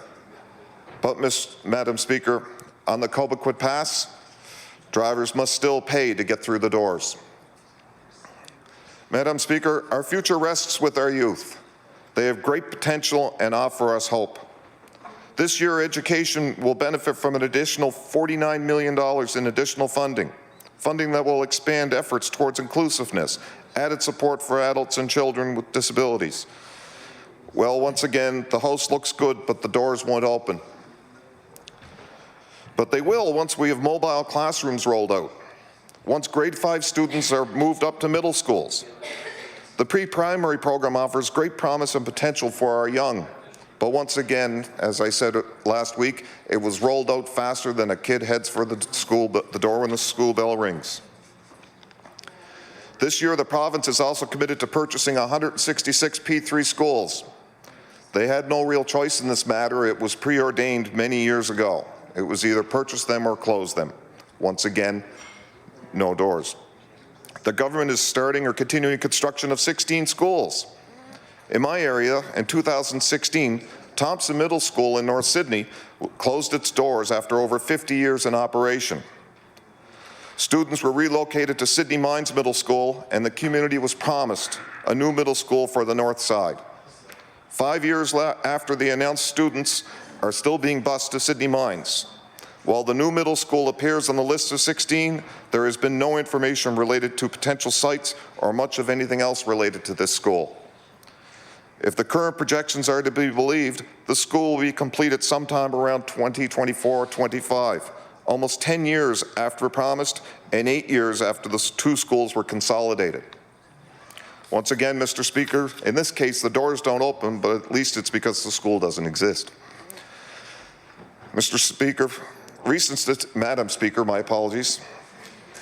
Recent statistics, Stats Canada numbers have referenced at length the concerning state of child poverty in Cape Breton, being 1 in 3. The number of people looking for community housing has never been higher. The need for food banks, never higher. People living below the poverty line, never higher. The government is increasing funding for low-income Nova Scotians. All the while, we see increasing numbers living below the poverty line. There are shortages not just in housing, but in affordable housing. Families can't get in the door, Madam Speaker. Madam Speaker, this budget has something for almost everyone but all of 4 departments. But what of the middle class? Once again, the middle class is seeing that the door is locked in their face. The middle class drives much of our economy. They are the workers, the small business owners, our neighbours.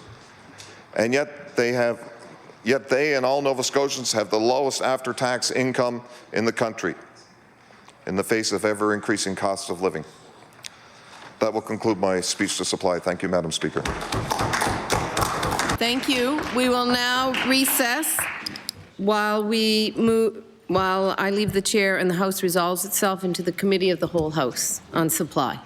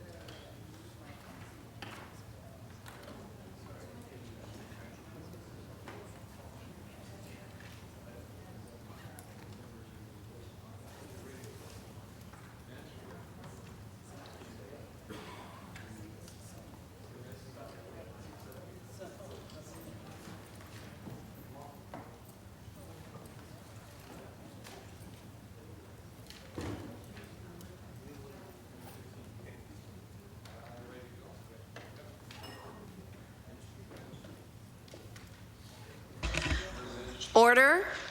The Committee of the Whole House on Supply will come to order. I recognize the Honourable Government House Leader. Thank you, Madam Chair. Would you please call the estimates for the Minister of Lands and Forestry, resolution number E15. I now invite the Minister of Lands and Forests to make some opening comments, should he wish, and also introduce his staff. Thank you, Madam Chair. I'm pleased to begin the budget estimates debate for the Department of Lands and Forestry for the 2020-21 fiscal year. I'd like to introduce two people by my side. So we have with us Deputy Julie Towers on my right and Remy McDonnell, Director of Financial Services on my left. Our department has a broad mandate: the stewardship, management, and conservation of Nova Scotia's biodiversity, forest, and park resources, and the administration of Crown land. Through this mandate, the work of our department touches the lives of all Nova Scotians in one way or another. Whether it's through the thousands of jobs across the province connected both directly and indirectly to the forestry sector, or through the trails that connect communities and promote healthy, active lifestyles in the beautiful parks that draw thousands of visitors from home and away each year, or through the timber products that build our homes and the paper products that we use every day, or through the important role healthy forests play in our planet's overall climate. I know that our dedicated staff feel the weight of this responsibility in everything they do and consider it in each and every decision they make.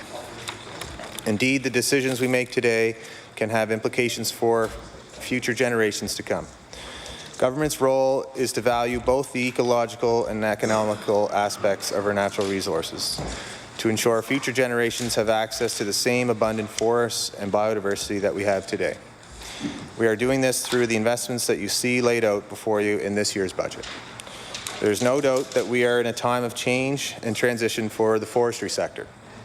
Each of us here is keenly aware of the uncertainty and anxiety many in the sector are currently feeling.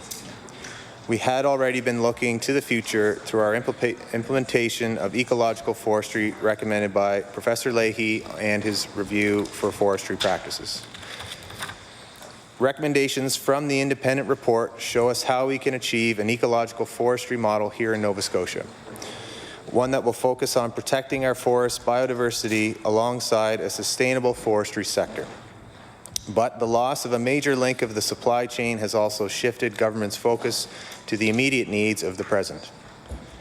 Our forestry sector is a complex supply chain made up of many interdependent businesses and facilities across the province.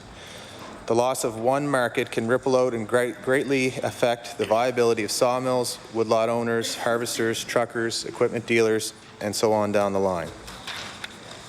For example, a stud used to build your house uses only a portion of a tree, with only certain trees being the right size and species able to produce it.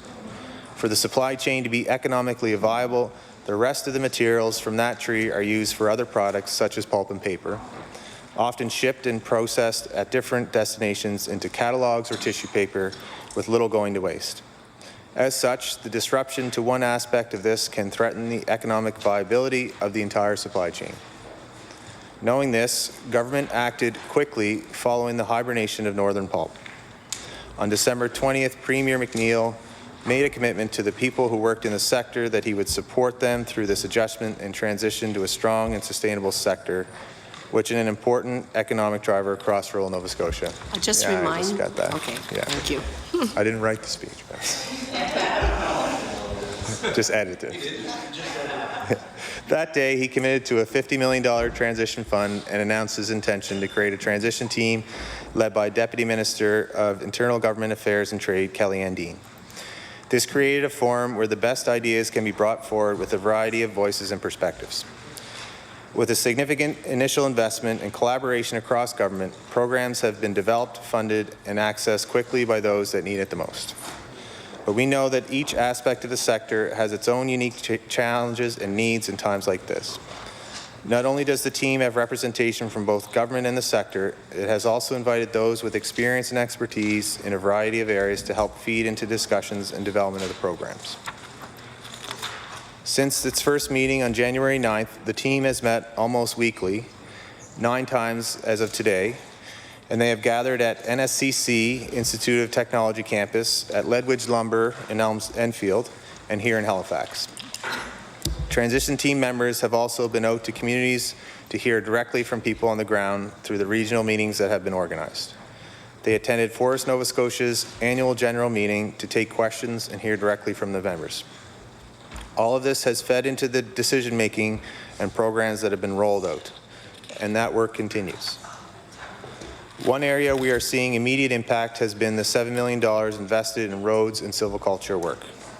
With well over 500 applications already in the additional road work and hundreds in for silviculture, these contracts will keep many of our skilled workers here in Nova Scotia working in the woods. This immediate support is critical to maintain this valuable aspect of the supply chain, keeping loggers in the woods and truckers moving wood along our highways. We have the $5 million to provide guarantees with the new financing program through our credit unions to forestry contractors across the province. Both of these incentives help keep capacity in the supply chain in the short term. It helps make sure contractors can continue to make payments on the equipment they have invested in. We have heard from businesses that have accessed this program already to help them during this period of uncertainty. There is also $1.5 million put into retraining options for mill and forestry workers and other jobs connected to the sector if they choose to consider other skilled trades. The transition team continues to look at other short-term solutions, such as ensuring that we have markets for some of the low-value pulpwood that comes off of private land, and on how we're dealing with our Crown land operations and ensuring that contractors are working on both of those areas. And while these discussions and programs are designed to meet the immediate needs, this is also a time of great innovation across the world with regards to forestry products, especially in the area of low-carbon bioeconomy. For example, not only are we seeing innovation in traditional wood products like biofuels, wood pellets, and energy production, we are also seeing plant fiber used for animal feed and even supplements for humans. These renewable materials can often replace imported petroleum-based products. Every day, new markets across the world are being developed, and Nova Scotia's forests hold new opportunities that didn't exist in past decades and the potential for future innovations that we haven't even seen yet. As such, government has made the recent commitment for $10 million over the next 2 years to provide an innovation rebate for companies that want to look at capital investments. And while we are moving quickly to help those in need, we are also mindful of the exemptions in place through our softwood lumber agreement. Each program and decision is viewed through a trade lens to ensure we are not jeopardizing that in any way. As I said before, this work is ongoing. To make sure it continues, we are setting aside $50 million in a separate trust fund. This will allow the important work of the transition team to continue regardless of the budget cycle that often represents a significant consideration. It will allow us to continue to take on action on the ideas brought to the transition team and develop them into new programs based on the needs of the sector. There are still significant challenges, and these are certainly difficult times for many families that rely on our forestry sector. We have made a commitment to stand with the sector. The work of the transition team has shown that we are willing to hear from all groups as innovation and new solutions come from discussions born from diverse points of view. As I referenced earlier, our department was already looking to the future. To access those innovative, diverse, and emerging markets, we need to ensure we have diverse and healthy forests to draw upon for years to come. Through the adoption of ecological forestry, we are moving towards a historical shift in how we manage our forests. And while the transition team is looking to meet the immediate needs of the sector, our department remains committed to implementing the recommendations of Professor Leahy's Forest Practices Review and shifting to the triad model of ecological forestry on Crown land. This shift will allow our forests to continue to thrive. It will also allow industry to continue to access best quality wood for commercial purposes well into the future. We will meet this goal through the triad model made up of the 3 distinct areas of focus: matrix zones, high production forestry zones, and conservation zones. The matrix zones are areas where mostly selective silviculture and harvesting will ensure those trees can continue to grow as they would naturally, with a mix of ages and species. This will result in more reliable and ongoing access to high quality and diverse lumber. These zones will represent the largest percentage of public lands in the triad. High production forestry will see targeted areas designated for growing and harvesting trees with sites picked for the highest possible output. Trees will be grown and cut like crops on a field. This will help fill the gaps and ensure a steady supply of wood to offset the other two zones. These zones will represent the smallest percentage of the triad. Conservation zones round out the model where the sole focus is protecting certain areas for their ecological and biodiversity values. All three legs of the triad need to move forward together in order to ensure we have a steady availability and diversity in our timber supply, which in turn will help lead to even more diverse markets and opportunities. As you can imagine, adopting ecological forestry touches many programs and policies across the department. We are working hard to ensure these changes are not done in isolation, that each piece is moving forward in a coordinated fashion. We have been working closely with external experts on our project teams, and we have been engaged with our partners and stakeholders every step of the way, listening to their feedback and incorporating it into our decisions. To put it another way, we are taking the time to get this right, as the implications of these changes will be felt both ecologically and economically for generations to come. One key area of this work is the development of a new forest management guide. The guide relates to the management of mixed use or matrix zones. We had a very productive meeting with our stakeholders last June at Dalhousie University's Agriculture Campus in Truro. I was pleased to see the engagement from that audience, and those discussions were the foundation for where we are today and where we are heading tomorrow. Following that meeting in Truro, the project team held targeted stakeholder meetings in August to further inform the development of the draft guide. From there, the team developed a working draft of a new guide last year, and the targeted stakeholder consultations continued to help refine this draft. Once that phase concludes, we will be ready to bring it to the public for a broader consultation that will allow anyone interested to review the draft guide and provide their feedback. Another important project underway for our department relates to the development of the criteria for the high production forestry zone leg of the triad. We recently kicked off public consultations through the release of a discussion paper. Feedback from this consultation will help us develop criteria which we will then present to a targeted stakeholder group for their input. Once the criteria are finalized later this year, a process for selecting sites will follow. Another important recommendation relates to the renewal of our Species at Risk program. Recovery plans have been drafted for the various recovery teams, and we are currently holding working meetings over the next 2 weeks to bring together teams and scientists in the field to collaborate. These meetings are being held in our 3 districts across the province. Each meeting also includes a public information session in the evenings. The first meeting has already taken place in Port Hawkesbury, where attendees heard from experts about the recovery of species at risk, specifically Canada lynx, American marten, bumblebees, monarch butterflies, piping plovers, and freshwater mussels. I look forward to hearing about the meeting this week from March 4th in Truro, and the one next week on March 11th in White Point. Work is also underway on several other recommendations from Professor Leahy.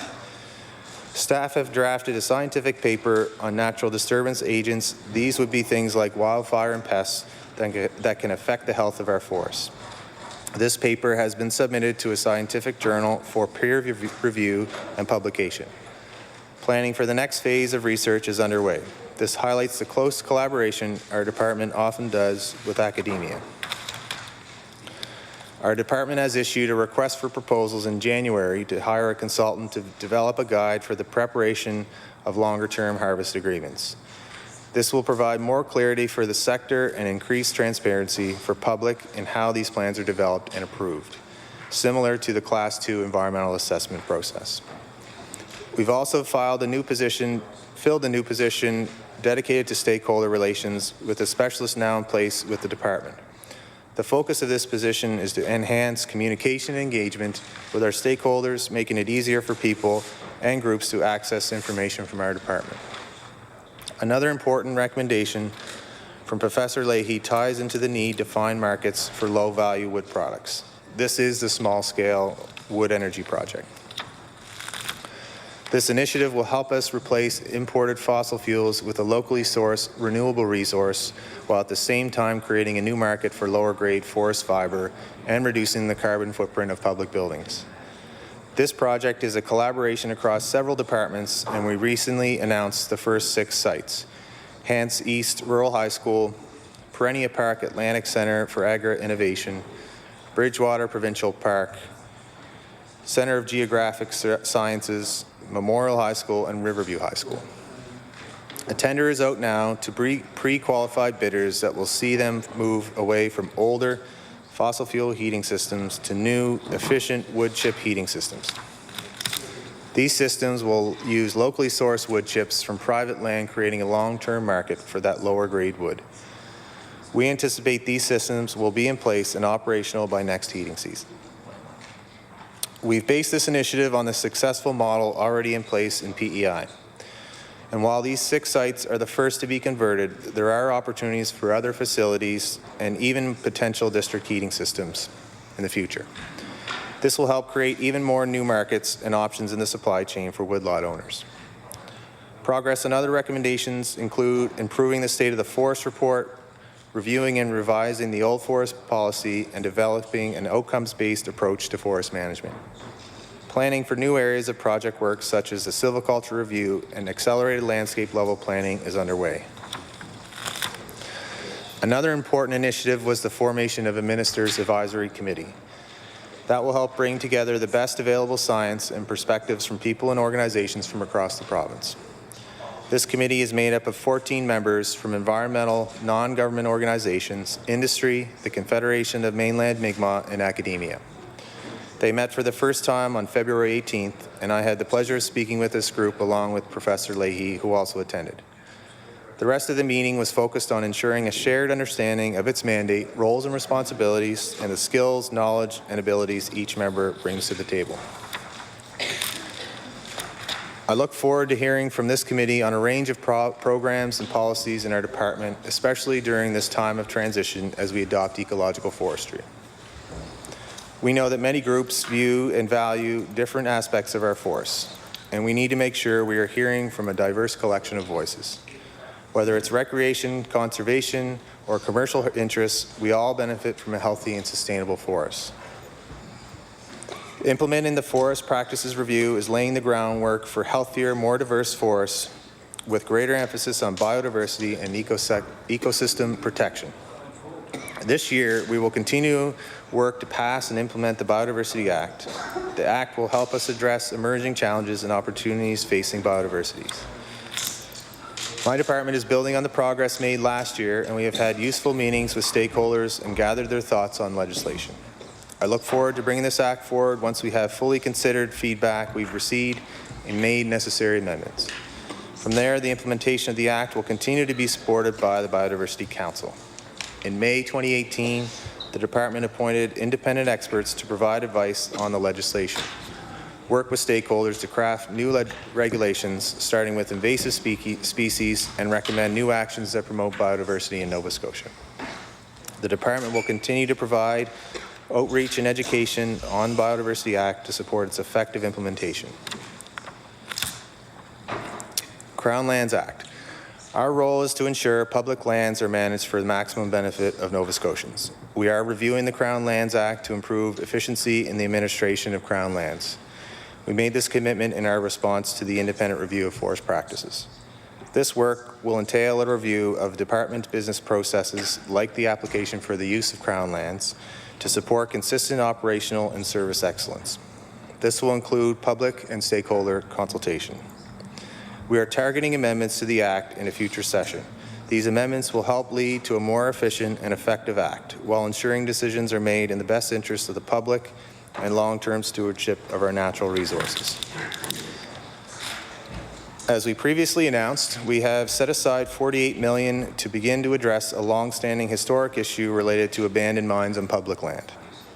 Government does not record liabilities from contaminated sites until there is a reasonable estimate. The $48 million estimate was determined following an in-depth analysis of priority sites: Montague Mine for $24.5 million and Goldenville for $23.5 million. Lands and Forestry is now working with our partners at Nova Scotia Lands, Energy and Mines, Environment, and Transportation Infrastructure Renewal to systematically Systematically evaluate all 69 abandoned mines on Crown lands to develop a comprehensive plan to address them.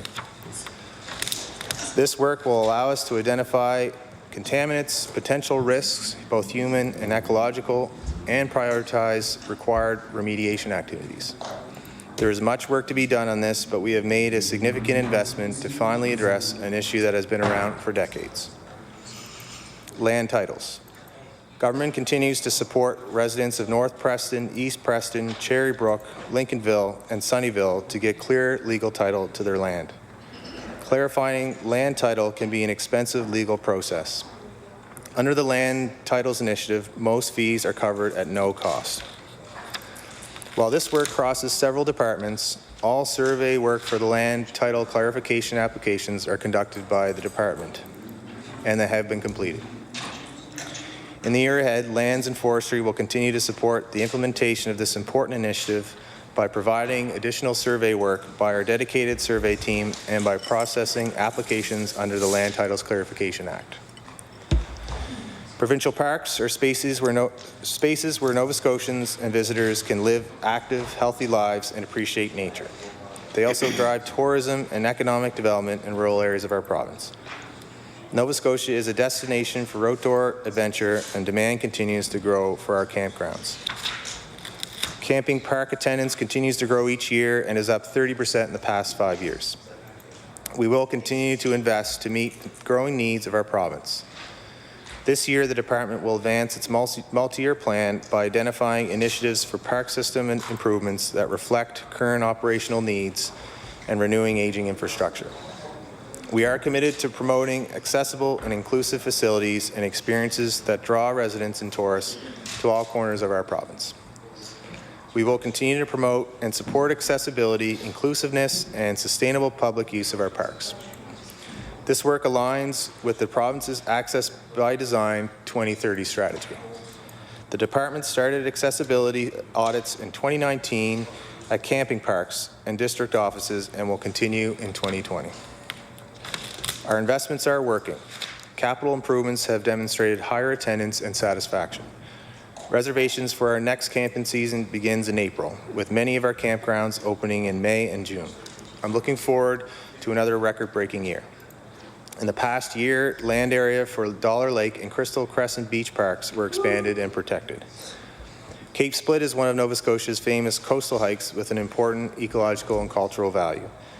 The department officially designated it last year to protect these features. Phased improvements to Cape Split will include a new looped trail system, coastal viewing platforms, and new signage. And the tender is open now for this work. We're expanding the trail system will make the overall experience better for hikers and enhance opportunities for recreation, tourism, and economic growth around the Bay of Fundy. Last summer, I had the pleasure of delivering a platform commitment with the launch of Nova Scotia's first trails strategy. Order. There's been an ask that the chatter in the gallery, in the House, be lowered because staff of the minister cannot hear what he's saying. The Honourable Minister. Part of my mandate is to connect more Nova Scotians to their communities and local environment by expanding trail access. Trails provide social, cultural, recreational, and economic benefits. The Trails strategy is a shared effort with the Nova Scotia Trails Federation. Together, we will reach our shared goal of a healthier and better connected province by improving how we plan, develop, and maintain the provincial trail system. Another important achievement was the launch of the Mi'kmaq Forestry Initiative in March of 2019. This pilot project was designed to increase Mi'kmaq capacity in the forestry sector and to explore the viability of Mi'kmaq-led forestry as an alternative means of forest management on Crown land. The initiative gives the Mi'kmaq forest planning and management responsibility on 2 blocks of Crown land, one in St. Croix in Hants County and another between Digby and Annapolis counties, totaling about 20,000 hectares. The Mi'kmaq are in the process of creating forest management plans and will be playing a larger role in the forest sector. This pilot project provides opportunities for jobs, training in businesses in silviculture, and harvesting while following Mi'kmaq principles of stewardship and sustainability. We share a common goal of ecological forestry, and it is long overdue for our Mi'kmaq partners to have a greater role in the health of our forests. Our government's transition to ecological forestry parallels the Mi'kmaq approach of listening to our forests. The pilot project is for a period of 3 years, and the experience gained during this time is intended to inform the development of a longer-term agreement. Professor Leahy was very supportive of this initiative and recommended that the Mi'kmaq Forestry Initiative should proceed as quickly as possible. He knew that the initiative had been in the works, and I'm happy that we're fulfilling this goal. The province is contributing $600,000 to the initiative over 3 years of the pilot project. The provincial lands and funds are also leveraging significant federal dollars. Last September, Hurricane Dorian caused widespread damage across Nova Scotia. The effects were felt from Yarmouth to Sydney. The Department of Lands and Forestry was a critical part of the public sector response. Our employees worked at the command center, cared for animals at the wildlife park, surveyed damage at parks, trails, and other sites afterward, and completed immediate repairs to keep people and our natural resources as safe as possible. I'm extremely proud of the leadership shown by the department during this time, and I want to express my thanks to staff for all the hard work and long hours associated with the preparation and immediate aftermath. Nova Scotians are lucky to have such dedicated and professional people working on their behalf. Wildfire season will soon be here, and I want to use this opportunity to update members on the department's preparations in partnership to protect our communities and forests. We have a great team of pilots, mechanics, and wildfire fighters ready to respond at a moment's notice. They work alongside volunteer firefighters, search and rescue, and police agencies to keep us safe in an emergency. Our province has had an exceptional public safety record because of these combined efforts. Our wildfire crews are known for their abilities not just at home but across the country. Nova Scotia is part of a network where provinces can call on one another to help when wildfires become too big to handle alone. Last year, Nova Scotia answered the call and sent aid to Alberta and Ontario to help with control of their forest fires. Sometimes help is even further away. Last fall, the world watched as Australia was consumed by brush fires. In January, we sent 2 teams of fire specialists and wildfire fighters, and 1 senior agency administrator as part of the Canadian delegation. Our crews are highly skilled and we're ready to provide both high-level incident command and frontline action. The Premier previously honored one of those incident commanders, Paul Schnurr, with the Premier's Award of Excellence, recognizing his key role in managing one of the most demanding wildfire periods in Nova Scotia's history. I'm looking forward to welcoming our second crew home later this month so I can offer my personal thank you to their bravery and dedication. In closing, my department has broad responsibilities and we've touched on some of them here. Our business plan and budget for the coming year outlines the actions we will take to achieve our goals. This budget is an investment in the future.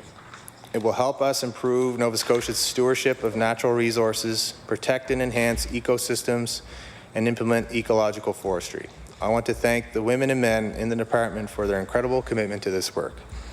We have remarkable employees and they're found all over the province. In our provincial parks, maintaining over 200 properties and providing visitor experiences, on the ground, fighting wildfires, in the skies, piloting our fleet of helicopters, in the woods, conducting research on trees, plants, and animals, and in the field, surveying and managing Crown lands.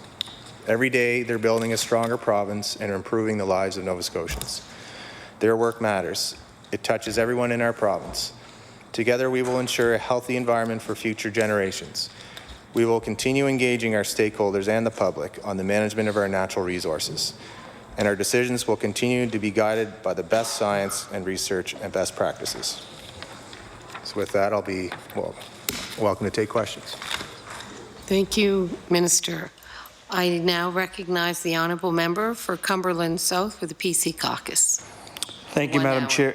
Sorry. Thank you, Madam Chair, and thank the Minister and staff for being here this evening to answer some questions. And rightfully so, the Minister stated that the forestry sector of our province is going through a transition and a period of vulnerability and unknown. And I just want to take the opportunity right now to just to reference a few questions to the minister's opening remarks. The minister made an excellent description of the process that a tree is utilized from the time that it's cut to harvest, and made reference to the part of the tree that at the present time it's not really being utilized. And I guess in the sector they would know that as pulpwood. And I guess my question would be, what's going on with the pulpwood at the current point that 6 months ago we would have saw going to a pulp and paper mill? So what's happening with that pulpwood at the present time? The minister made a statement that little goes to waste, but I feel with the closure of that, maybe we're wasting something that we're harvesting. Minister? Yeah, it's a good question to start off, and there's no quick answer to that. Our sector here in the province is very interconnected, and there's no question that Northern Pulp did have a major piece of the supply chain, especially with the chips that come from sawmills. So roughly 95% of the residual products that are cut from sawmills did go to that one business. And that poses a challenge for many sawmills. Some sawmills did have other arrangements or innovations at their own site. I think of Lewis Molding in Digby, and they create the brick material that's sold in hardware stores to use the sawdust and types of residual products that they condense and are used in home heating systems and things like that. And I think of Taylor Lumber that has their own cogeneration facility at their own site.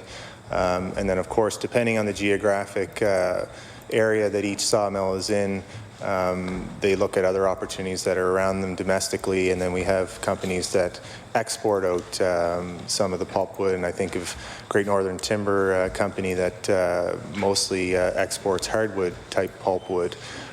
So there are varying arrangements across the province with different sawmills. The department has always focused on discussions around trying to diversify markets, and that's kind of the key word that I would use when looking at how the whole industry is structured across the province, not just focused on one end use. The challenge with that, of course, is the revenue you get back for those and residual or low value type products. And Northern Pulp was providing a significantly higher revenue for those chips to each individual sawmill that they were purchasing those products from. So there really is a continuum of different price levels you can get for the chips, and some of them are going to biomass, and that would be on the opposite side of the spectrum where you're getting probably the lowest value of revenue back for things like hog fuel. And if it's going to Brooklyn Energy or if it's going to Cape Breton, you're not able to get that type of revenue. So the discussion really has to happen now.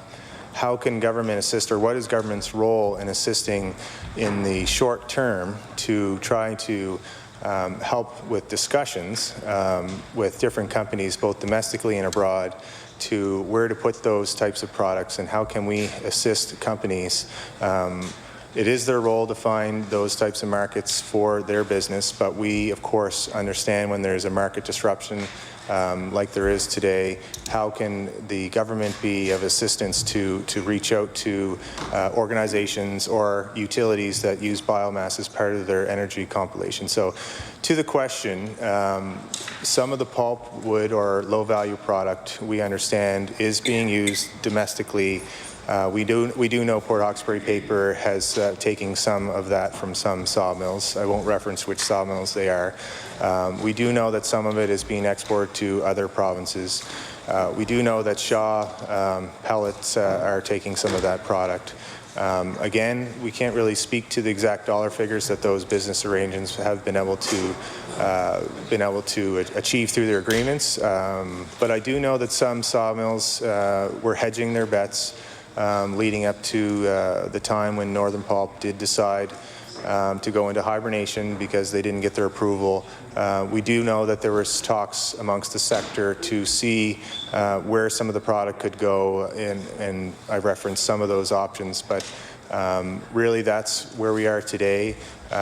Some of the pulpwood remains on Crown land when it's cut, and that's in an effort to help private woodlot owners so that they can find markets for the limited pulp, for the limited amount of markets that there are for their pulpwood, because whenever there's a cut, you do have that product.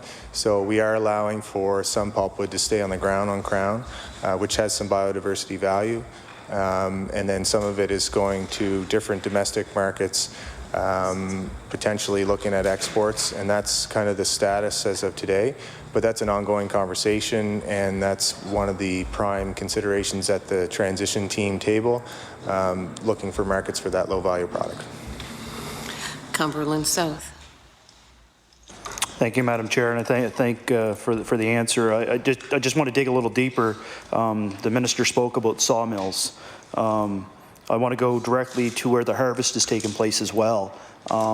Would the minister or staff or even feedback from the transition team know? I'm going to assume because not all the pulpwood is making it to mills or the domestic market, the contractors and woodlot owners are losing some of their revenue because of this effect. Does his department or the team have any estimates or targets of what the economical loss is going to be for those contractors and woodlot owners this year? Minister? So it's hard to put definitive numbers when this is very much a fluid circumstance that we find ourselves in daily. We do our best to engage with each individual sawmill and help them connect with other end uses, which I mentioned a couple of. In this budget, we had an economic analysis on the revenue to the province and to the impact of GDP. We know that had that impact of, I think, 0.9% to GDP, close to 30-something million of tax revenue. And that was with the assumption that the 350 jobs approximately that would be lost at the actual Northern Pulp. And then there was an assumption, they used a multiplier of 10. So that, doing the math, that's an approximately 3,500 jobs associated with the economic analysis, which was verified by the Auditor General as being a very conservative estimate. So this wasn't this kind of was the best estimate of the impact, but we know that it's impossible to get a specific around impact to each individual sawmills, not knowing business decisions that they have made prior to the decisions that they're currently making as we speak tonight, decisions that they will be making tomorrow, arrangements that we know that are in negotiations. We know many different business proposals are being brought to us, and none of those assumptions assume that any of the money we're spending on, whether it's silviculture, the innovation rebate, the training, all that funding is not considered at all in terms of the impact of the province. So that's a conservative estimate. We're hoping that the investments that we're making together with the transition team that's supported by the sector help mitigate some of that impact in the budget. But we, conversely, there could be more impact, but that was the best guess that we know of today. So we don't have, and I don't think it would be in anyone's interest to conjecture on a specific amount and number from each individual business on the impact. Thank you, Mr. Chair. The member for Cumberland South. Thank you, Madam Chair. I wasn't quite quick enough to write down some numbers that the minister shared in his opening speech about the applicants for the silviculture program and the road work. I know the reference was more than 500 combined, and I believe, I don't have the number right in front of me, but I believe it was 7.5 million that was shared for that project or that grant process that's going to go through. With that number of people, or that number of applicants, I guess not people, does the department or the team estimate or suspect that everybody that's applied to that program, are they going to be able to continue work once that program starts? Minister? That's actually the whole idea, and that was one of the main programs that our department was very much ready for. There are other departments involved in the transition team looking at rebates and retraining, but silviculture is something that we in Lands and Forestry have a lot of expertise around. We knew the investments that Northern Pulp was making themselves, so we knew that in order to keep capacity in the supply chain, working in the forest, contractors able to make payments on their equipment, that we would need to supplement the loss of the investments that Northern Pulp were making. So we focused $7 million total, that includes both private and Crown land, to more than supplement the investments that Northern Pulp was making, with a focus on the central and western regions, which we knew would have the greatest impact. That's above and beyond our increase to this year's budget and last year's budget for silviculture funding to help with increased partial harvesting from the Leahy report. To the member's exact question, there is 604 applicants to the Forest Nova Scotia, and they're the administrator of the Crown with the road program. And we know that there is over 150 applications to the Association of Sustainable Forestry to administer the silviculture program. So good to see the uptake. We know that that has been working, and on our Crown roads, we know that roads have been built. There are 8 contractors that we know of that may not have otherwise had work this spring, so we were able to keep them working. And we continue to talk to some of the larger companies to ensure that that we're doing everything we can to keep those contractors working in the supply chain. The member for Cumberland South. Thank you, Madam Chair. Just move on to some more of the comments from the opening remarks. How many years is that $50 million of trust? How many years is that going to be locked in for? Minister? Yeah, the whole idea with the trust is that there's no end date. Similar to the Internet Trust Fund, that was the whole purpose of putting it over there. So to recap, we started with the commitment of 50. We committed to about $13.5 million through the previous commitments, and when we had the fiscal capacity to actually put $50 million in the trust fund, the whole purpose was that it wouldn't be impacted by year-to-year cycles, and that doesn't preclude other conversations that could happen with other types of investments. So subsequent to that announcement, we did make the commitment for the $10 million rebate program through NSBI to rebate 25% of capital investments for the industry. So that's not from the trust fund. So today we still have that $50 million that's set aside that will be administered by the trust, which will have 3 members for that administration of that fund. The member for Cumberland South. Thank you, Madam Chair. As we move through the evening, I'll have more questions on the trust. You made reference, the minister made reference to a tender that was called for the forestry stewardship plan in January, and I'm curious to what the department would be looking for in that report that's different than what Professor Leahy had provided to the department. Yeah, sorry. Yeah. Minister? So that the Forest Management Guide, I think, is really the most foundational recommendation out of the 45 of the Professor Leahy's report, along with a few others that we mentioned in the government's response in December 2018. But that's where you actually will see immediate operational changes on the ground once it's implemented. We knew it would take some time. It's quite a substantial document that has been drafted and is out in the out with some targeted groups, so all the Crown license holders would have a copy, the non-governmental organizations with interest in environment have that, Healthy Forest Coalition and those types of groups, as well as the Minister Advisory Committee, the 14-member group from across some of those similar types of groups. So they have that now, and their targeted consultation has been re-engaged since we met. And they're looking at what we had put together. So there's different staff members led by Mark Pulsifer. He's the lead from the staff perspective. We have Bob Seymour as our external expert, who was a really key author of the report that Professor Leahy conducted, and coming out of Maine, really is known as one who coined the term ecological forestry, and this guide is a focus on that part of the triad that I referenced in my opening remarks. So this guide is going to be used for the greatest percentage of the portion of Crown land to look at both the pre-treatment assessment and looking at how each prescription and harvest plan is approved.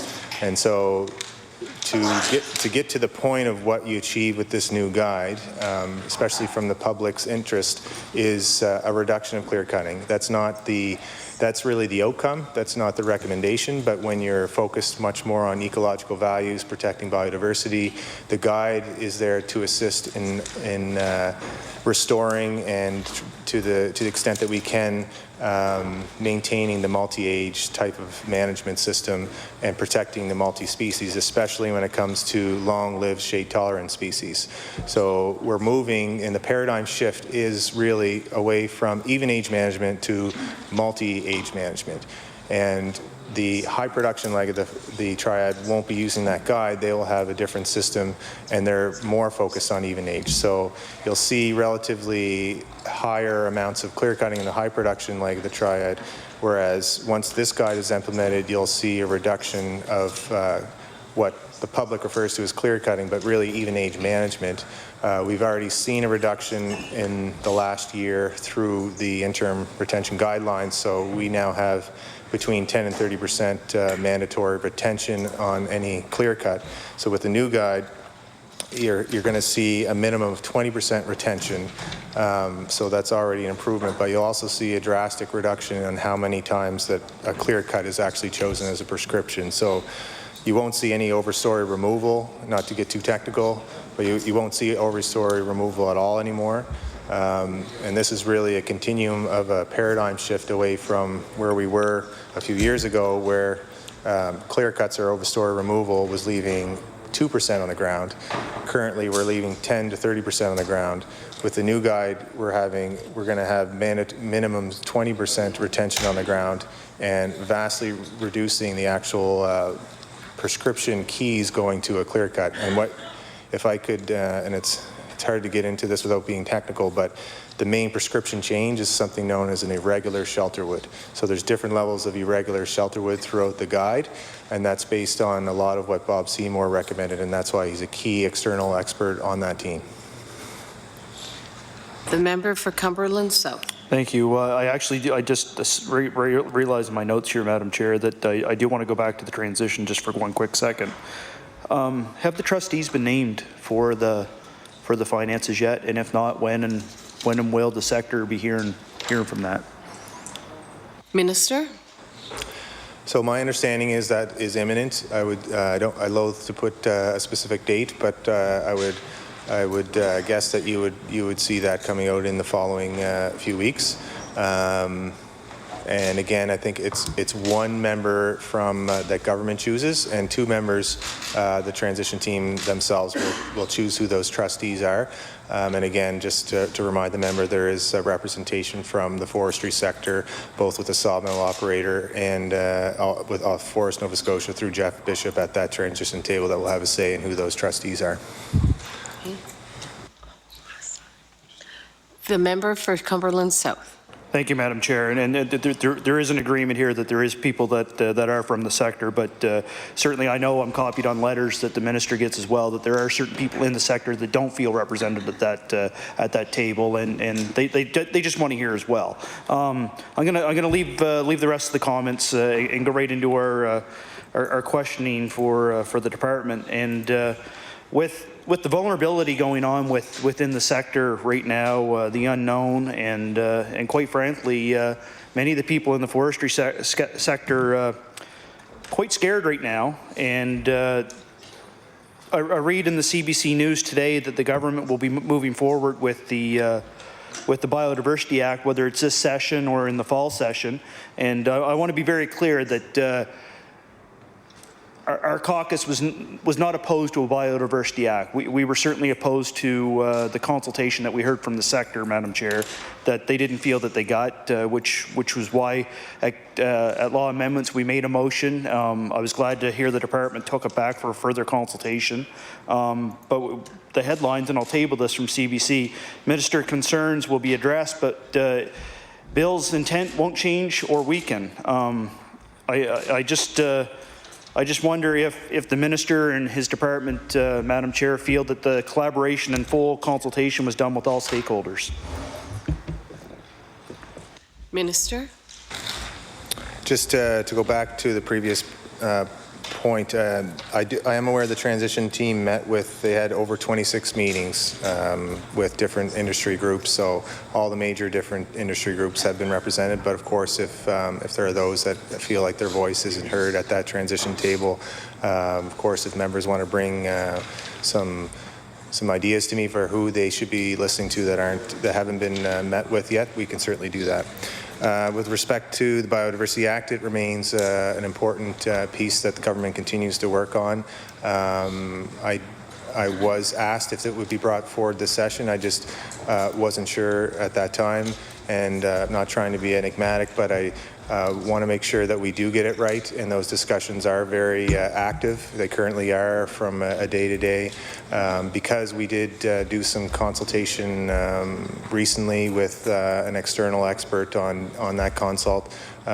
She has met with a number of people that presented to law amendments on their concerns about what should be spelled out in the Act, because we don't want to have any untoward impact to landowners or other Nova Scotians that feel like they could have their rights violated, and so we're very cognizant of that when we're developing legislation, because it is first of its kind in Canada. So when you're the first one out, you got to make sure that you're when you don't have that precedent, other provinces to look to, and other provinces are watching this intently to see where we land on this. So. To me, it's not about when it gets through, it's about what the bill looks like at the end of the day. We did make changes even before introducing the Act for some NGOs that we met with, for the Mi'kmaq partners who wanted to make sure that they had their concepts in the Act. So we do have some changes in mind. We're not quite there yet, so subject to when this House sitting concludes, I'll say what I said to the media is I'm not prepared to make a statement as to whether or not this will continue into this session. The member for Cumberland South. Thank you, Thank you, Madam Chair. I appreciate those comments that this is the first act of its kind, and I think the minister and myself both commented a year ago from now when the bill first landed on the floor here that we should be leading by example in Canada, and we should be doing full consultation, and we need to get the Act right. And I'm glad to hear the comments tonight from the minister that this Act won't be rushed through. I do want to table a letter from Forestry, Nova Scotia, and it references the consultation that took place last summer. That I myself attended that consultation, and during that consultation, all the stakeholders were assured that there would be a response by last year, and I for one didn't get a response, and I see from the Forestry Nova Scotia letter they didn't get a response. I'm just curious as to when will we be getting a summary of that stakeholders meeting last year? Minister, would you like a copy of that for your records, or? Okay. Thank you, Madam Chair. And so the consultation is still underway, and we had the broad consultation where we had hundreds of people present at three different sessions, I believe it was, across the province. So we do have compiled that information, and that's when we hired our external consultant to actually look at everything that was submitted, look at the law amendments submissions, and meet with some key targeted participants that showed up to those meetings to see if we can find some commonality with those submissions and find out to get to the core of what those concerns are. And again, I go back to what I had said is we don't want to weaken this act.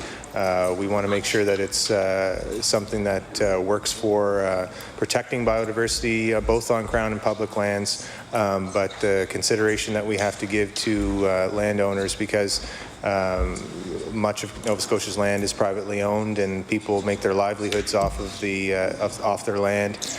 They have their rights, so we're taking our time. We're going to look at the report that the external consultant has put together, and once we have all that compiled, we will be sharing what we heard document. The member for Cumberland South. Thank you very much, Madam Chair. I thank the Minister again. Just my last question about the letter that Forest Nova Scotia shared, and I really didn't put it into context, to be very honest, outside of landowners, but they made reference in their letter that they've reached out to partners in fisheries, mining, aquaculture, agriculture. Now, agriculture and land development would have been top on my mind, but where Forest Nova Scotia felt the need to make reference to those groups, if you will, has the Minister's Department reached out to those groups for stakeholder consultation? Minister? So the answer is yes. It has been some time since we have. So this goes back all the way to 2013 when the department began reaching out, so 7 years ago. MANS and some of the other organizations that represent the interest of those sectors were notified. There were no concerns raised at that time. I will have an in-depth look at the letter the member is referencing, because we do want to make sure there are no unintended consequences when the act is eventually passed. I think what the private woodlot owners are concerned about is their rights being infringed upon. So we're sensitive to those, and we want to make sure that we are very clear in the act that we can achieve what we want to achieve by not impacting their rights. The member for Cumberland South.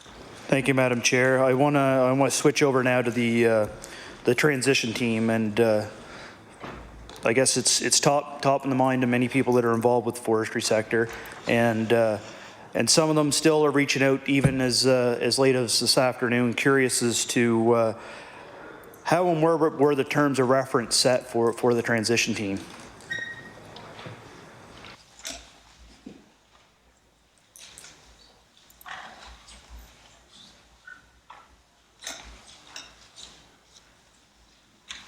Minister?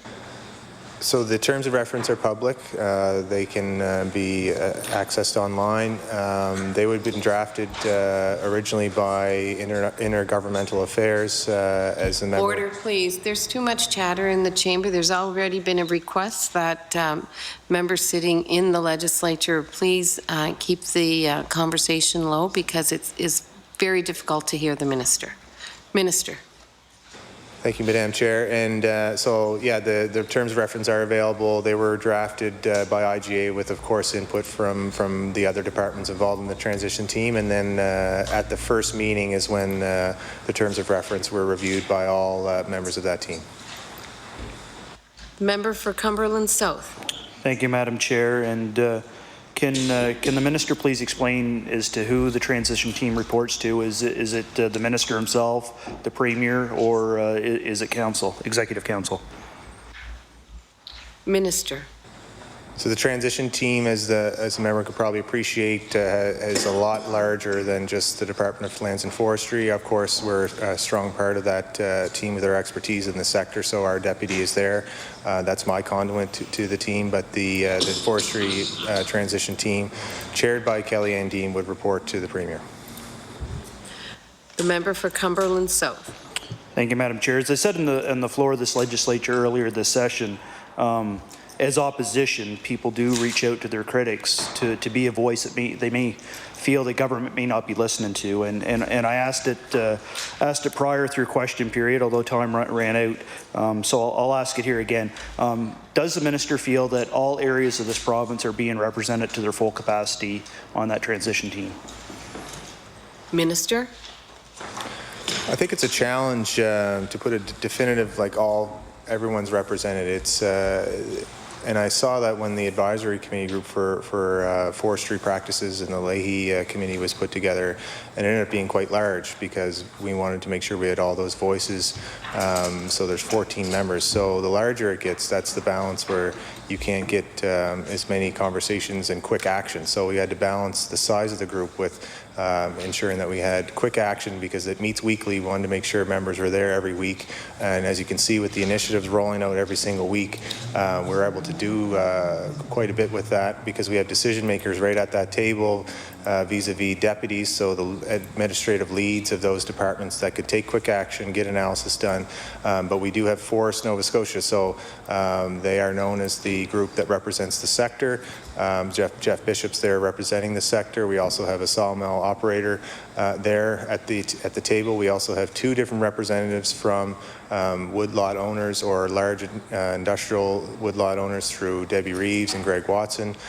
So I do feel like we have, in terms of getting the for a smaller size type of committee, I do think we have good representation. But then again, I go back to all the meetings that we've had with a number of different groups, and I think it's 26 different presentations from forestry companies, from academia. They were at the community college for their last meeting. They were at a sawmill for another meeting. They'll continue to be on the road when they think it's appropriate. But there are other avenues too that the general public and those especially working in the sector can contact the department. We've met with people. I continue to take phone calls, and I also encourage those in each individual constituency to reach out to their MLAs, and my door remains open. I know there's a lot of MLAs that have been contacting me, and I encourage that feedback so that we make sure that we get all the ideas from the sector to that table for full consideration. The member for Cumberland South. Thank you very much, Madam Chair, and I appreciate those comments that all ideas need to go back to this transition team, and we heard that loud and clear from the Premier on December 20th. And it sort of goes back to the idea that I shared with many foresters all across the province, from Yarmouth to Cape Breton, in the days between December 20th and New Year's Day and the days leading up into the New Year of 2020, that you're always taught in school that there's no such thing as a stupid question, and it carried on into statements that I make to the forestry sector that there's no such thing as a stupid idea. Every idea needs to be investigated. We're past the 11th hour, if you will, with ideas. I could argue improper process on this floor, whether government acted in the proper, timely fashion, but that's for another process of debate. I guess what I'm looking for is if we were truly open as a province of Nova Scotia to every idea, and I'm not going to bring the names up here on the floor of the legislature, but somebody had maybe an extreme idea and they were fired from that transition team, who got a personal invite from the Premier. Is there any reason as to other than that why that team member was removed even before the first initial meeting of that transition team? I'd like to remind the member that stupid is unparliamentary. Thank you. Minister. Thank you, Madam Chair. And I should list some of these the groups that the transition team actually met with. So they met with the Wagner Forest Nova Scotia Board, West 4, Lewis Moldings, Elmsdale Lumber, Louisiana Pacific, Freeman's, Climate Forest, Large Landowners, the Innovation Hub, Force GNTI, Freeman Lumber, Enercan, Atlantic Woodworks, RDA Atlantic, Group Savoie, Irving, ACOA, Silviculture Working Group, Lake City Works, Western Woodlot Services Group, and there's more listed here. But I think what I can say is that out of those the meetings that our door is open to all industry representatives, even though Forest Nova Scotia's main representative is at the table each and every meeting. I don't make decisions on who does or who doesn't sit at that table. My conduit, again, is through the deputy of the department that I have the privilege of being at currently. My understanding is the individual was focused on what happens with Northern Pulp and focused very much on trying to find a solution with Northern Pulp and not transitioning the sector to other avenues. The member for Cumberland South. Thank you, Madam Chair. And just for the record, I apologize for that parliamentary remark. I did catch myself afterwards. That's the exact answer that I was looking for from the minister, is the door is open for that transition team. That's what the sector needs to hear. The minister may not hear that from us in opposition all the time, but that's what the sector does need to hear, is that door is wide open all the time. And I guess in reference to that, we've heard in debate already this session, not just from our caucus, from other caucuses, that people are reaching out to that transition team, Madam Chair. They are reaching out with ideas, and the response time coming back to individuals, and I could share several stories with the minister afterwards, and probably actually should, to be very honest, should share those stories. Is there anything his department, and I know one of the transition team members reports to the minister, and I'm very glad that she's here to hear this this evening. What can his department do to speed up that process in responding back to the people that are reaching out, even if they don't have an answer, just to acknowledge that that information has been received?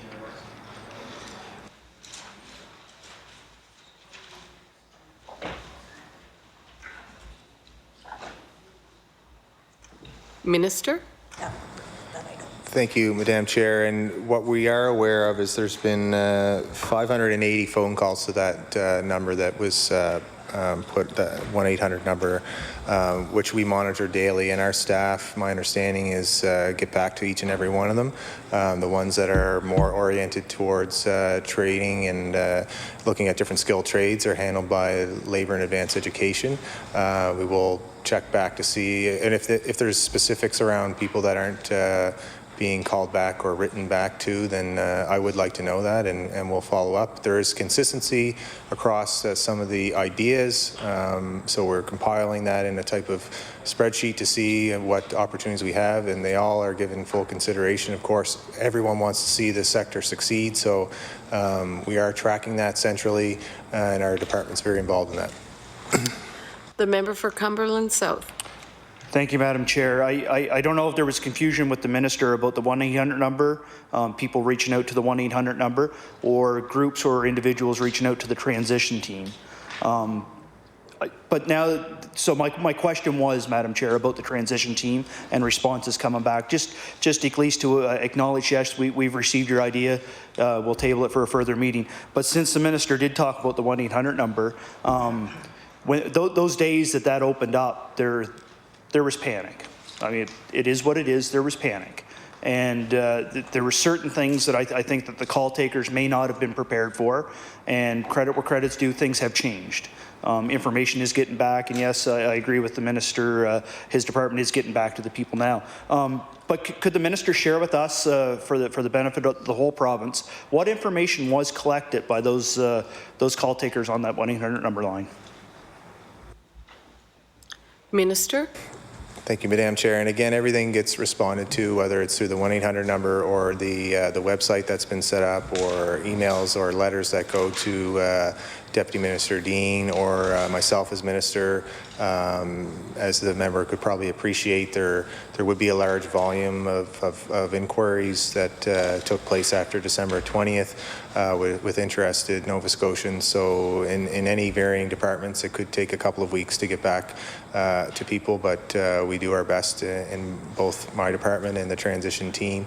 I could speak to the different varying types of ideas that have been brought through the 1-800 number, but the main concern was finding markets. And I think the member knows some of those ideas in terms of biomass or pellet plants or things of that nature, or government buying and stockpiling some of the material. Those are some of the things that I remember hearing right away, asking for funds for different types of programs, businesses that are both here and abroad that see an opportunity because of that excess material. So varying types of business models that use that low value product. I do remember a number of 18 different companies with proposals. So we do give them all a look. Some of them have overlap. Some of them may have different varying of merits and economic opportunities for the province. We make sure that we're reading that and connecting players, because again, our role as government is not to make business decisions for those businesses that have that material. We can help connect different players from different sawmills or forestry operations, but at the end of the day, those businesses will make the decisions on their own. The member for Cumberland South. Thank you, Madam Chair. Just one more question on the foundation of what the transition team was set up on, and I get this question almost daily from more than one conversation throughout the daily routine of our jobs as MLAs, and I'm sure this has been asked to the minister before, but the main question, Madam Chair, is what does the transition team vision the future of forestry in Nova Scotia, and have they come up with a concept, or are they utilizing what the department has already set in their mandate? Minister. Thank you, Madam Speaker, and I've heard that question many times, and it was the question posed to me when I had the opportunity to meet with the transition team in terms of what the vision is, and I think it's an opportunity for the industry, quite frankly, to be involved in reinventing themselves, and again, it has partly to do with the work that's ongoing with the Leahy report, adopting ecological forestry, the climate change emergency that we find ourselves in, the biodiversity loss that we find ourselves in, how we can best use that material that is ultimately always going to be there, especially with the increase of partial harvesting, which isn't always appreciated by some members of the public that don't agree with using wood for energy or heating, because the more partial harvesting you do, the more material you have from that low value cohort. So really, I think the industry, again, I'll go back to us as being there to help. Our vision is by working to improve forestry practices, by endorsing ecological forestry. In the short term, the transition team is very much focused on the immediate needs of the capacity in the supply chain, ensuring that contractors continue to have work. That's why we have the silviculture investment, and that's why we have the program set up with our credit unions across the province to help guarantee loans in the short term so that they can continue to make payments on their expensive equipment, gives them time to transition into more of the parcel type harvesting that ultimately the new guide will be prescribing, so they can make changes to their equipment so that it's not just meant for clear cutting, but more the irregular shelter wood and those types of harvest opportunities. So the transition team is very much focused on the immediate needs and keeping the supply chain operating, and then moving forward, as you see, the continuum is into investments into the future. So the $10 million committed to for the innovation rebate program is about helping potential investments that we've heard about, and that goes back to some of the ideas the member references that come into the transition team around maybe it is a pellet plant at a specific mill, maybe it's a different type of capital investment that we could incentivize to help in the medium term, and how do we move towards higher value products in the supply chain to offset some of the loss of revenue that we know is inevitable when Northern Pulp's no longer paying a premium price for the chips. So if there's a reduction in revenue for those products, the department is very interested in helping and assisting through our innovation hub, which we've been investing in since 2016, to look at the bioeconomy and looking at opportunities to create value-add products at the mill. And we've been having discussions with mass timber as an opportunity, as there's no mass timber production east of Quebec, I think. So there's an opportunity there. There's an opportunity to look at other types of products like biochar and those like carbon black and those types of businesses that are at very infant stages in the innovation hub that we help support. So the vision at the transition table really is helping with the immediate needs, and then what the department sees as the opportunities for the forestry sector is to become leaders in sustainability and nurturing a healthy forest, improving value-add products, not as much focused on high volume and low value, but looking at opportunities that they have because the bioeconomy is growing across the globe, and there are are opportunities out there. Again, businesses are individual entities and they'll make decisions along the way, but we will be there to help them through it. The member for Cumberland South. Thank you, Madam Chair. And I hear the minister talking about immediate relief for some of the ones in the sector. I'll share just a quick localized story from Cumberland South. My colleague from Cumberland North and I think we were a group in Cumberland County that spearheaded, and by no means I'm taking the credit for doing this. We're there as support as the elected officials, but there is a group in Cumberland County that are meeting regularly. They've had open conversations and dialogue with the transition team, and I believe maybe even directly with the minister's office. And but we certainly hear at that localized Cumberland County level that there are some smaller individuals, smaller scale businesses that have not survived this. There's other stories that we're hearing that those smaller groups could diversify into a different, even a different sector that's outside of the forestry sector, and have reached out for assistance or conversations, and it sort of fell on deaf ears. They felt. I've committed to them to keep on questioning, and as early as Monday, having a conversation with one of them, and shared the idea that I would bring it to the floor. Question one, I guess a two-part question that I'll ask all on the same thing. Has there been any of those smaller scale people that sort of could have fell off the map? Has there been anybody that has been assisted by the transition programs as of yet that would be a smaller scale, not a larger scale contractor that would still be working here and there, a smaller scale business? Has there been anybody assisted in that way? And is there an avenue for them to jump to the transition team to look for guidance of how to transition to another sector maybe? Minister? Well, there was a large volume of people that took advantage of emergency funding, which was open to all that were impacted, not just contractors, through Access Nova Scotia. And the number I have is 821 people are actually able to ascertain emergency assistance, totaling $800 and some thousand invested in those people. Again, retraining opportunities are there for people directly and indirectly involved in the supply chain through the investment in trade and counseling and things through labor and advanced education.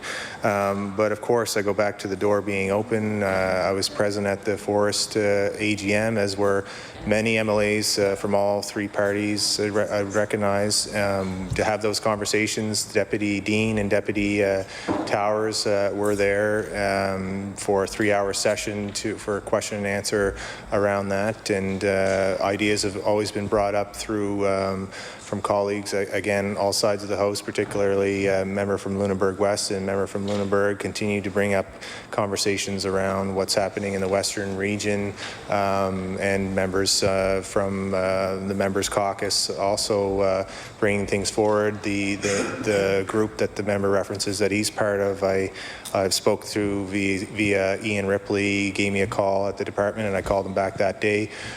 He wanted to have a staff member connected to him, so our executive director, John Porter, reached out. They had a lengthy conversation of how the department can get that information back that group is working on. And again, there is likely overlap in all this in terms of finding markets, retraining, vision for the future, higher value. Those types of things have overlaps, and that's why it's critical to have that central depot of analysis looking at it all, so there it limits duplication throughout that process. But we continue to look for more avenues, and the transition team is very keen to work with all groups, including that group, and that's why I believe that group met with the transition team yesterday, and Greg Watson, as a member of the transition team, has always been going to those meetings. The member for Cumberland South. Thank you, Madam Chair. So I just want to make sure that I'm clear, so I can go back to this local constituent, if you will. Should that local constituent, the small scale, very small scale contractor that's had to move away from forestry, should he be reaching out to the minister's department, or should he be reaching directly to the transition team? I don't want to name a name here. Small scale contractor. Minister. Yeah, anyone can reach out to me, write to me, and we'll find the appropriate person depending on the nature of the work that they're doing, that we will get our staff to talk to them and see what we can do to help. We know that there's been 53 applications to that LAE program I referenced, and 22 assessments have been completed. 3 are actually going through the Red Seal exam. There's 1 now registered apprentice, and there's 2 more going through some training currently. So there is work happening, I would say, at an immediate pace, but those programs remain available, and we'll look to help with more. The member for Cumberland South. Thank you very much, Madam Chair. Not a question, but just sort of a comment back to the minister about that. The person's very quiet person. I did not want his name shared on the floor. I'll certainly share the name with the minister following this. But for my remaining 11 minutes, I'm going to turn it over to the member from Richmond. I'll be back in the next hour. Sorry. I recognize the honourable member for Cape Breton, Richmond. Thank you, Madam Chair, and thank you to my colleague from Can you Cumberland. just next time let us know so we can let Hansard know? I beg your pardon? Yeah. Okay. Thank you, Madam Chair. If I could start with, it's a pleasure to be able to ask some questions to the Minister. I know that it's been a very difficult time here in our province. There are many people in the forest industry who are feeling very vulnerable right now. There's a lot of unknowns, a lot of variables to deal with, and I can appreciate that it's a complicated situation that I think we all would have liked to have perhaps seen managed in a little bit of a different way, but you know, we're here now. We're having to deal with it, with the situation as it is. In my constituency, many of you of course know that we have the now last mill standing with Port Hawkesbury paper. I'm very proud of the work that they do. There's many people in my constituency that rely on the employment in the forestry industry, but also specifically at Port Hawkesbury paper. In speaking with a lot of folks in the forestry industry around home, as well as across the province, one of the things that is of concern to me and some other folks, especially in Cape Breton, is that most of the wood product that comes from Cape Breton, as forested in Cape Breton, goes to, of course, Port Hawkesbury paper. And now that we don't, a lot of the sawmills are not able to basically send off their chips to Northern Pulp any longer. I'm really concerned, and they're concerned as well, that there's probably a possibility of a glut in the market, I guess. It's a lot cheaper, obviously, to utilize wood chips. It's already debarked, as I understand. I've been through both mills myself a couple occasions, and so it's an amazing process. But anyone knows the bottom line is if you can have product and if you can acquire product for cheaper and you can obviously produce your product for cheaper, then you're probably going to go in that direction. So I'd ask the minister to please comment if he has a concern moving forward that the pulp that's coming in to Port Hawkesbury paper from the Cape Breton area is possibility that there's going to be a decline simply because of an increased use of chips from other areas. Minister? Thank you, Madam Chair. Thank the member for the question. And it's never ideal to have one, I guess, major pulp mill in the province, but they have been working very cooperatively and actually been very supportive through the transition. They have a bit of a different system, and I did have an opportunity to tour that mill as well. They're a very efficient system, but they do require the chips to be fresh. Very different, and they usually use round wood and debark it, and that's how so it's not that they can take 100% chips and shift to the way that Northern Pulp was accepting that type of product. We do know that they have been taking some of that product from mills that are in closer proximity, so somewhat central east. There is a couple of mills that have been able to do that, and those discussions, I think, started before the December 20th decision was made. Of course, they because they have that different system, if they were to completely transfer over to the system that Northern Pulp had, that would be a capital cost that they would have to take on, and there's just a different arrangement in terms of how they take the chips in. Yes, they have been taking more. They also have underway the power arrangement they have with Nova Scotia Power is at the Utility and Review Board currently, so they're going through that to figure out their preferred rate. So there's a lot of moving parts with their operation. But they are in constant contact with us, as they always have been, because they use Crown land primarily for their fibre. They'll continue to do that, and we'll be monitoring how they operate and how they can potentially assist us. Bevan Locke, as one of their staff members, actually sits at our Ministry Advisory Committee for the independent review on forestry practices and has been participating at that table. But beyond that, we'll continue to speak with them, and if the member has any specifics around helping out or connecting us with any ideas she may have, then we'd be open to that. I recognize the member for Cape Breton Richmond. Thank you, Madam Chair, and thank you, Minister, for your response. Again, extraordinarily proud of how the pulp and paper industry in my constituency has really reinvented itself. All of us here in this room are well aware that there was a crisis point not that long ago where a massive transition was taking place, and truly it's extraordinary with the help, of course, of government investment that mill has really gone on to be a leader in what it does, and we should be extremely proud of what they do and the environmental practices that they have in place.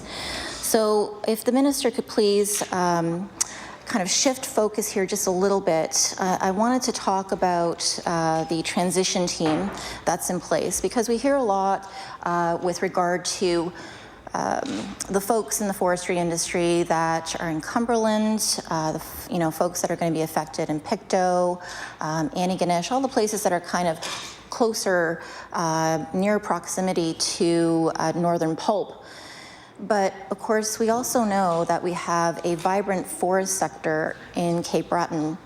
And I do have a concern, even though perhaps a larger percentage of pulp and forest product did not make its way to Northern Pulp. I just want to, ask the minister, because we as politicians, and I'm hoping that I'm not one of them, but we as politicians tend traditionally to kind of think only to the end of our noses and not far enough in advance. We see ourselves, what's happening with the healthcare. We're in the middle of a crisis because 20, 30 years ago, we probably should have thought ahead of time what was going to be coming down the pipe. So with regard to what's happening with the foresters in Cape Breton, on Cape Breton Island, does the minister foresee any issues that will be, a fallout of what's happened with Northern Pulp? Minister? Again, I think that Port Hawkesbury Paper has been very cooperative and a key partner as we look forward to the future of the sector. And again, the department is very much forward-looking and adopting the forestry recommendations, the review there. We have 2/3 of the recommendations underway, and it's very important for that entity to be involved in the discussion. So we talked a little bit tonight about the forest management guide, but also with the high production forestry discussion paper that's out for consultation, we very much need their feedback looking at that, looking at the natural disturbance regime that's currently being peer reviewed at the scientific journal we submitted to. We do need that feedback from a major player like Port Hawkesbury Paper. We continuously talk to them about how their markets are going, particularly in the United States, which are strong for their super calendar product that they make and export out. They did have some challenges around shipping through CN during some of the blockade activity, which I think has been resolved. So that's just how much we talk to them about their day-to-day operations, because we want to know what's happening. And they also are a member of the Innovation Hub that I referenced earlier. So really looking at expanding that bio-circular economy, making sure that we're looking at all opportunities to use the low-value products. So I think the future looks good for that mill, and they're currently looking at their power rate structure. And so once they get through that, we'll continue to talk to them about how we implement the forestry review, which is very much forward-looking. As Professor Leahy said to the committee, the soonest we'll actually start to see changes on the ground, even though we're implementing now, is approximately 15 years from now. So again, this department is with respect to the members' comments about just looking in the immediate term. Again, the transition team is focused on the immediate term, but the foundational work that this department is doing now around the Leahy report, around the transition, around the bioeconomy, I would submit is very much forward-looking into the future. Thank you, Madam Chair. The member for Cape Breton-Richmond. Thank you, Madam Chair. I'm conscientious of the time because I know that my colleagues in the NDP, I believe, will have to stand up and cede their time to me. So I'll try to make this quick, I believe. So I'd like to ask the Minister with regard to the transition team. We obviously have a variety of different representatives that are sitting on the team.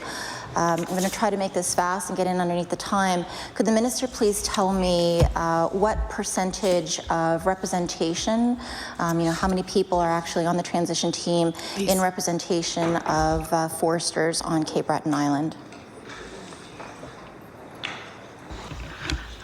Minister.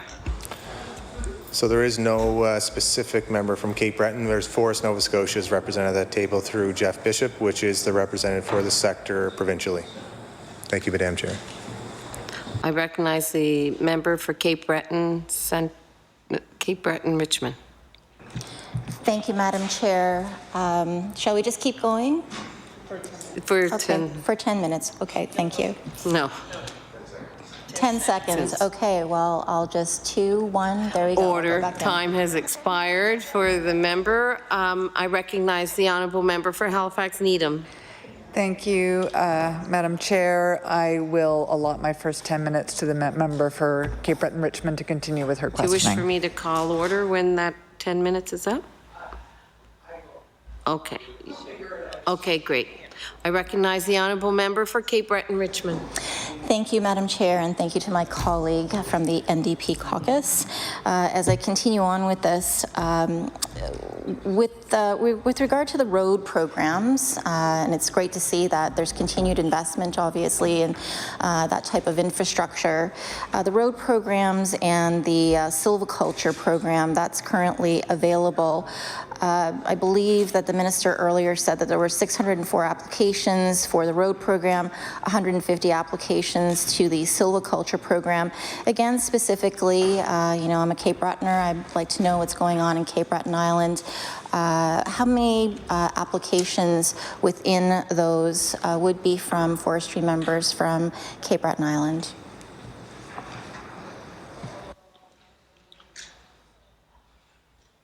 Minister? So we do get a weekly report that we can endeavour to share with the member. Again, the focus of the $7 million silviculture and road investment was focus on central and western, which needed to be supplemented from the investment that Northern Pulp was making. They were spending, my recollection is $4 million on silviculture. So without that funding, we had an immediate need in order to keep contractors working in the supply chain in the western and central ends. The eastern end in Cape Breton continues to get the ordinary funding, but there is an increase provincially in this budget before the House of $1 million, as there was last year, to help facilitate the implementation of the Leahy report with the increase of partial harvesting. So those type of silviculture treatments like commercial thinning would be eligible, and for more detail we can get the eastern end's numbers to the member. The member for Cape Breton-Richmond. Thank you, Madam Chair. Again, I guess I just want to reiterate, and it's wonderful to hear that the forestry sector, in a time of great uncertainty, is obviously banding together and doing the best they can, many of them. Many people are struggling right now, obviously, in the central and western zones. Very concerned what's going to be happening to those families and to those businesses. I think we all are as fellow Nova Scotians. Again, I'm just concerned looking forward that I just don't want to see a crisis point that comes down the pipe to those that are in the forestry industry in Cape Breton Island. And so I appreciate, obviously, that Forestry Nova Scotia is working on behalf of all people involved in the forestry industry in Nova Scotia, and that I feel very assured that obviously Port Hawkesbury Paper is always cognizant and working on behalf of those foresters that provide them with raw material. But again, looking forward, is there an overall plan other than the Leahy report? Is there a focus at all in looking at the forestry sector in particular on Cape Breton Island? Because I know, and I think excuse me if I'm getting this incorrect, but I'm fairly certain that there hasn't been very much of a focus on like studwood, for example. It's been mostly pulpwood, really, on Cape Breton Island, because we've had a place to sell it. So, you have a ready-made pulp mill available. You're going to provide, obviously, that product to that facility. So, can the minister explain to me if there has been any kind of progress or plan moving forward? And I know, obviously, we have a silviculture program, but there's any plan in place in particular to try to do any kind of diversification, not just product-wise, but perhaps in raw material as well on Cape Breton Island? Minister? Thank you, Madam Chair. And really the key word there is diversification, and that's the whole I guess intent behind what the department has been working on pre and post Leahy report. And it is about trying to find ways to have opportunities for more higher value type products. That mill creates a product, and they have exchange agreements with the various sawmills. So the studwood that they would get off the cuts would actually be traded with various sawmills that are in close proximity, whether it's Williams or Scottsburn or even Groupe Savoie for hardwood exchanges, and then they would take the other type of wood that would be fed into making the pulp and paper, so that low value. So the industry really is at a juncture where they have opportunities to expand in the bioeconomy and looking at other avenues to grow that higher value, and the way that they are going to be able to do that is through diversification. We continue to talk to Port Hawkesbury Paper again about their market opportunities, which are strong today. So they are a major player, and they're important to the economy of not only Cape Breton but Nova Scotia. So we'll take the members' comments and ensure that we're continuing to do that. Thank you, Madam Chair. Recognize the member for Cape Breton, Richmond. Thank you, Madam Chair, and thank you, Minister, for your response.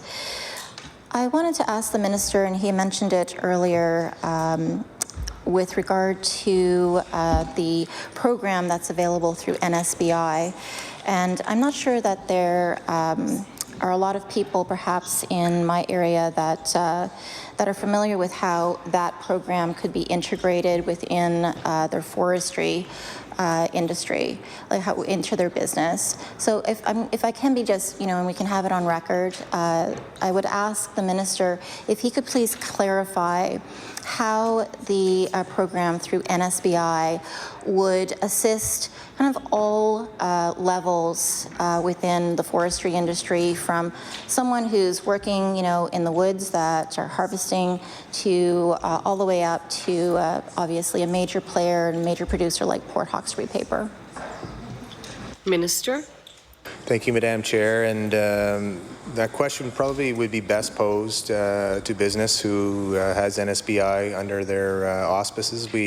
That if it's the innovation rebate program the member references, that is very much for large-scale capital projects in the order of magnitude of $1 to $25 million. So we know that there is interest around that. It took some time with trade lawyers and staff to find a way that we could help induce investment without violating our exemption with the softwood lumber agreement, and that's why it's more of an incentive on the investment. Everything that we do has to go through that lens of our trade agreements to ensure that we keep that protection. So we're limited on how financially we can assist. We can't provide grants because that would be seen as a subsidy.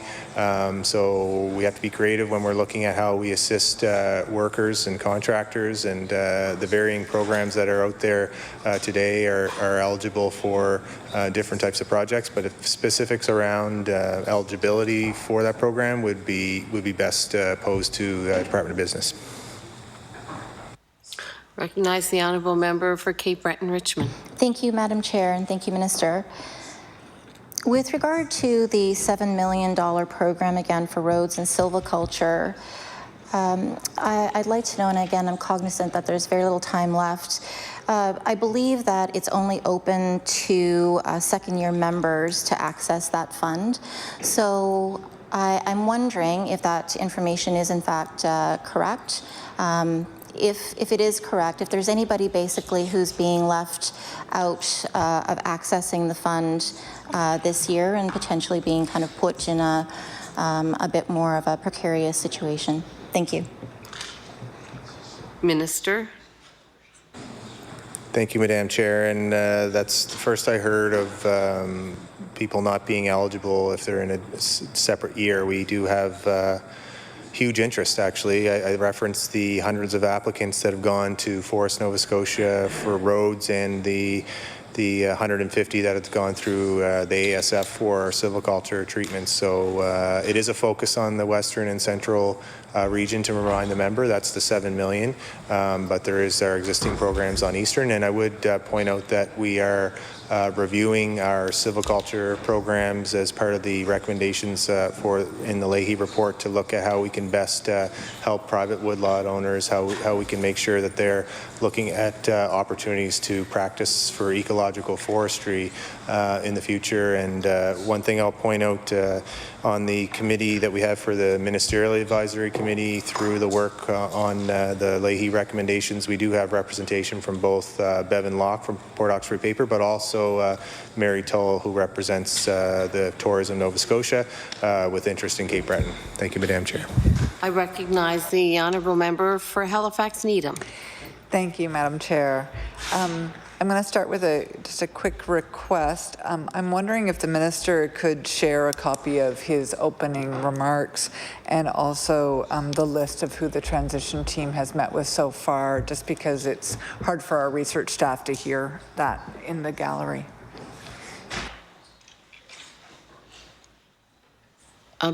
Minister? Yes, that's no problem. We can share both. Okay, there isn't a clerk here right now, but we have a copy of the speech here. You have a copy? That's the speech, and then we'll have to get you a better compilation of the people we've met with at the transition team. I recognize the honourable member for Halifax Needham. I'll get this figured out again, Madam Chair. Yeah, thank you very much. I appreciate that. Starting with a question about the budget, the department's budget has only increased 2%. Given the remarkable challenge that lies ahead of us in terms of the forestry sector's transition after the closure of Northern Pulp, do you agree that your department does not need an increase in resources? Minister? Thank you, Madam Chair. And our focus really is around, and in terms of the transition currently, I did reference the challenges around the softwood lumber agreement and our limitation in actually expending money to companies that may need assistance. So our direct investment that took place immediately is the $7 million around silviculture. Other programming fits more under different departments. So when it's retraining people, that's very much in the labor and advanced education. If it's about incentivizing capital projects, that falls under NSBI and the Department of Business. If we're talking about policy around energy, that fits under the Department of Energy, which is why the Deputy of Energy sits at the transition table. We as a department don't typically fund directly in terms of support, but we do continue to support the Innovation Hub. So we may look at opportunities. If there is an opportunity for expending more funds, we would look at potential assistance in helping develop the bioeconomy, which we, as I said, we've been doing since 2016. But right now, $7 million was a significant investment that actually wasn't part of this budget. I think it was the prior budget, and we split it up between last year's and this year's budget, so we found a way to do that. And then I'll remind the member that we increased our budget $1 million for silviculture for 18-19, and then there was a $1.713 million increase for 19-20. And so we have investments around the silviculture. We have $533,000 going for LiDAR acquisition. That will help us make a complete scan across the whole province. We're currently at 88% for the province, so we'll be able to complete that this year with those funds. And then again, I referenced this last year that we had an allocation for $180,000 for 2 new wildlife biologists that can help us with both more focus on biodiversity through species at risk, but also provide more streamlined approvals for business. So win-win there for that investment. We continue to work with the funding that we have, and if there are opportunities in the future, we'll look at those. The member for Halifax Needham. Thank you. And so I think that helps me to understand why the forecast for 2019-2020 is approximately $3 million over budget. That would be part of, that would reflect part of that silviculture funding. Okay. I'd like to ask some questions about the $50 million fund and I guess specifically about the $7 million, which maybe I heard that the $7 million doesn't come from the $50 million, so forgive me if I've got that wrong. But this, in terms of the $7 million for silviculture and road work, do you have a sense, does the minister have a sense of how that money is being divided between Crown land and private land work?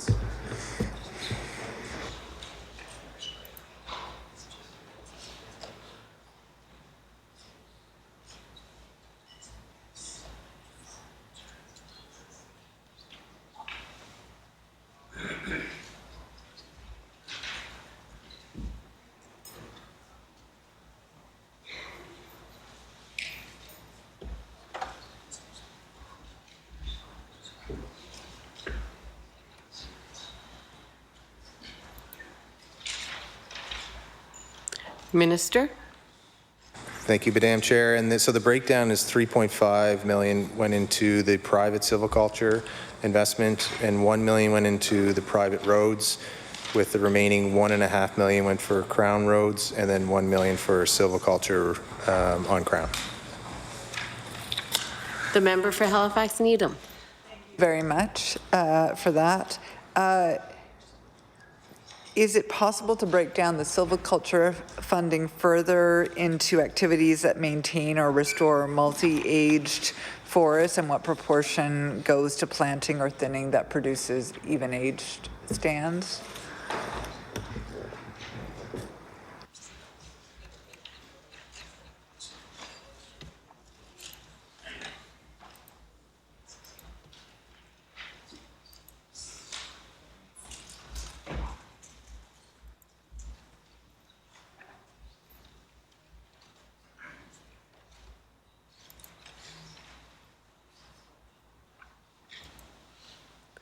Minister. So what I can provide the member, and it takes time to get the information, so this is 2018, so we wouldn't really have what the member is exactly looking for. Once the ASF delivers their programs, we'll get that. We just know anecdotally that around 30 to 40% of the money that goes out falls under the category 6 and 7. Is that 6? 30% goes out through 6 and 7, and that's commercial thinning, which is in line with partial harvesting, and selection management is category 7. I can give you this. This is what I have here is the total area of the hectares that actually went through each category for 2018, and then I'll endeavor to get you I'll endeavor to get the member of the 2019 numbers. So I'll table that. Would you like that table? Is there?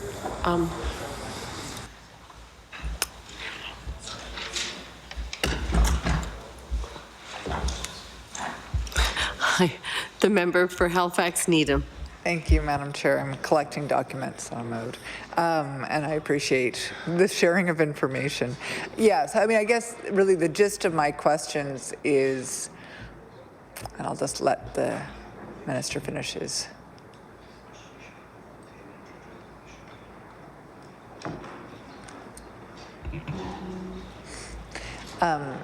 Yeah, I mean, the gist of my question is, while we understand that this is a moment when there's, great need and interest in maintaining the supply chain and keeping people working, we're also at the same time trying to incentivize and support a change towards more ecological practices. And so how is the department sort of managing that dual focus in terms of this silviculture funding? Minister? Thank you, Madam Chair, and that's really an excellent question. Silviculture is one of the levers we can use to ensure that we have investment in helping incentivize that type of forestry practices that's in line with the Leahy report, which is selection harvesting, which is pre-commercial thinning and commercial thinning. And again, that brings us back to previous discussion around trying to find markets for all these products. But we do, one of the ways we do that is through the agreements that we sign with the Association of Sustainable Forestry to ensure that happens. The member for Halifax Needham. Thank you. Another part of the transition fund is $5 million for a forestry contractor financing program. Is the minister able to share how much of that $5 million for forestry contractors has been used? Has the response to that program been very positive, or?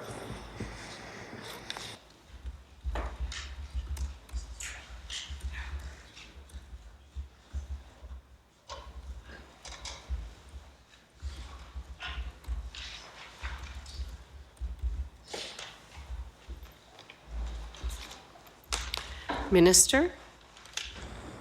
Thank you, Madam Chair. So there's been 14 loans with a total of $426,000 that's been tapped into so far. The member for Halifax Needham.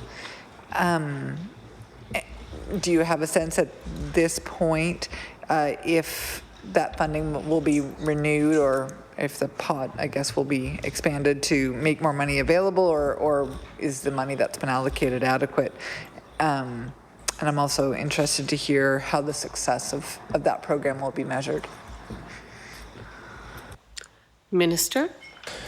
So we've committed to evaluating that program at the 3-month mark to see what uptake there is, and I think by those numbers already that we're seeing after just a month and a little bit after that came out, we've seen interest. So we'll look to make sure that contractors are being able to utilize that guarantee, and that coincides with keeping that capacity in the supply chain so that when markets are found for those products that they continue to stay in the industry. And then we also have the retraining program for those that are choosing to look at other careers, for career counseling and for apprenticeship opportunities, and I referenced those numbers. So there's no one silver bullet that fixes or helps with the challenges that the industry is facing in each individual contractor, but we have been successful in varying ways with this this program and other programs, ensuring that contractors are continuing to work in the forest, and we know that some of them have been picked up by other major employers that worked for Northern Pulp directly, and some of them are contracting directly with the sawmills now at the sawmill level. So we're encouraged by that. We continue to see other opportunities at the table, but that's one program that has shown some success. The member for Halifax Needham. I'm sorry, I'm not sure if I'm hearing things correctly, but I thought I heard that there's only 10% uptake on the program, or have I got that wrong?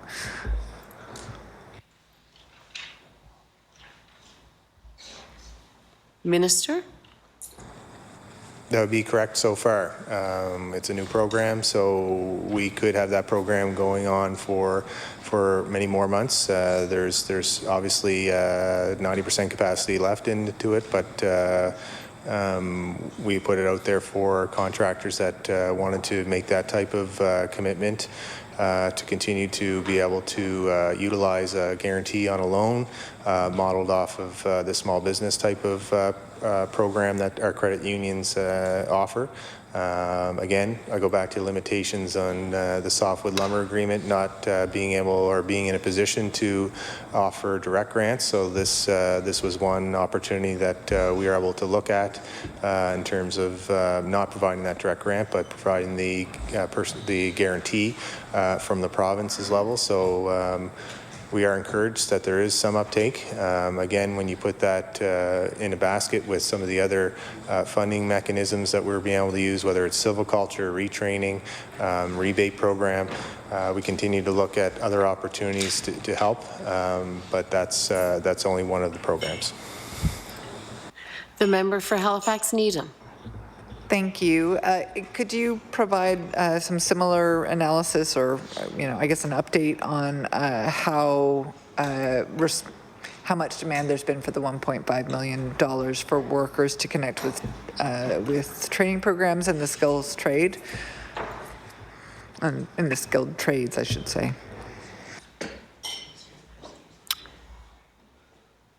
Minister? Thank you, Madam Chair. So we have 53 applications through that program.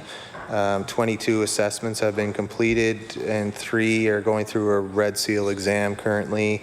We have 1 new registered apprentice with another 2 additionally training for that, and that's the numbers we have today. But again, this is a fluid number, and we're only a month and a little bit in, so we expect we could get more. The member for Halifax Needham. And can you share how much of the fund has been used and whether more money will be made available if it runs out? Minister? Sorry, Madam Chair, I don't have those numbers in front of me. Probably be a good question for Labour and Advanced Education when they're up. The member for Halifax Needham. Thank you. How is the department supporting private woodlot owners through this transition? And I guess even more specifically, how are you supporting private woodlot owners to practice ecological forestry through the transition? Minister?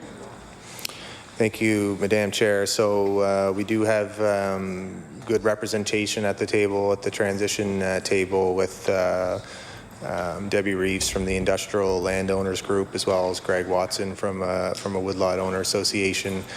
We also have good representation from both of those individuals at our Minister Advisory Committee with the Leahy Review.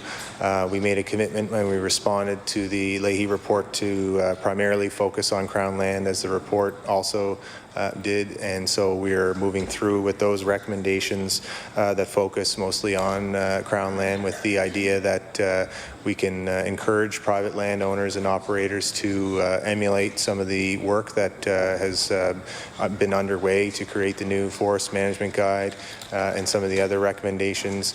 A key recommendation that private woodlot owners have been advocating for some years, as well as some members in the House, actually a member from Clare Digby and a member for Colchester, and I'm sure members from other parties have been advocating for looking at the wood heating project. So that is in line with the recommendation Leahy report that does specifically help woodlot owners find markets that they have challenges finding markets with today. There's 6 public buildings on the tender that's closing tomorrow, I believe, is when the first phase closes, with the idea that we'll be looking to expand more once we evaluate the success of that program. So that helps reduce the greenhouse gas emission footprint from our public buildings that were using archaic type of boiler systems from decades back, using imported oil from overseas, to use some of the more locally sourced wood chips, the waste wood or other type of wood that's not primary wood that's for cutting, but the wood that has that challenge. We also have support small private woodlot owners with our silviculture programs and help them manage their woodlots, including our road programs. We referenced that increase previously. So we also have $1.1 million that is set aside for outreach for funding for forestry-related organizations, so they're eligible for that. And we support through the Association of Sustainable Forestry. Again, the department supports private woodland owners, and the budget for these funds is approximately 4.1 as a base annually. The member for Halifax Needham. Thank you, and I will ask some more questions about the new wood burners in a moment, but first, during the transition after Northern Pulp's closure, there is a concerted effort to look for new markets for the province's chips and waste woods from sawmills. Is increasing biomass use for electricity being considered? Minister? So what we're looking at today is the heating systems of public buildings. These are very efficient, modern heating systems that are similar to what takes place in PEI. The opportunity in the long term could involve energy, similar to the way we've had opportunities that, like the University of St. Anne, combines their use of solar and biomass. They're able to reduce their footprint, and at the same time, they were able to save costs because of the capital being offsetted by government.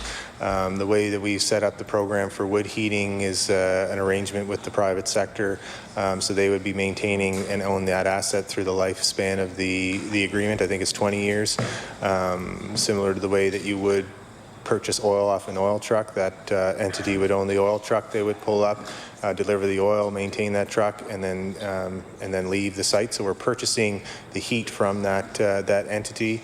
In the future, we could be looking at district energy opportunities from either the municipal level. We do know there is some interest. I think Annapolis comes to mind. CBRM could be interested. A start is the wood heating at specific individual buildings, but if you have a critical mass in an area, then you do have opportunities. PEI was able to connect multiple buildings with their system, so it's really the economic opportunity, the proximity of that low-value product that's already being cut. Again, I want to reiterate that it's not purpose cutting for energy. This is coming from woodlot owners that would be cutting, using that primary wood, sending it to sawmills for lumber, and then finding a market for the lower value type of wood and being used for these types of systems. We do know that there is success in different countries. Copenhagen is one of those countries that uses district energy systems, and they're going to be the first city in the world to be carbon neutral by 2025, primarily from that. So there are many opportunities with the bioeconomy, and using it for energy is one of them. I I think the main part from my perspective, from the government's perspective, is that we're using it from mostly waste wood, not primary wood. And that's where I think the environmental outcomes are much stronger, and that it is from a more modern type system. So looking at efficiencies of 90% or above, and that's what we're looking at with these new systems in the 6 buildings. So we'll evaluate that and see how the first phase goes with the idea to be able to do more. The member for Halifax Needham. The 6 announced projects are in different parts of the province, and I have heard concerns that as a result it will be difficult to serve those projects to respond to the RFP at a reasonable cost because there isn't an economy of scale, like building out, for example, from the St. Anne project, where there's already some scale and some supply chains built around that. Is that something that you're aware of and willing, kind of ready to respond to, depending on how things come back on the RFP? Minister.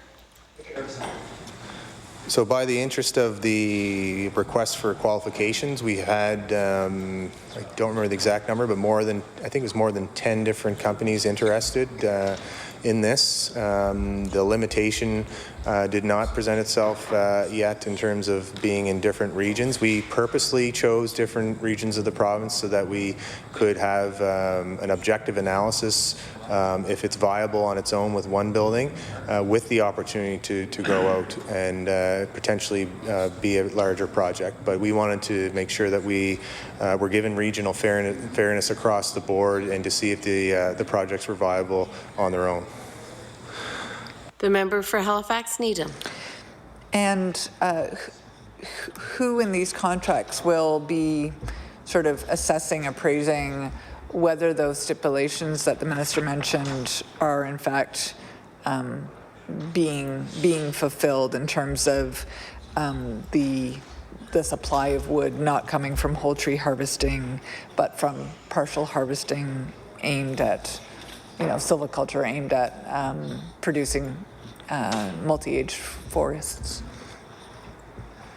Minister. Thank you, Madam Chair. That would fall to us. We monitor and evaluate, and we are the regulator in terms of what type of wood is being used for these types of projects. So it would be our project team in Lands and Forestry. Member for Halifax Needham. And so does that mean that the department is actually going to be assessing cuts on both private and public land in that case? Because this was done to fulfill the Leahy report, where this was envisioned as a way of supporting small woodlot owners, I understood.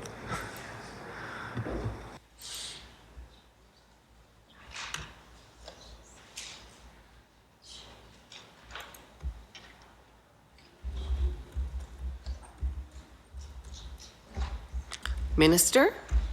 Correct. So this is coming off of private land, to be clear, and so we would review what they're proposing, and then we monitor to make sure that they're adhering to that proposal. The member for Halifax Needham. Thank you. Can you speak specifically about the greenhouse gas emissions accounting that will take place? And maybe this is a little bit less relevant to this project, but I think it's also, people are also curious about it in the case of this project. What sort of greenhouse gas accounting will be done to distinguish between wood heat projects that enable the creation of carbon sinks in our forest and enable us to meet climate goals, and those that do not? Minister. Thank you, Madam Speaker, and that's why this is an interdepartmental team that is going through this process. So environment is the department at the table that would be involved in the life cycle assessments of these projects, and that's really where the value is in using these locally sourced wood chips, because it's an incremental improvement when it's compared to imported oil. I know there is literature on both sides of this argument of whether using wood for heater energy is more environmentally friendly than fossil fuels, but it's looking at what's currently being used, which is inefficient systems that are older, imported from mostly the Middle East. The energy that's being used when that's extracted, transported. Transportation is really a key part of this. When you have a locally sourced wood lot that is within kilometers of some of these buildings providing that material, it's important to note that these, if they're already being cut, and again, this is if you're commercially thinning a lot, that carbon in these trees will be released anyway, because the carbon in the trees is what has been sequestered out of the atmosphere. So it's a matter of either letting it essentially rot and release that carbon, or utilizing that as a resource locally in some of these systems. But again, environment will be looking at the life cycle, and I think the key around this really is where is the material coming from, and ensuring that it is coming off of ecological practices as the report that the member references. Member for Halifax Needham. Thank you. And I'm going to ask this again, just so that I'm clear. Is the proponent who is responding to the RFP also responsible for the harvesting and the condition of the woodlot and where the wood is coming from? Is that part of the proposal? Minister?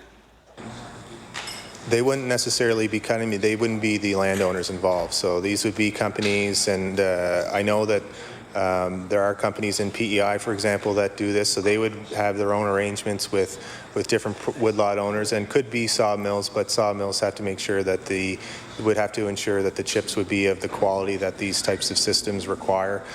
So it is designed to help woodlot owners, but they would be that private entity that would do the arrangements with one, or it could be a multitude of different private woodlot owners that they would be sourcing material from. Member for Halifax Needham. Thank you. As you know, our party has raised some concerns about the P3 model, and I understand that there are some particularities about the heating systems. But am I correct to think that we are, I guess, using a broader P3 model than what is used in Prince Edward Island? I understand. Am I correct that in Prince Edward Island the actual facilities are publicly owned, but then they're privately operated within the contract? Minister? So we've modeled ours exactly the way PEI is operating. So the public buildings themselves are still government owned. We still own the building. It's the infrastructure that the company would go in and install in terms of the boiler system that they would be installing would be owned by that company, and they would maintain it and over the span of the contract. And that's why I compare it to, say, an oil truck. We're basically purchasing the heat from that company. They just own the infrastructure that's inside the public building, rather than owning the oil truck that pulls up and delivers oil to the public building. Member for Halifax Needham. Okay, thank you. And just, you know, we're looking forward to seeing these projects roll out and to seeing us learn. I mean, it's great to see us learning from PEI, and hopefully then we learn from these 6 projects, and we see more of them across the province with, you know, very local supply chains. So we do distinguish between wood for heat and wood for energy. But I am going to ask a wood for energy question. Is the department doing any greenhouse gas emission analysis on our biomass plants now at Point Tupper, in terms of, you know, there's some globally agreed to carbon calculations that seem to have been widely discounted but are still in effect, and I'm wondering if we're doing any life cycle assessment of those. Minister? So, yeah, I think the member, well, heat is a form of energy. I think the member is meaning electricity when she's speaking to the challenges about providing from a locally sourced wood. That work is ongoing. We know there's significant public interest in the use of biomass to provide for electricity.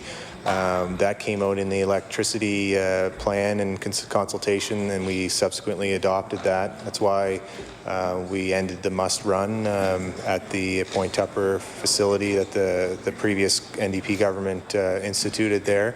That is a drastically lower efficiency than the type of systems that I'm referring to that we're rolling out across the province, and I would encourage all members of the House, if they have an opportunity, to go out to Prince Edward Island and see some of these systems. It's pretty good work. I think, again, this is talking about over 90% efficiency using that heat energy.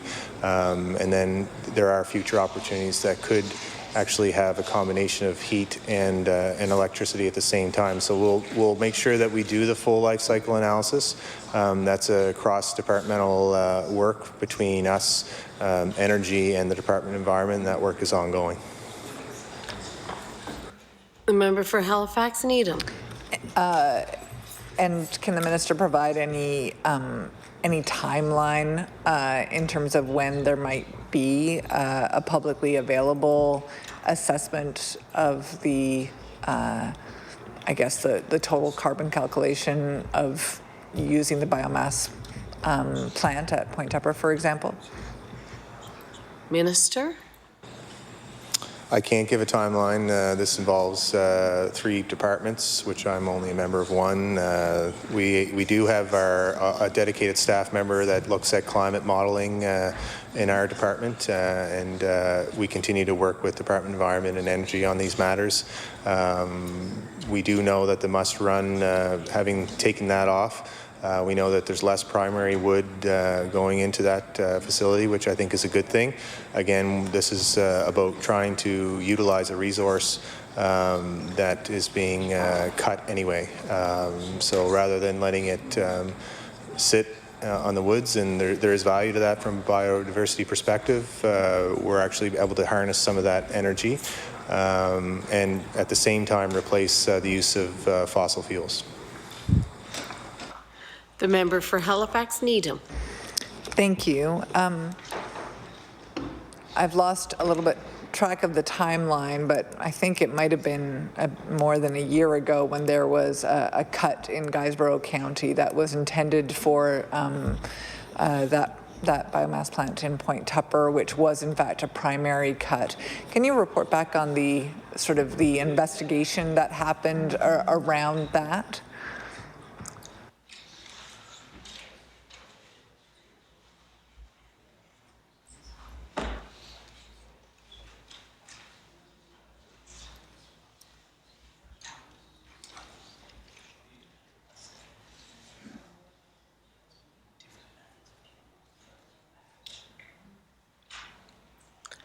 Minister? So that was at least 2 years ago, because it was prior to my time at the department. Lessons were learned, I think, and the analysis did show that some were. Some of the area was indeed old growth, and some of them weren't. We can provide that analysis from the department to the member. I don't have it in front of me, but we continue to, we've improved through the pre-treatment assessment a flag to look for old growth specifically through a GIS system, like making sure that we have more avenues to find if it is indeed old growth before it gets to that point. So I could say that there has been improvements, and we have been adding to our old forest inventory across the province. We have a target of 8% in each eco-district. So we continue to look at that. We have now over 430,000 hectares of forest, representing 24% of forested crown lands identified under our old forest policy now. And of that, 400,000 are in protected areas. So there's beyond the areas that are protected, there's 30,000 hectares that are set aside for no harvesting under that policy. The member for Halifax Needham. Thank you for that answer. One of the myriad dynamics and the fallout from the closure of Northern Pulp is not just the workers employed at the pulp mill, but also the question of the Crown land leases held by the company. people are asking about Northern Pulp's licenses and questioning whether and where they will be transferred. Can you update me on that?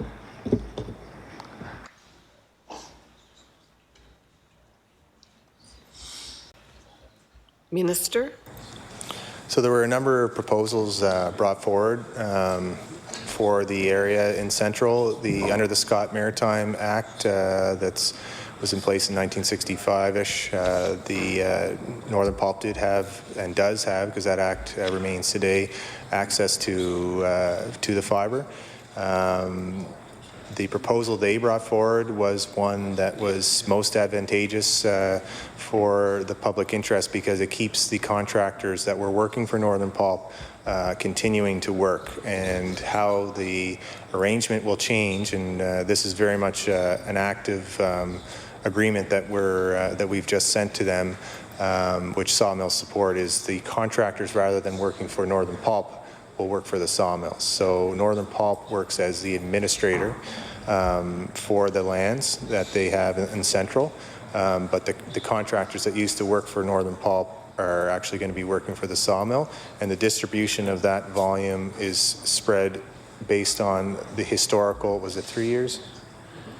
5 years. We looked at the historical percentage of the mills across Central, so I guess I shouldn't name them, but there's percentages for each sawmill that we get their appropriate percentage of logs from those contractors, and Northern Pulp acts as the administrator. So Northern Pulp is still the woodland manager, but the sawmills will continue to get the volumes that they're used to getting. We still have the challenge of finding markets for the low-value chips after they're sawing the lumber, but those sawmills will be able to continue to get the volume that they've been getting. Northern Pulp is going to be able to administer that, and the contractors can keep working. The member for Halifax Needham. Thank you for that, and I wonder, Madam Chair, if we could again kind of quiet the chatter in the chamber a little bit. I'm asking members in the House here to cut down the chatter, please. It's getting very difficult for people to hear the minister's responses. Thank you, Madam. The member for Halifax Needham. Thank you, Madam Chair. You know, there was some interest, I think, or questions in some quarters about whether any of those leases might be transferred either to forestry co-ops or any other.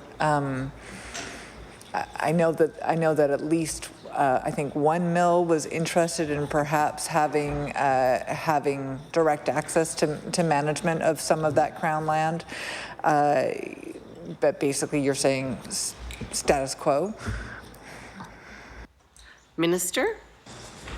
Yeah, so it does get a little complicated because there's different arrangements in different regions. So what I was speaking to is the central region. So the best way to compare it to is right now West 4 acts in the western region as the administrator. So Northern Pulp would take on a similar role in central, whereas they are essentially working as that. They already right now have plans out there approved. They already know our regulations and how to monitor to ensure that those are being followed. So that's their role in it, and it is status quo in terms of from a contractor perspective. They're going to continue to go out and harvest, and the sawmills will continue to get theirs. The western region's a little bit different, whereas Northern Pulp has a certain allocation. It was 100,000. I think it was reduced to 93,000. Give or take. So we aren't at the expiry date yet of the Western allocation. That won't be until, I think it's around July. We extended Western year to year. So when we get to that point, then we have some decisions to make in terms of where does the volume that Northern Pulp was used to getting go, because of that volume, around at least 50% of their volume would go to the Western mills, and they would make their lumber, and then say 30 to 40% plus of the pulp would go to Northern Pulp. So we have decisions to make, and we'll have to monitor to see in the next few months how those mills are operating, what kind of volume are they expecting beyond July. So the easier decision was central for us, and you are correct, some other mills would have asked to have access to that, but I think the decision we landed on in Central was for the overall public interest because the Central mills were able to keep the supply that they were used to getting historically in the last 5 years. The member for Halifax Needham. Thank you. Northern Pulp has leases on Crown land. One of the concerns or tensions that exists in the sector can be private woodlot owners feeling like they are undercut by harvesting on Crown land. I guess, is the department paying attention to that? Minister? So Northern Pulp doesn't actually have a lease on Crown lands. They have an agreement through an act, the Scott Maritimes Act, to a certain amount of fibre off Central region. And they have approvals that go out, could go out a year plus, and they can harvest off that land. They have the right to that. And then the arrangement on West 4 is also a certain allocation. We're in a period of transition, so decisions need to be made with full thought to what's in the best interest for the contractors, the mills, and if there is an opportunity to talk to other groups that are looking for more land like the Medway Community Forest, we need to make sure that we have advancement of our priorities from the Leahy report, which land is going to fall into the high production leg of the triad, which land is going to fall under the matrix, and then which appropriation would go under either the Medway Forestry Co-op or potentially the Mi'kmaq Forestry Initiative, which now has 20,000 hectares. So really there's a lot of work happening in parallel. So we have to be prudent when we make decisions on land, but Northern Pulp specifically would be more on based on a volume of fiber that they were able to get, and that expires in September. The member for Halifax Needham. Thank you very much for that. So far, the transition team has announced short-term steps, but it certainly feels like it's going to be a long transition. And as you know, our caucus has been somewhat critical of the transition team for its concentration of government voices and the lack of an independent chair. At the same time, you know, I've heard what the minister has said about the ability to make decisions and operationalize those decisions relatively quickly with a small team. And with decision makers at the table, which I certainly, can appreciate. As we move past this immediate phase of the transition, is there a potential for the transition team sort of transforming itself into maybe one with more community voices, an independent chair, representatives from municipalities and other sectors? Minister? Thank you, Madam Chair, and it's a good question. The transition team, which this department is a part of, is very much focused on the immediate concerns of ensuring that the supply chain has that capacity and the critical mass, trying to keep our sawmills protecting what we have today. And moving into the long-term and type of capital investments that are required, looking at export opportunities, looking at exhausting all the opportunities that we have domestically, looking at the bioeconomy. And really when we get into the discussion around the long-term, I think that very much fits into what our department has been working on in the Minister Advisory Committee, which is much broader in that it's not just a discussion about forestry practices, although that's topical and relates to the Leahy report. It's a much broader discussion about forests in general. So we're talking about the competing values of the industry, recreation, conservation, and other issue-type management things that may pop up from time to time. So it's a committee, I think, that'll last years and probably decades, hopefully, if future governments are committed to adopting ecological forestry.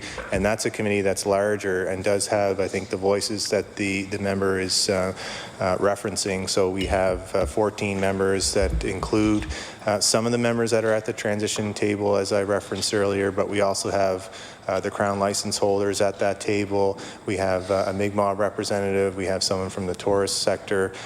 We have the community forest representative is there at the table. We have the member from the Ecology Action Centre at the table. We have other members that have varying interest. The Nova Scotia Woodlot and Operators Association, who I know the member knows, is at that table. So really a broad voice, and I thought we had a good first meeting. It's gender balanced as well, and it's good to see that many women at the table discussing the needs of the industry. So I think that's the table where we can have much broader, regular discussions. Their next meeting's in April. About looking at the implementation of the report and how they're sequenced. We had our response in December of 2018, which laid out the roadmap ahead. We have our evaluation coming up at the end of the fiscal year. So at the end of this month, that evaluation will track the progress of the first year, and the purpose of Professor Leahy being at that meeting was to go over terms of reference of that committee and his evaluation plan for looking at the recommendations that we've been focused on.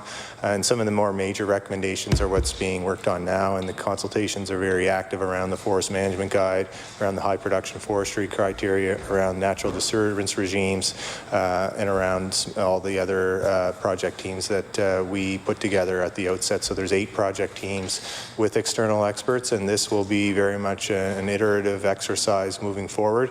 And as I said earlier, Leahy himself said that the year that we'll start to see changes in the forest is about 15 years from now. So this is very much forward-looking paradigm shift in terms of how the industry will be operating. The member for Halifax Needham. The minister has referenced a couple of members who are serving on both this team and also on the transition team.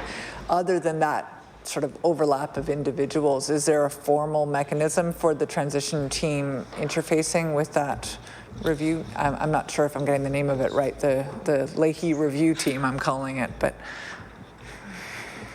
Minister?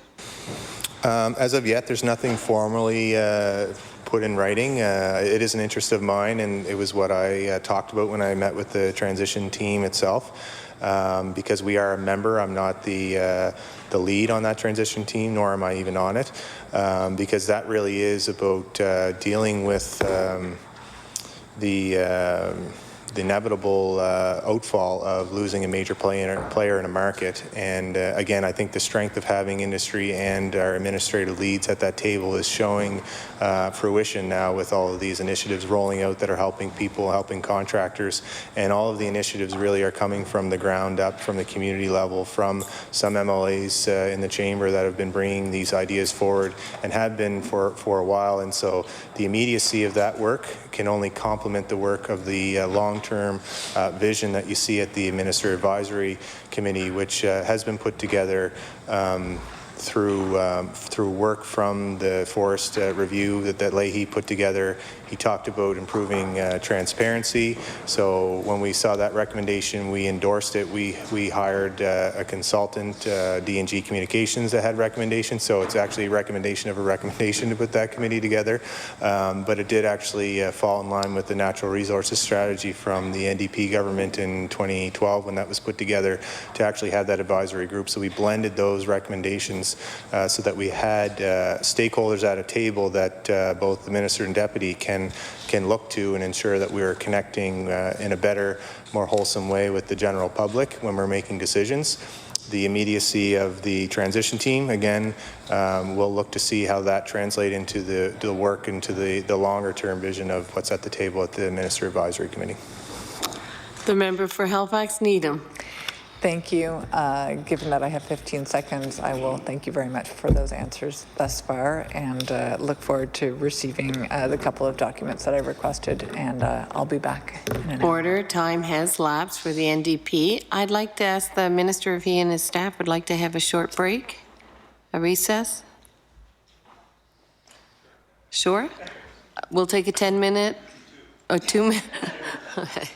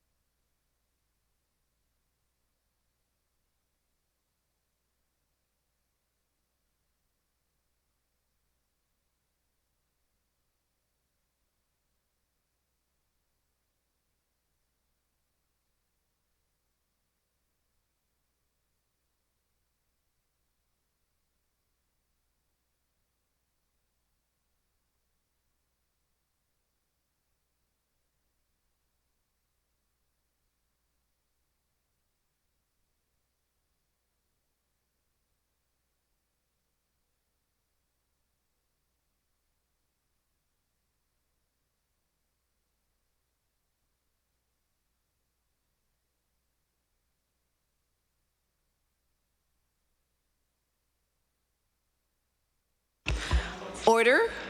We will now turn it over to the PC caucus. I recognize the honourable member for Queens Shelburne. Thank you, Madam Chair. And I just have one quick question for the Minister. I'm wondering if the Minister can provide the plan for the 2020 with respect to maintenance and services for Carter's Beach in Queens County.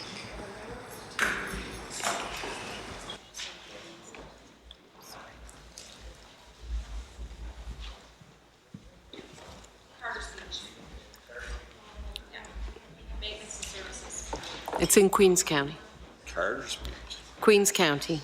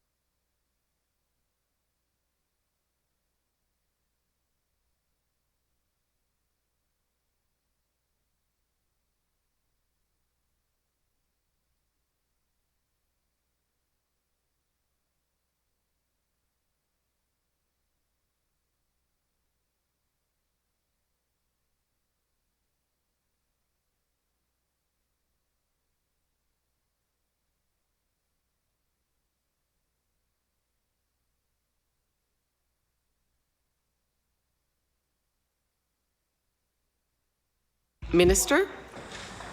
Thank you, Madam Chair. I don't have any specifics around individual parks yet. I do know that that beach has not yet been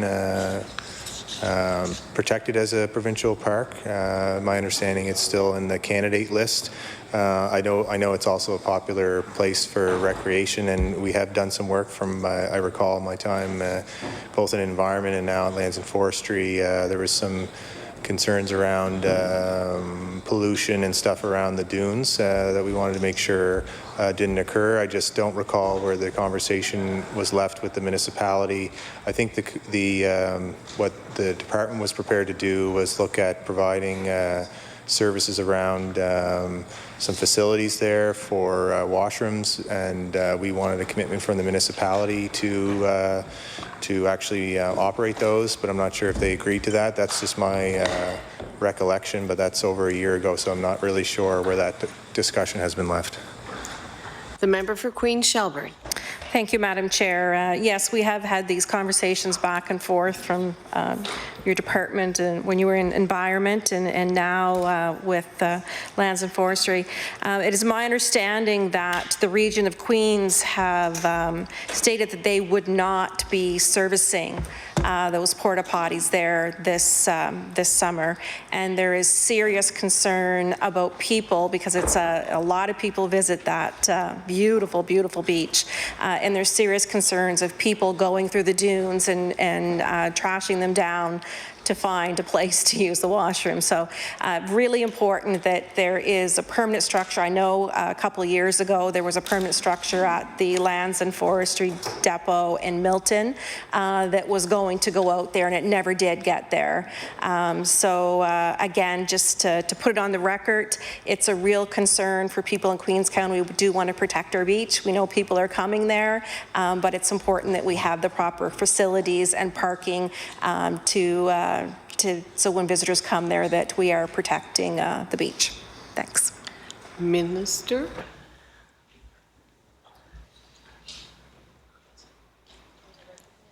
Minister? Thank you, Madam Chair, and I would agree that's a beautiful property there that obviously Nova Scotians value and treasure very much, and with all these coastline properties, it's always a challenge for departments to make sure that they're maintained and that people have facilities there. I've been informed that we do actually maintain the washroom facilities there now. So our limited maintenance of it is related to the washroom and garbage. I can look at seeing what other opportunities that we are available to do that. What the members referencing as an example, I'll look at that. But yeah, that's the challenge when there is sensitive ecosystems and ensuring that people stay off those sensitive ecosystems. So it's a balance of protection and also ensuring that people can recreate in these types of properties. The member for Queen Shelburne. Thank you, Madam Chair. And I just wanted to thank the Minister for that response and commitment to look into that. And I'll now hand it over to my colleague from Cole Harbour Eastern Passage. I recognize the member for Cole Harbour Eastern Passage. Thank you, Madam Chair, and I appreciate having this opportunity to meet with and speak with the Minister. And I want to start out, I know we're not supposed to have favorites, but I certainly want to thank the Minister and his department staff because they respond so quickly to every time we have a question or send an email or make a phone call. And I just want you to know how much me and my constituency assistant, Lisa, appreciate the quick responses. I'm just wondering if the Minister could update me on what the plans are for the wharf at Fisherman's Cove. It was a joint funding announcement from the federal government right before the last election, the municipality as well as the provincial government. And I'm just wondering if those funding allotments are still in place and secure, and if so, when can we expect construction to take place?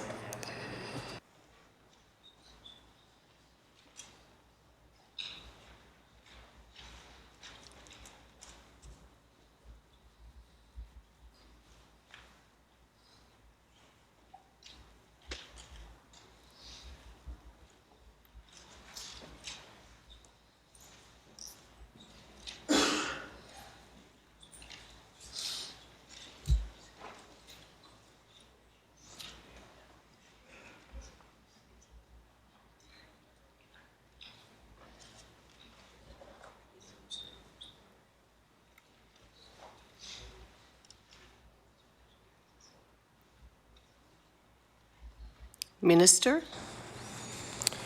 Sorry, Madam Chair, I don't have any information about any funding commitment around that park, but we'll endeavour to find out for the member. I recognize the member for Cole Harbour Eastern Passage. Thank you, Madam Chair. And for the Minister's knowledge, our Speaker of the House was there at that particular announcement, so he would be able to fill you in on that. I'm going to stick with the Fisherman's Cove for just a minute. I have probably one of the only constituencies that once it changes and Cole Harbour is actually not in it, my entire constituency is surrounded by water. So Fisherman's Cove is one of the highlights of our community, and I had met with members of his department to ask about paving the Fisherman's Cove parking lot. It is extremely highly used, even every day through the winter at night, and there's a lot of ruts in the parking lot. And when I had a meeting with the department, I forget how long ago, it was about 6 months ago, when they came to repair the boardwalk that is adjacent to the actual parking lot, they told me that they were going to take out the actual boards and just put gravel down. And they ended up getting a 45-minute balance lecture on me on how that was going to negatively impact seniors and people with mobility issues in my community.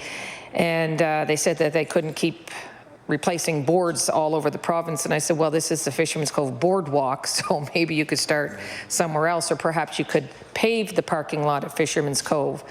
So I have mentioned this in correspondence to your department, and I'm just wondering if the minister would commit today to either examining this particular property for paving, or if he would be able to commit to that today. Minister? Yeah, just to reference the earlier question, my understanding is the applications are going through our standard reviews, which is like the integrated resource management reviews that we undertake. We also are doing coordinated Aboriginal consultation in the process, and I think it's ACOA that could be providing the funding through the federal government. We are aware the group that the member references submitted an application for a wharf boardwalk, which has since been amended to include dredging. The ACOA funding is for both aspects, and then ACOA advises the group if it should be applying for everything together, which is not what's done initially. And we don't really have a funding mechanism for Crown, and we have limited funds under our parks program. It's $1 million. I think it's $1.5 million per annum in our tangible capital assets. So to be candid, we really have limited funds for our 200+ parks across the province. So it's $1 million we have annually for our TCA, and we have a 3-year commitment already in front of me. So it's not that I wouldn't like to help. It's just the limitations of what we have in the budget before us. The member for Cole Harbour Eastern Passage. Thank you, Madam Chair. And I just want to clarify, I understand that there's limited funds, but this was an announcement made by the federal candidate, who's now, of course, re-elected as our MP. The federal government committed a certain hundreds of thousands of dollars. The province committed several $100,000, and the municipality committed funds. I was at the announcement. There were about 100 of us at the announcement. So I just want to clarify, when you say that it's undergoing standard review, when that announcement was made, was that not a guarantee from this province for that funds for the wharf? Minister? Sorry, Madam Chair, I don't have any knowledge of that funding commitment, but we're sending messages now to see if there is any more information I can find. The only information I have before me is that ACOA has made a commitment. The member for Cole Harbour Eastern Passage. Thank you, Madam Chair, and I thank the Minister for that answer. So I'm just going to go back to the paving of the Fisherman's Cove parking lot. As I say, it's probably the most visited parking lot, certainly in our constituency, save for the Rainbow Haven beach parking lot. And right at the moment, within a few weeks, they're going to start replacing a bridge that literally leads into the Fisherman's Cove, and the municipality is responsible for that funding. So I'm wondering if the minister I haven't had any correspondence back about whether the minister would be willing to pave that parking lot, but I'm wondering if he will entertain that as a possibility. Minister? Thank you, Madam Chair. And I believe the funding we were just speaking to could have came from Develop Nova Scotia.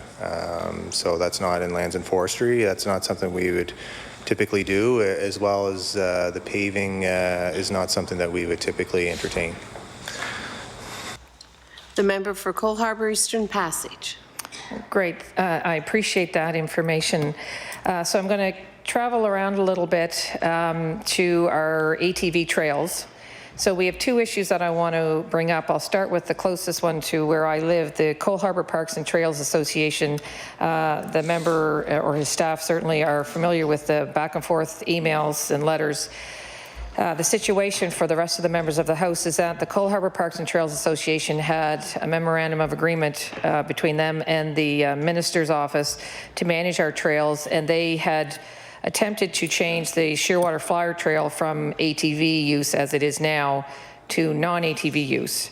And of course, there was a huge outcry from the Eastern Passage residents because the trail is in Eastern Passage, but they were not consulted in the process that they should have been.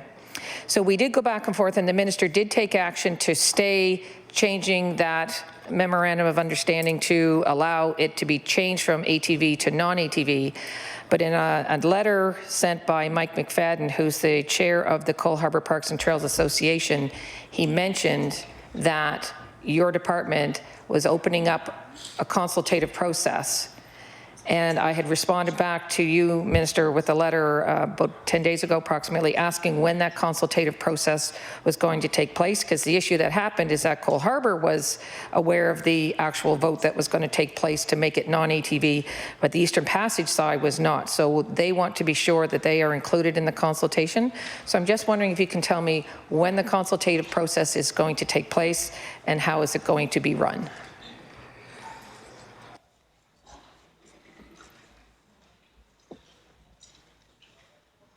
Minister? So I don't have a timeline on that consultation, but I do recall seeing many letters on both sides of this issue, which is not atypical with anything to do with trails and ATVs and active transportation. We as a department do our best to have an objective lens on the competing issues in a given community, and we will do the same following our community consultation that takes place. And so what I can say is that the Eastern Passage side, or whatever side that the member thinks that may not be included in the consultation, we'll make sure that they are. The member for Cole Harbour Eastern Passage. Thank you, Madam Chair, and I appreciate that. That's exactly what I have been advocating for, so I would appreciate if the Minister's Department would let me know at the earliest convenience as to when that's going to start. I actually want to go back, I'm thinking geographically, back to Fisherman's Cove for a second. I'm wondering if the Minister can tell me exactly how much the Fisherman's Cove assets are worth in terms of dollar value for the Heritage Centre and all of the museum that's part of it, as well as all of the shops that are on that area. I'm just wondering what the total value of that asset to the province is.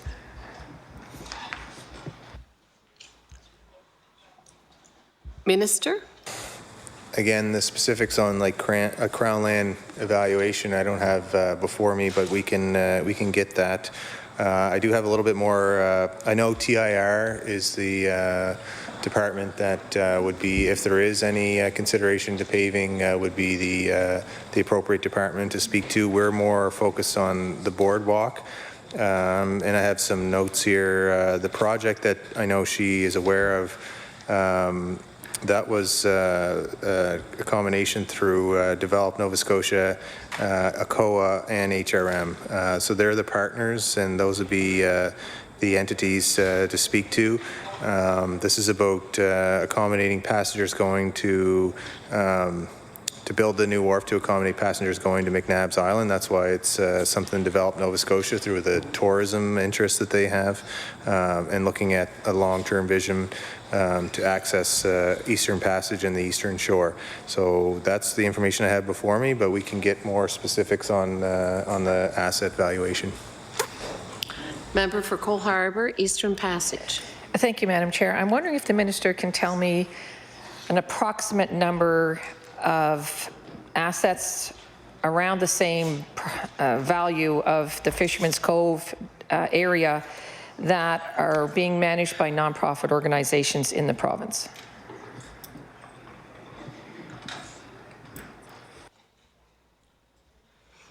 Minister? Again, these are very specific questions that I wouldn't have before me for estimates, but maybe what would be helpful is we are making some notes, but would be helpful if the member can put in writing some of this stuff in one letter to me, and we'll endeavour to get the best available information for you. Member for Cole Harbour, Eastern Passage. Thank you, Madam Chair. And just one last question on the Fisherman's Cove. I have had some constituents contact me because they're aware that the Fisherman's Cove area is managed by nonprofit. When you look on the website for where you file your financials at the Registry of Joint Stocks, you can see, changes of board of directors when financial statements are submitted. And the last time that financials have been submitted for Rainbow Haven is 2018, but those 2018 financials are from 2016. Now, I am aware that the requirement for all nonprofits is to submit their financials on a yearly basis, but it's been 4 years, and I'm just wondering if the minister is aware of that, and if that is something that happens to nonprofits that are managing provincial assets.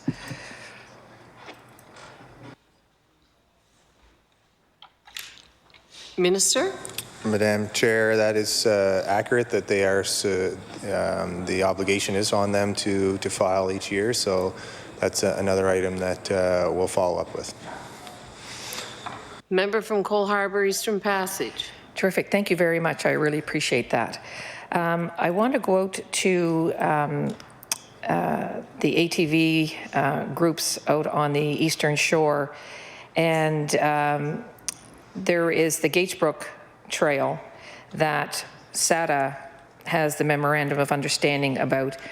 And just like we have competing groups between the Cole Harbour and Eastern Passage ATVers, I was at a meeting, I forget exactly how long ago it was, I think it was sometime in July or August, but I'm not sure, where there were several hundred people there, those from SATA who had the memorandum, and those who wanted the trail to be made open to ATVs.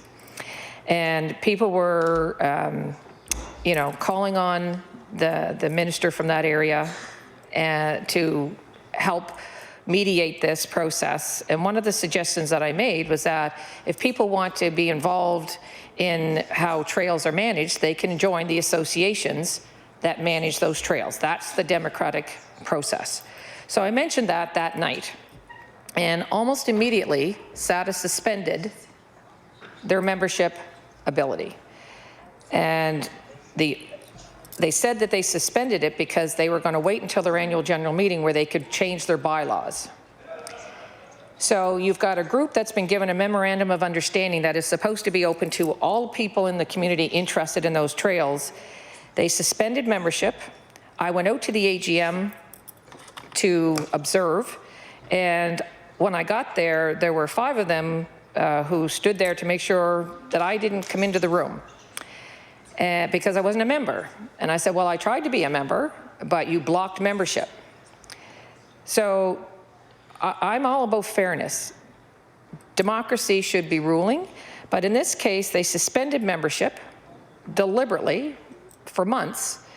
And once they changed their bylaws, in order to take out a membership to this group, SATA, you have to tick a little box online that says you are in favor of non-motorized trails. That to me doesn't feel democratic. That feels like you're biasing membership to only those who believe the same thing you do. I wrote to the minister about this and I pointed it out, and that doesn't seem democratic to me. The minister indicated he wasn't willing to look at that membership process, but it's so important to the people of that community. And so I just wanted to raise it here and just to get the minister's thoughts on it, because there are several hundred people who care about these trails, and the fact that membership to a group that the minister has given a memorandum of understanding for has deliberately blocked anyone who would oppose their wishes doesn't seem democratic. I could ask the minister to comment on that. Minister? Thank you, Madam Chair. And to be clear, in these matters that can be divisive in communities, my role isn't to choose one side or another. I am agnostic in terms of what a community decides for their trails, and when there is community groups that bring forward an application for a letter of authority, we treat them all consistently and looking at what they're proposing. That's why we get a consultant to do the community consultation, which is online, which is available. That specific community showed great interest in keeping active transportation limitations on that trail because of a range of reasons, including kids walking to school regularly along that path is one that comes to mind. There are other considerations. Of course, that's not what every community wants to see, but that's the challenge, of course, when we take on the competing issues of regular motorized use versus active transportation use.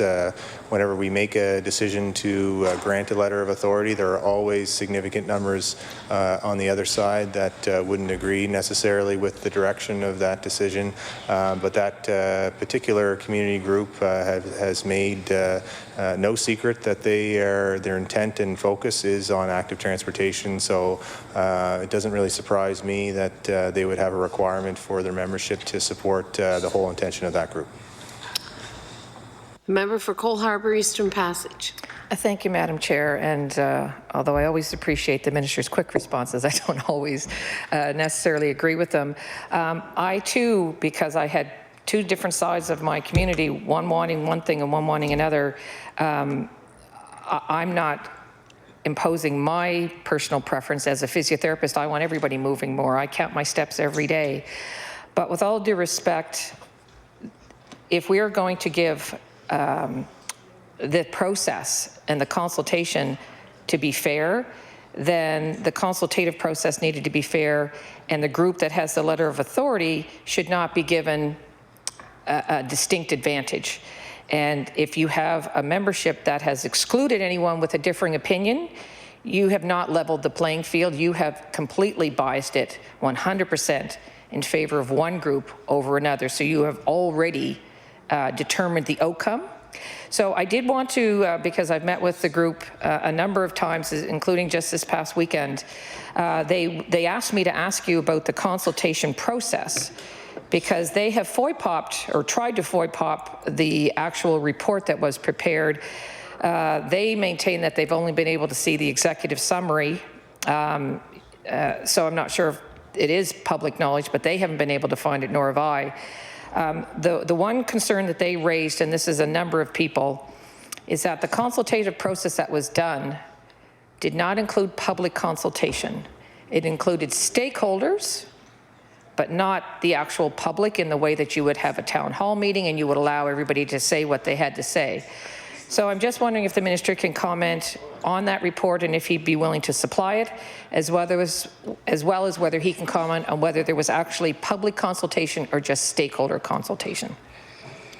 Minister?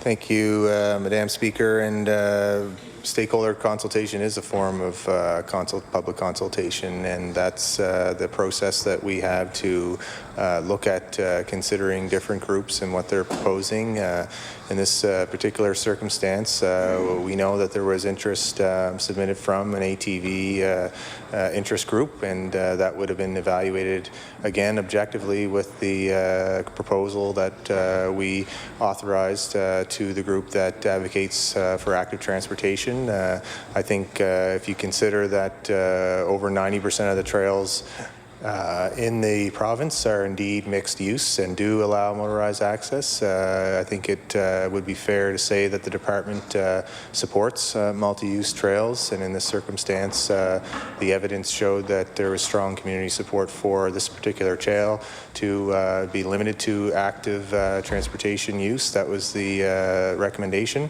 by someone that, by a group that didn't have a stake in this, and that's why it's important that we make a decision based on what's provided during the stakeholder review of what's being provided, capacity for a volunteer organization to actually adhere to the letter of authority, and the decision was made in this circumstance to allow for an active transportation trail. I recognize the member for Cole Harbour Eastern Passage. Thank you. I have one question, and then I'll after your answer, I'll make one comment. How old was that consultation report?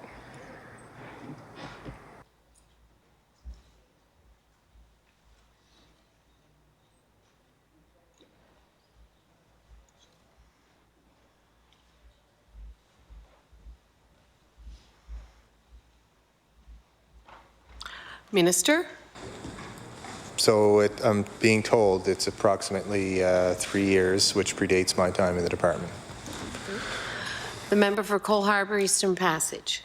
Thank you, Madam Chair. And so given that it is at least 3 years old, I'm going to politely suggest that there is a big difference between stakeholder meetings and consultation and meetings with the public.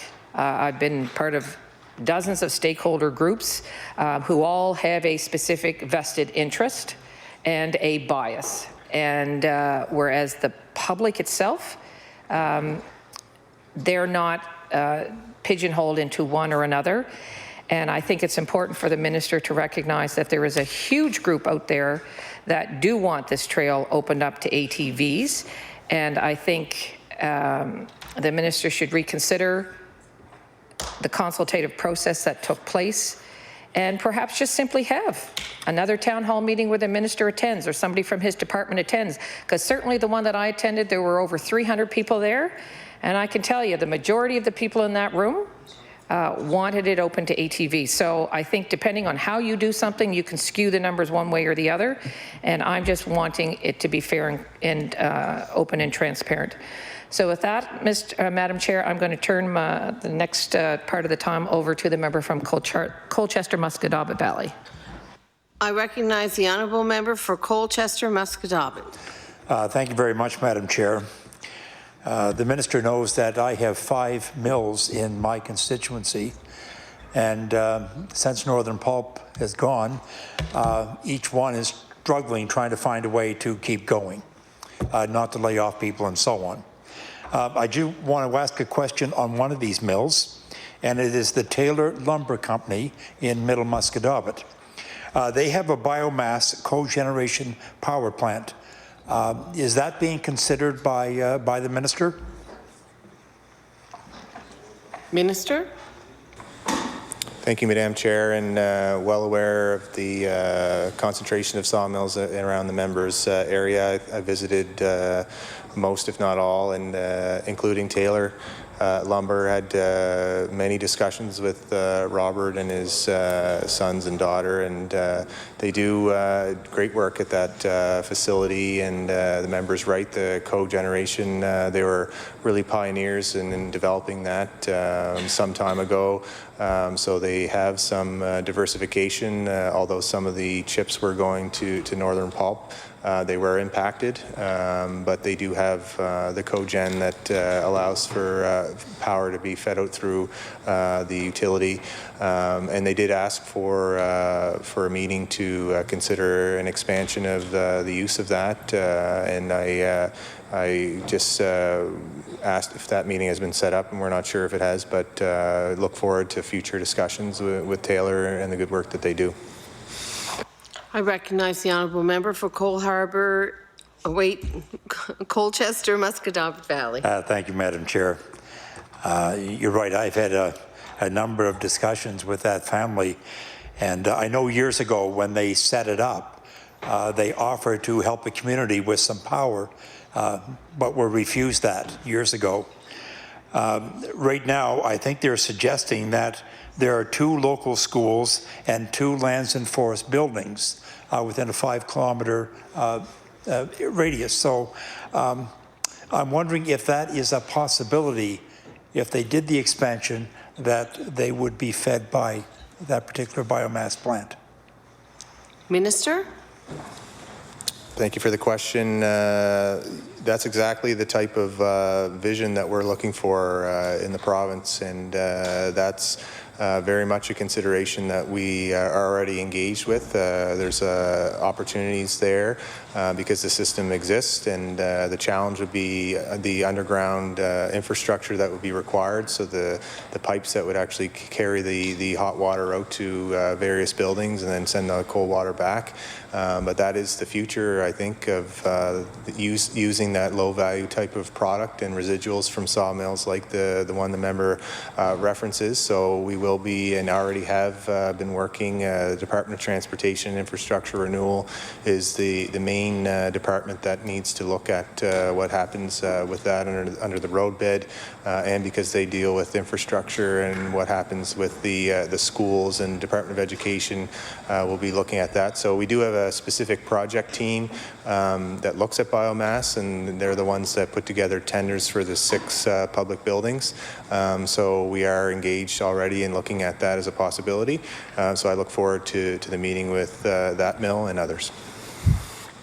I recognize the honourable member for Colchester, Musquodoboit Valley. Thank you, Madam Chair, and thank you, Minister. I'll be anxious to hear how that meeting goes for the plan.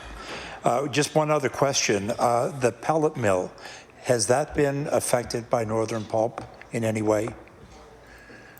The pellet mill is in Upper Stewiacke. I'm sorry, Upper Musquodoboit. Upper Musquodoboit.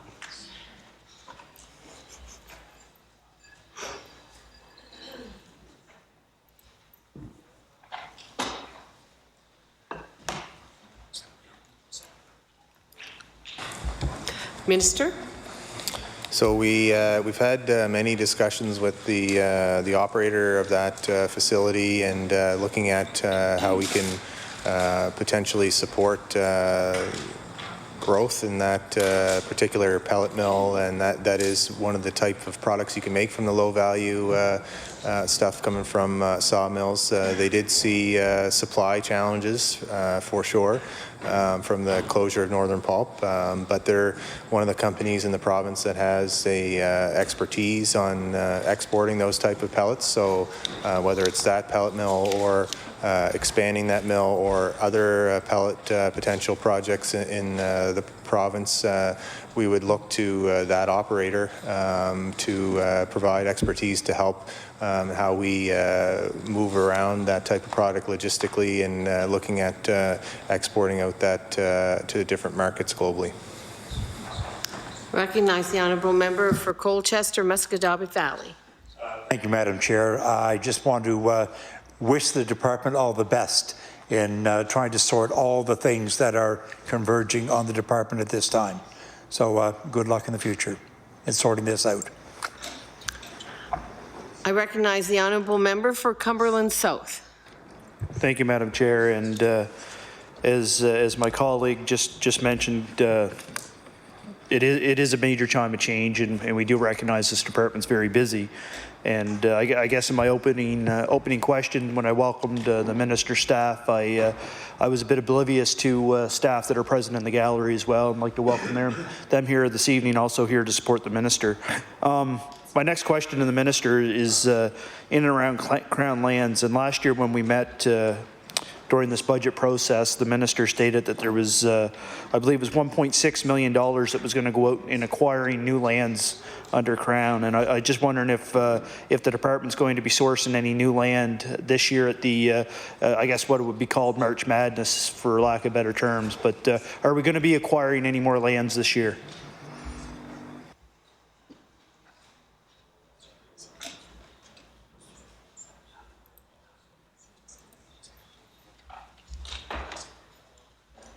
Minister? So our budget remains the $1.5 million each year for Crown, for purchasing land for our Crown inventory. We have spent that for this year, so there will be no more purchases for that.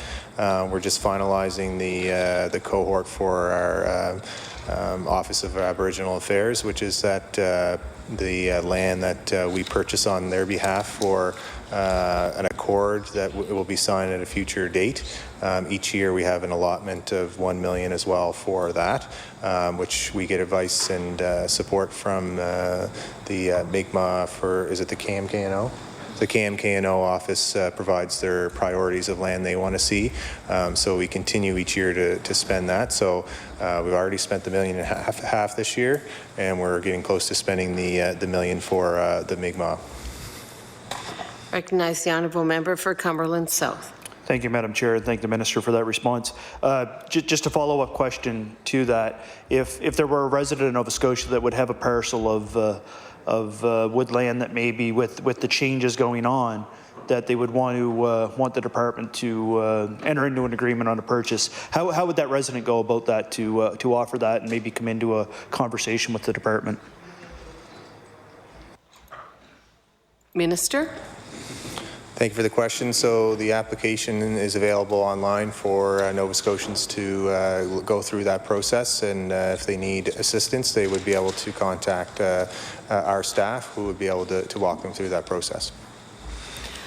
The member for Cumberland South.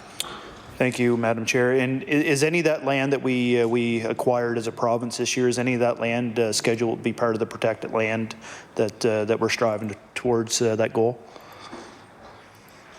Minister? We already have a Parks and Protected Areas plan that we predominantly look to for candidates for protection, and there is still I'd say over 50,000 hectares in that list of potential protection.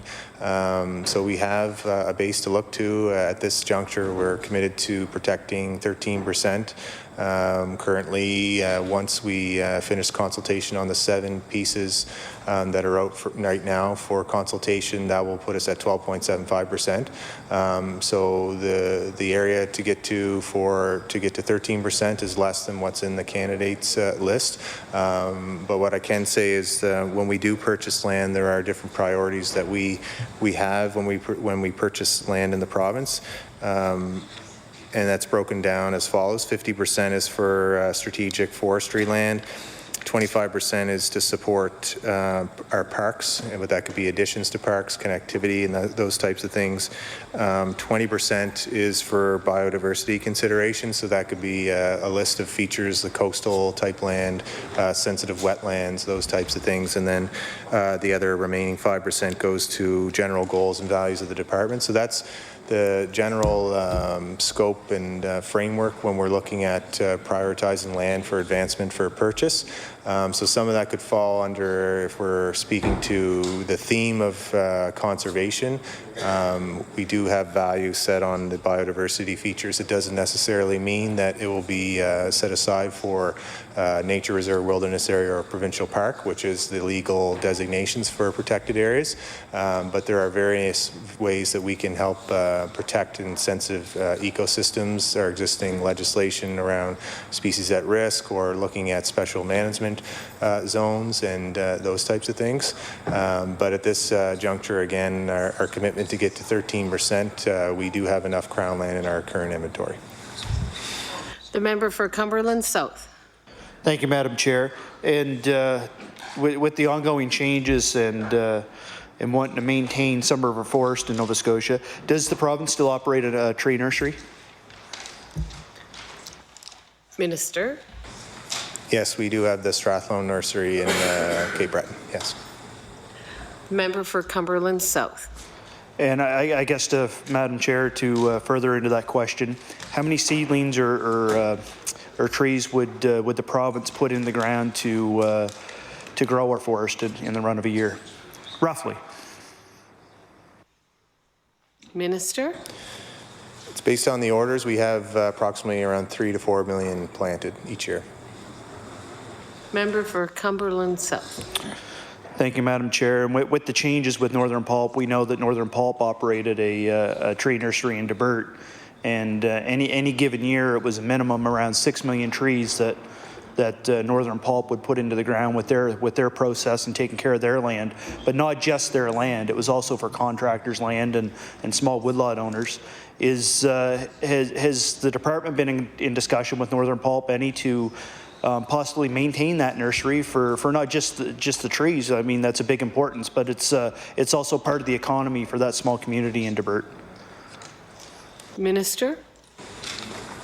Thank you, Madam Chair. And this is a similar conversation that we had with silviculture, in that there is we have to supplement some of the investments that that large company was making around forestry and the growing of trees, otherwise known as silviculture. So they did invest $4 million in silviculture, which we've replenished through our investments that the transmission team made as a priority, and that helps keep that capacity going. Likewise, with the growing of seedlings, the members' figure is what I understand to be accurate as well. About 6 million seedlings would be planted by Northern Pulp.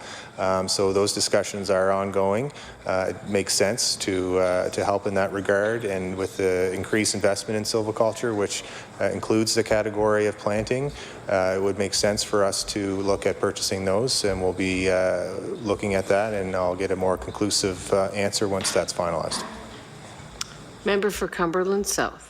Thank you, Madam Chair. And I know government doesn't hear this on a regular basis, but thank you for that answer to the minister. And we certainly would encourage that and enjoy to hear that those 6 million trees are still going to go back into our land here in Nova Scotia.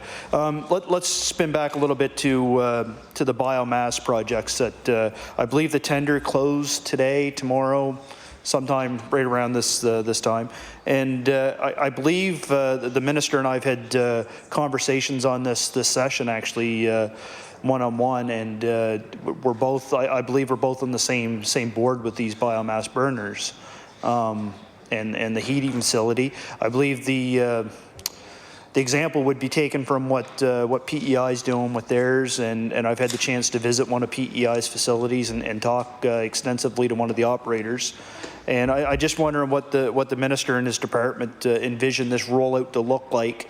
And the reason for asking that, we sat in the same position last year, and I know the minister was hopeful that those facilities would be up and running for this current heating season. So I'm looking to see what that rollout's going to look like over the next period of a few months as that tender closes. Minister. Thank you, Madam Chair. And we do have the tender closing for the initial public buildings. So there's 6 across the province, which will be evaluated in short order. And it's my expectation that we would at minimum have at least that amount for the following heating season. I expect it to go well based on best practices that I've seen on the ground, as the member references, in Prince Edward Island, given that we're utilizing the same model and that we have a lot of private woodlot owners looking for markets. I think that we can expect some success and potential to grow out into district energy type projects. So we're already engaging municipalities in that discussion.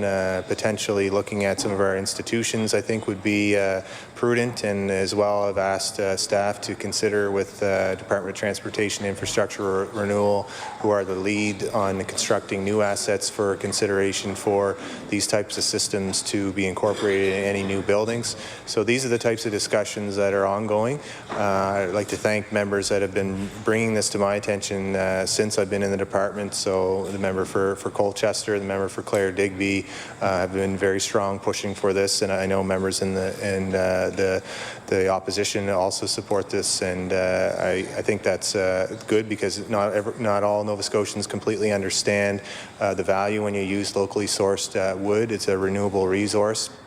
And if it's close in proximity, and we have these highly efficient systems that are very modern, that replace archaic oil systems in some of these buildings that are importing from the Middle East, and the transport cost, I think that it's a good investment both for our economics and supporting local communities, and also being good for the environment. So I think we are all on the same page on this one, and moving this out, and we will continue to talk about any other opportunities that we see that present themselves.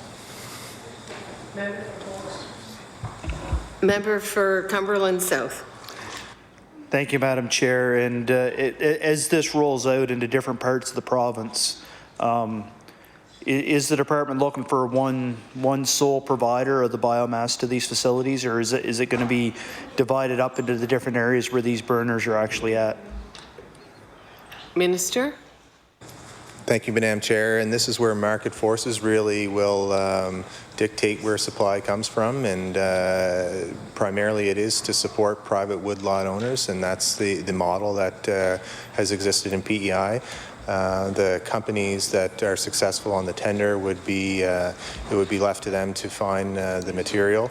But we know that there's a lot of interest from private woodlot owners. We know that they have been advocating for this for some time, and I'm sure that they did encourage members to go visit PEI to see how that system works. So having already the expertise on how that works, knowing what type of material that's provided into these systems, I think gives them a clear advantage in terms of being able to provide a supply to these types of buildings. And it really is moving forward and helping mitigate climate change, along with investments that we've made in programs like solar energy and wind that has been developed across the province. So it's just one more avenue. It is meeting a recommendation in the Leahy report, and I think it will help find markets for these low-value products across the province. The member for Cumberland South.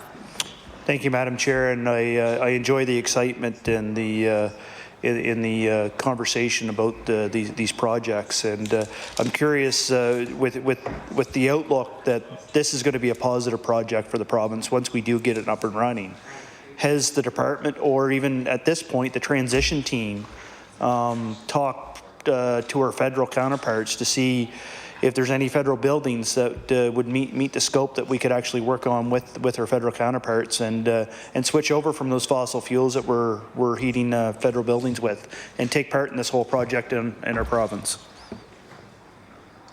Minister? Thank you, Madam Chair, and certainly that's exactly why we have ACOA sitting on our interdepartmental team for this project. Of course, this would be a good opportunity for them to invest in a low-carbon alternative for their buildings, and if there's funding as well, we've had that discussion. This is part of, I think, fits well with their direction on climate change mitigation. We'll continue to have those discussions as we move forward. We also have other discussions around the bioeconomy, and again, the investments we made with the Innovation Hub. So it's not just heating for public buildings, but that's one part. There are a number of other opportunities I would submit in front of us in using that low-value product. The key now is the urgency around finding those markets, and that's why transition team has been working to put those programs together to keep the capacity in that supply chain, to keep workers on the ground, to keep the contractors working in the forest throughout the province, so that we can come to realization that there are opportunities out there for this sector to thrive in the province. And we have great people working across the province at the sawmills. I had the opportunity myself to visit many of them over the last year and a half, and I appreciate the work that they're doing. I think that the projects and the innovation that we have seen, we can only build upon. We have opportunities here domestically with our own public buildings, with the federal buildings the member is referencing. We have opportunities for exports because people around the world look to Nova Scotia and Canada in general in terms of our environmental regulations are stronger than other jurisdictions. So it really is a time, although there are challenges, and I fully recognize that, we do have to remain optimistic in how we can work together to get through this period of anxiety and uncertainty and see the horizon that there is a strong opportunity for this sector in the province. The member for Cumberland South. Thank you, Madam Chair. And in the budget process, there's a line item there about expenses, and in 2019-20, the department exceeded the budget due to additional funding in the forestry transition incentives of $2 million. Could the minister explain sort of what that $2 million was?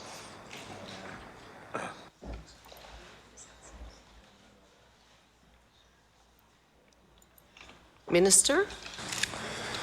Thank you, Madam Chair. So that's part of the $7 million that has been committed to for the silviculture and roadwork program that we announced from the transition team, one of the earlier programs. So that overlaps 2 fiscal years, and that's why $2 million is coming out of this fiscal year. That's the money that we were able to get out the door, and so the remaining 5 would come out of the next year's budget. And that's exactly why that $50 million that we put in a trust has been put in a trust, so that it doesn't fluctuate from year to year. It's a full $50 million commitment that's above and beyond some of the money that we've committed to, including that $7 million for silviculture and crown roads and private roads. Member for Cumberland South. It also, in that line, thank you, Madam Chair. It also in that line item of expenditures, it speaks about damage from Hurricane Dorian. And is there a number on that as to what that was? And I'm assuming that was on parks, the damage, and what the number may have been.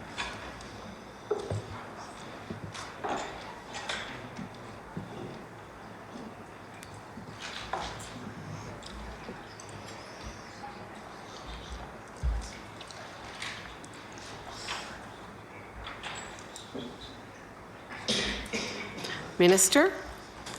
Thank you, Madam Chair. So correct, there are overages, of course, for that event, and there's it's about $600,000 or $700,000 total. And of that, the majority of that cost, about $450,000, relates to overtime for staff work to ensure the parks were all cleaned up and everything. Member for Cumberland South. Thank you. Now, I obviously can't speak for the whole province, as I didn't get around to the whole province, Madam Chair, after Hurricane Dorian. But I do know parks locally in my area, as like every park in the province after the hurricane, they were closed. And one for in particular was Wentworth. The gate closed on Wentworth. It never reopened to the public. Did see staff in there on a regular basis. Does the minister anticipate all parks to be reopened, or is there still some of that damage that needs to be recovered after the hurricane?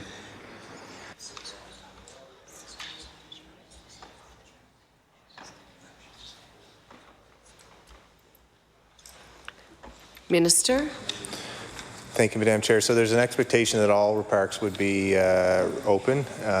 There could be some trails that aren't open yet, but eventually we will be able to deal with all aspects of our parks. Member for Cumberland South. So out of that, thank you, Madam Chair. Out of that number that was shared about the overtime and the damage to the parks or the cleanup, is any of that going to be able to be recouped from the federal disaster relief?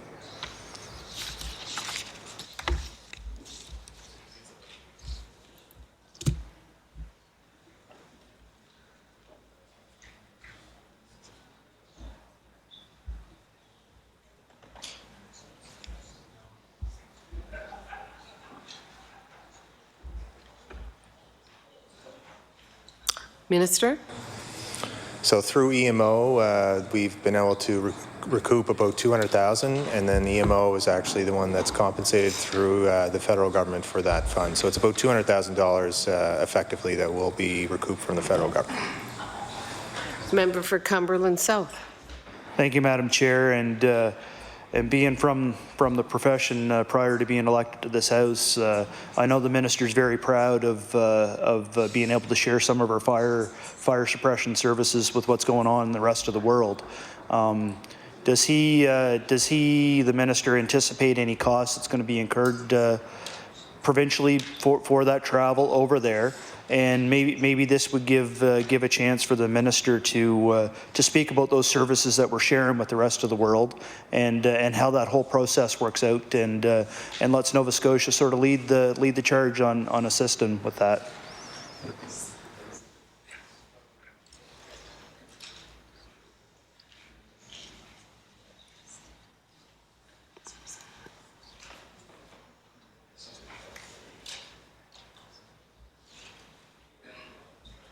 Minister?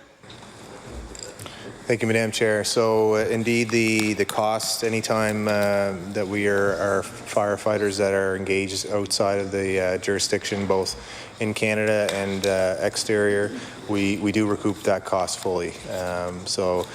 Very proud of the work that the firefighters from Nova Scotia have been doing in Australia specifically, but also in the past year in some of our sister provinces like Ontario. We've been able to send a crew out, and we are always called because of the expertise and the training that the firefighters get in this province is second to none, I understand. So we're always there to step up, and certainly will encourage Nova Scotians to give them a hand for the work that they do, because it is dangerous in many circumstances. But in Australia, I know they did some management stuff there, as well as being right on the front lines, and there are still some out there that have yet to come home, so look forward to welcoming them back home. Member for Cumberland South. Thank you, Madam Chair, and staying on the same theme, I always touted it when I was fire chief, and the call volume came down. I always touted to the fact that it was because of a very good fire prevention program that I would run within my own fire department, and as the minister would know, the forest fires in Nova Scotia have come down, and I believe it's an opportunity for the province to tote the fact that we have a good fire prevention program. And is there anything new coming within the fire prevention program this coming year? And is there any other fire protection that we are going to be sending to Australia in the next few weeks?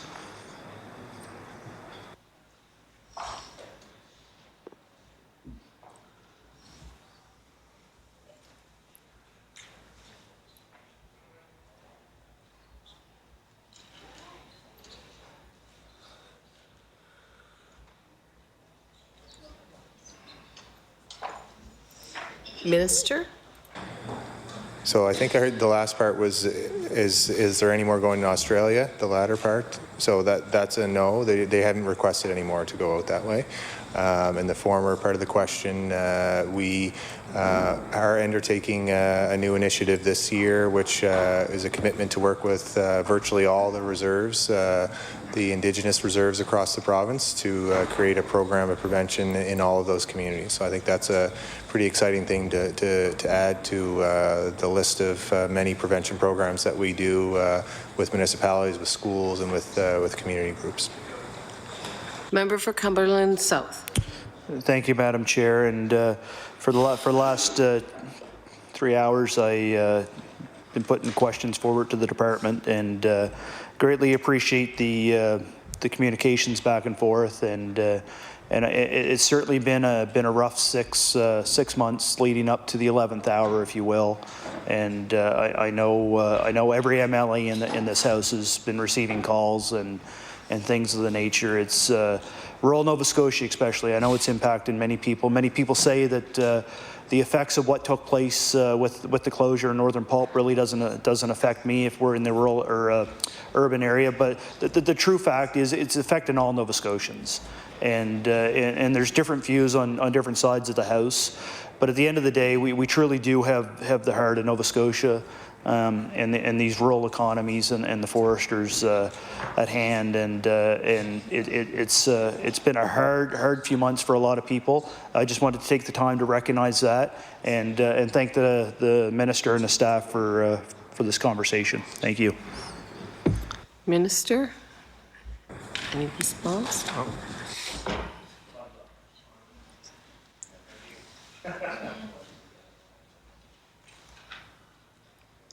Order. Time has lapsed for the PC caucus. Turn it over to the NDP. I recognize the honourable member for Halifax Needham. Thank you, Madam Chair. Pleasure to be back in this room. I hope I've popped in a few times, and I hope I'm not going to ask exactly the same questions that you've already answered. But I was doing double duty, also in the red room a bit. The minister would know that as a result of dominant harvesting practices over the last century, perhaps, or maybe more, Nova Scotia's forests have become significantly younger than they once were. For example, in 1958, 34% of Nova Scotia's forests were between 61 and 80 years of age. And in 1995, that proportion had dropped to 11% and is likely even lower now. Does the department have targets relating to the age of Nova Scotia's forests? When might we be back to 20% of forests at 61 to 80 years of age, for example? Minister? Thank you, Madam Chair, and it's always a challenge to pinpoint specifics around exact ages across the province. Some of the LiDAR work that we're doing will help us capture some of that work, and again in 2020 this year we'll be able to capture 100% of the province. And one of the recommendations we're following is the State of the Forest report, so that will be out within the year. That will help also provide some insight into different ages of our province. Again, I think I mentioned to the member that we have 430,000 hectares that is considered old forest, so around the 100-year age or higher. That's, again, following the policy we have, which is 30% of the basal area being an average age of 100 years. And then, again, we have some old growth in the province that's even older than that. What I can say is the whole intent behind the Leahy report is to maintain and to the extent we can restore that multi-age compilation of the forest and ensure that we're protecting those types of trees that are native to the Acadian forest or multi-age mixed-age species forest. That's what we're doing with our interim guidelines to ensure that there is more retention of those types of species because of the centuries, and it has been mentioned that over time high grading really was the modus operandus of the day over time that did contribute to some of the younger type of forests that you see that is filled with more of the short-lived type species that we see in many of the stands across the province. And unfortunately, that makes it almost a snowball effect, because when they're going through the pre-treatment assessment, they tend to be keyed out to a type of even age management or a clear cut. So looking at the new guide, the new matrix part of the triad, and ensuring that there's a lot more partial harvesting and attention given to retaining those long-lived shade-tolerant species like red spruce or yellow birch or sugar maple and those types of species. That's how we're going to begin to shift to maintaining those trees that have a longer lifespan. And again, that comes in full circle with what we've been speaking to much of tonight, is that low-value product when you're thinning out that material, getting it to markets and continuing to do that, because it doesn't work unless you have markets for that type of material. And so that's the challenge that is in front of us with no longer having a major business in a market like Northern Pulp taking that material in and ensuring that we have a market. What I can say is we have been reducing our reliance on that even age management. I do know one figure that I think is important to note over time, the reduction, and this, it's important to look from a landscape perspective and not just on Crown, because Crown is only 35% of the province, and in 1997, 67,000 hectares were clear cut, and then there's been a reduction over time to a historic low, and in the last year we have stats for is 2018, which is 23,000 hectares. So that's where I think we as members and the public should be giving credit where credit is due to the sector. Sometimes it's not. Sometimes they feel that they're being criticized for not adhering to protecting the environment and sustainability of our forests, but there has been progress made, and the reliance on clear cutting has drastically reduced, especially in the last couple of years. But I think those are big number reductions, and in terms of the retention, even in the last year when it was required to only retain 2 to 5% for wildlife clumps, and now in a lot of these mixed stands they're retaining 30% of the most valued trees for biodiversity, and not just that, but other wildlife features like snags or different types of trees that are important for species at risk. There has been progress, and there should be more progress coming out, but that's why I think it's important to recognize the work that has been done and what we'll continue to do to move forward with the sector to ensure that we are recognizing all the externalities and issue management around northern pulp, but ensuring that we have a sustainable forest and a more healthier forest in the long run. The member for Halifax Needham. Thank you, and thank you for that answer. Little brown bats are listed as endangered under the Endangered Species Act, and their populations have been severely impacted by white nose syndrome. They often rely on old forests and dead hollow trees. What specific actions is the Department of Lands and Forestry taking to ensure protection of populations of little brown bats as per the Endangered Species Act?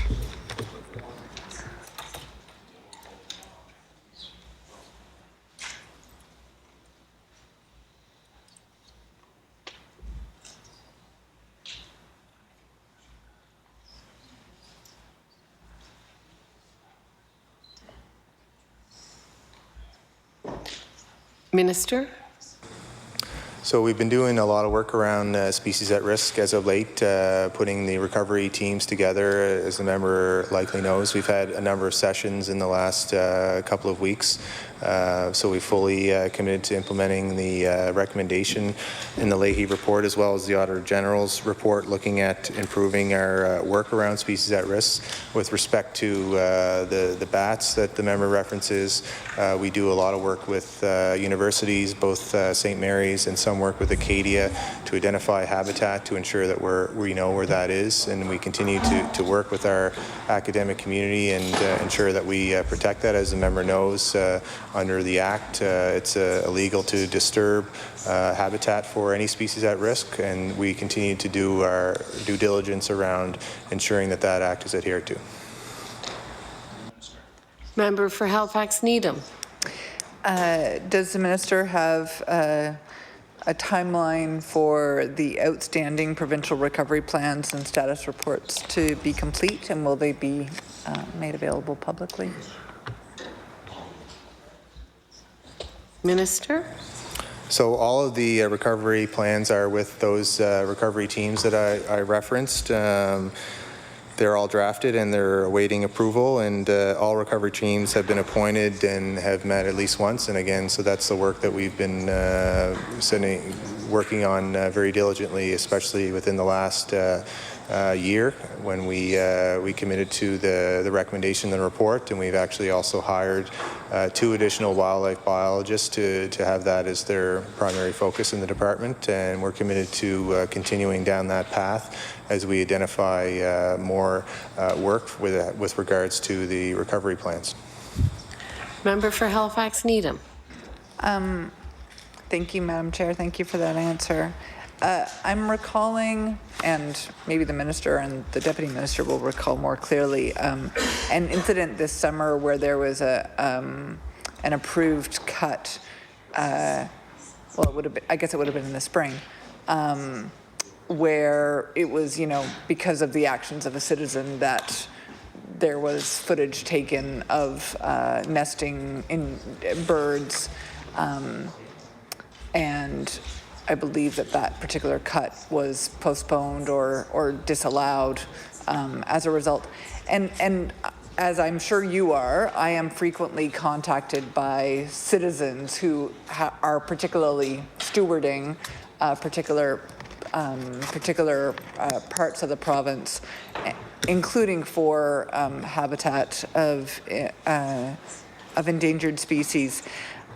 I guess what would the minister say about the role that citizens are playing and whether that is sort of, I guess, acceptable to the department that citizens are having to play that role, or maybe that's just, we have a big forest and there's a lot of places and the minister's staff can't be everywhere. Minister? Thank you, Madam Speaker. And of course, we would encourage anytime there is data that the public can provide to us, it has to follow recognized protocol when identifying species at risk. I think the area that the member's referencing is probably Dalhousie, Corbett Lake, where there was concern around that particular piece that there was chimney swifts, I recall, were seen flying in the area. And the picture that was submitted was a magnolia warbler, which is actually not a species at risk. That was the nest. But subsequently, we've sent staff out and our biologists to double check to see if there was species at risk habitat. And again, the warbler wasn't species at risk. The chimney swift indeed is, but there's no habitat in the area. Of course, it's a bird that, and this is common across Nova Scotia, that species at risk could travel through and throughout areas, but doesn't necessarily mean habitat is there. So still to date, we do not have record of species at risk in that particular area. If there was, we would make modified plans, and that's why we have the pre-treatment assessment, and we do that integrated resource management study to try to find if there is species at risk, which we are committed to augmenting with the Leahy report, again, with special focus around species at risk, taking a closer look. But of course, anytime the public has that type of information, that only helps us do the work that we want to do. Of course, Nova Scotians feel very strongly about the forest and protecting conservation, or even just recreation, or different ways that people use the forest, hunting, those types of activities. So it's again, about trying to make sure that we're looking for the overall public interest. That's why we protect land, and we protected over 100 sites from the Parks and Protected Areas Plan. But citizens continue to bring up new sites, usually around where they live, that they'd like to see protected. That's just one of them, but most regions of the province, I would say, have similar type sites that have various biodiversity features that they'd like to see protected. So we do our best as government to ensure that we're listening to those voices, but at the same time, we're valuing the contribution of an industry like forestry and the requirement to find the timber to go to our family-run sawmills that provide opportunity for Nova Scotians and that provide the materials that we use every day. Member for Halifax Needham. Thank you. I would like to ask a few questions about the discussion paper recently released on high production forestry. The paper emphasizes converting abandoned farmland and similar sites in order to find the necessary landscape territory for high production forestry. How was the productivity of abandoned farmland assessed?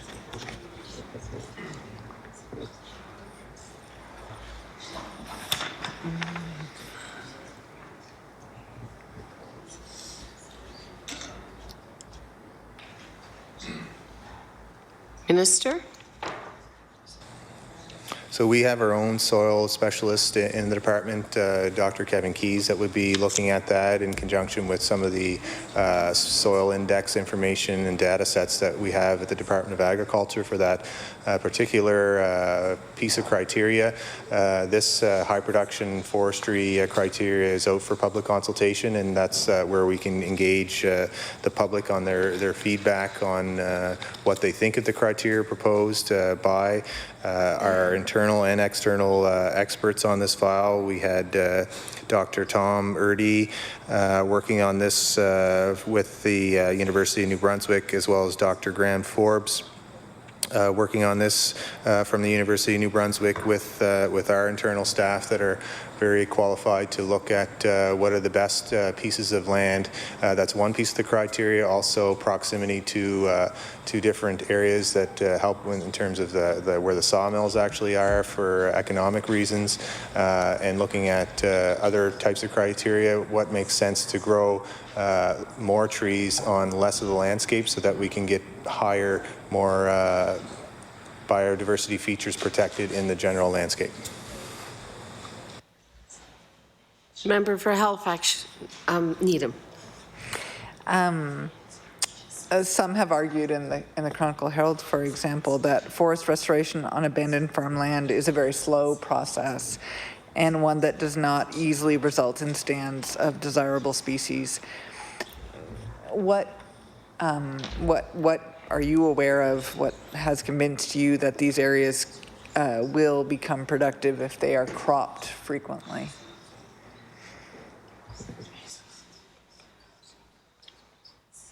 Minister? So again, this is why we're at the early stage of consultation, which is available online until March 13th. And then once we gather that feedback, which we value, we would put those types of remarks to our experts that I referenced, but also the targeted group to get thoughts and see what they think of that. I would note that at one time, our province was cleared, about 70% of the landscape in the province was completely cleared for that agriculture use, and has since come back into forest across the province, and now the forest is about 75% forest. So some of that has returned into more of a forest. Some of it is healthy and mixed age, multi-species type natural across the province in different regions, different eco-sites. So I'm not prepared to say exactly what we're going to land at as a final document, because it's really early on. That's the whole intent of getting the public feedback.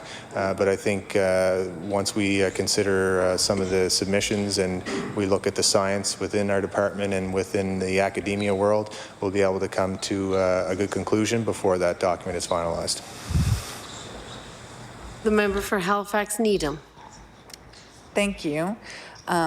And I do appreciate that this is a paper under sort of that's currently out there for feedback, and so the plans are still evolving.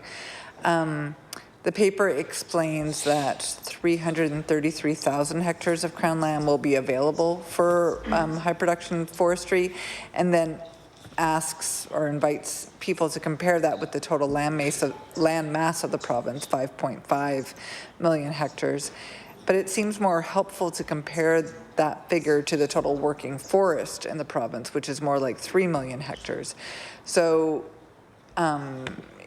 is it correct to anticipate that 11% of the working forest would be allocated for high production forestry? Minister?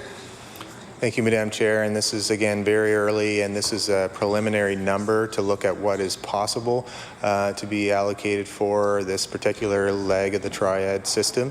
What is clear in the Leahy report and what we've endorsed is that the leg of the triad that would have the largest percentage would be the matrix land of the leg of the triad. That's where There would be very limited even age type management and mostly irregular type shelter wood, partial harvesting with very high retention. So the smallest part of the triad, along with the conservation leg of the triad, would be around the high production side, and that's the whole idea really, is so that we can, and I know the member knows this, is so that we can have more ecological protection in the greater landscape. So this is a starting point. I wouldn't get caught up on that exact number and start doing math on percentages until we clarify what the criteria will be in the end, and then we start selecting sites. Member for Halifax Needham. In the report, the Leahy report, it was suggested that private landowners would have to step up to the plate in order to sustain production. I don't know if, with the closure of Northern Pulp, obviously we don't have quite this, we don't have the same demand for production that we had, but is there still an anticipation that high production forestry will be required from private landowners?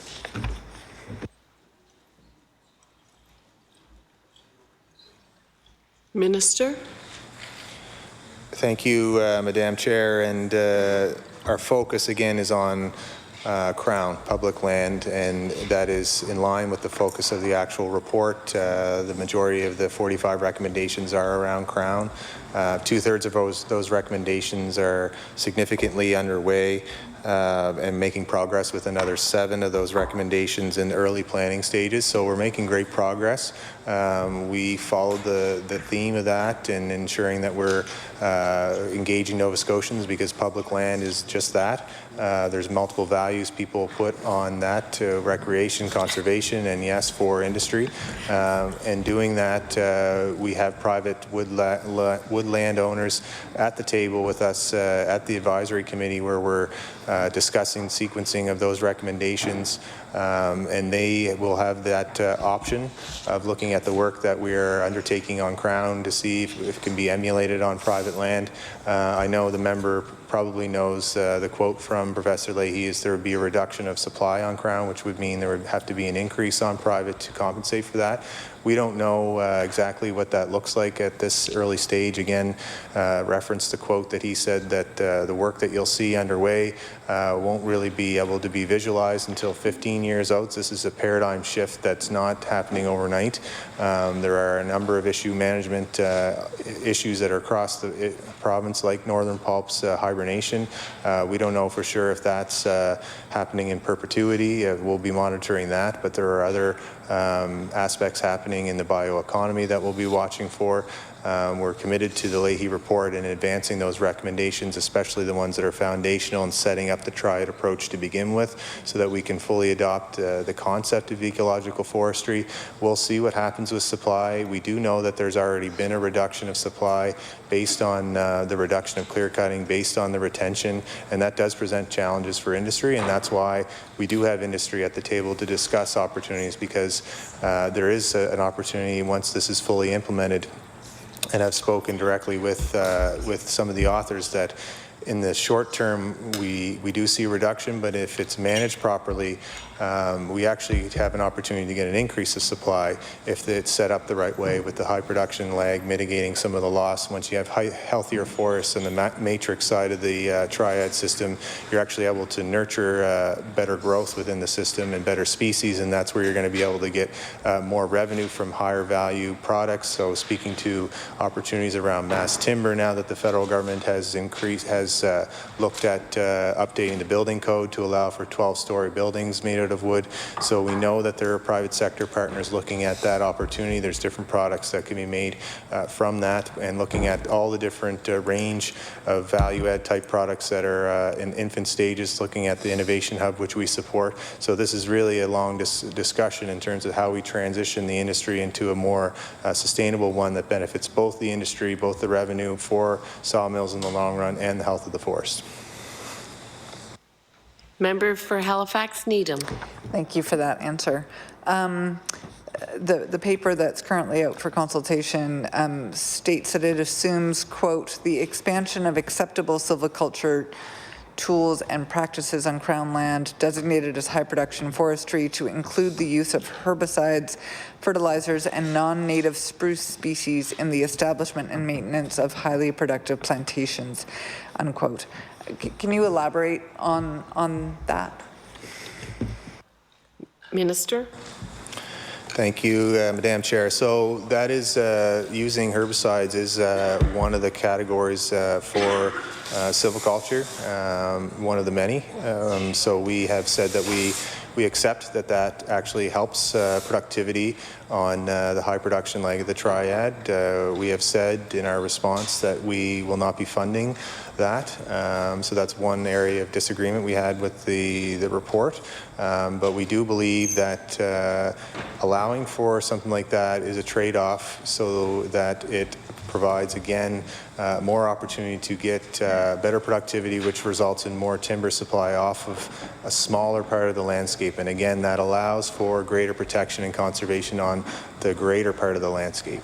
So that is something that we have accepted. It wasn't a priority for us until we get some advancement of some of the core recommendations around forest management guide, around the peer reviewed of natural disturbance regimes, around setting up a longer term assessment equivalent to the Class 2 environmental assessment when we are looking for long-term forest agreements. So those are the types of initiatives that are well underway that we need to see advancement on before we can actually make some conclusive decisions around where exactly the high production land is set up, and then we can start talking about potential herbicide application as part of a full silviculture type program. The member for Halifax Needham. The Leahy report drew attention to the fact that current legislation governing forest management puts too much emphasis on production, and he recommended revising the Crown Lands Act and the Forest Act to change the emphasis to stewardship. Is there a timeline? Where are we in the process towards acting on that recommendation?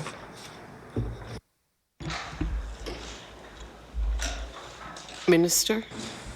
Thank you, Madam Chair, and that was another recommendation that we've committed to. It wasn't as high a priority to finalize as the other recommendations I referenced many times this evening, but we do have work underway to reviewing the Act, the changes that were directly recommended in that report, some administrative changes that are long overdue because the Act hasn't been amended in some time, as well as we think we're at the juncture because it hasn't been amended to engage the public. So there will be some public consultation around that, and then we will be with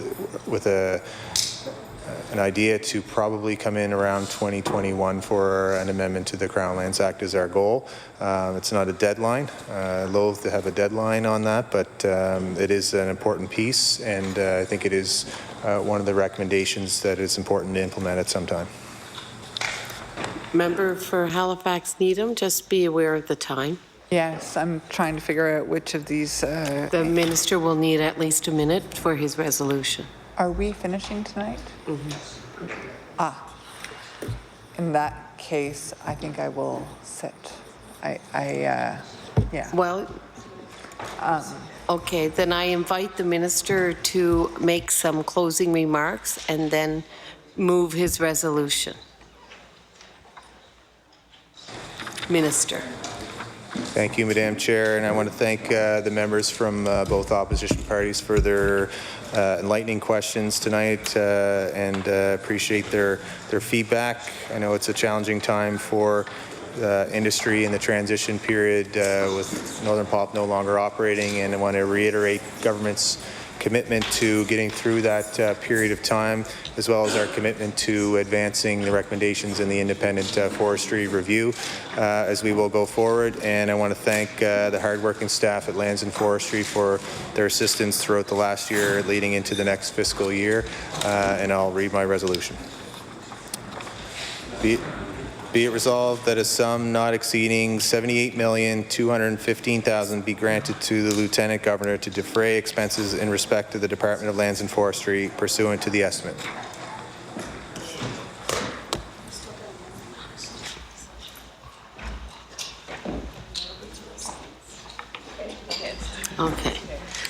Shall the resolution stand? Yes. The resolution is stood. I recognize the Honourable Government House Leader.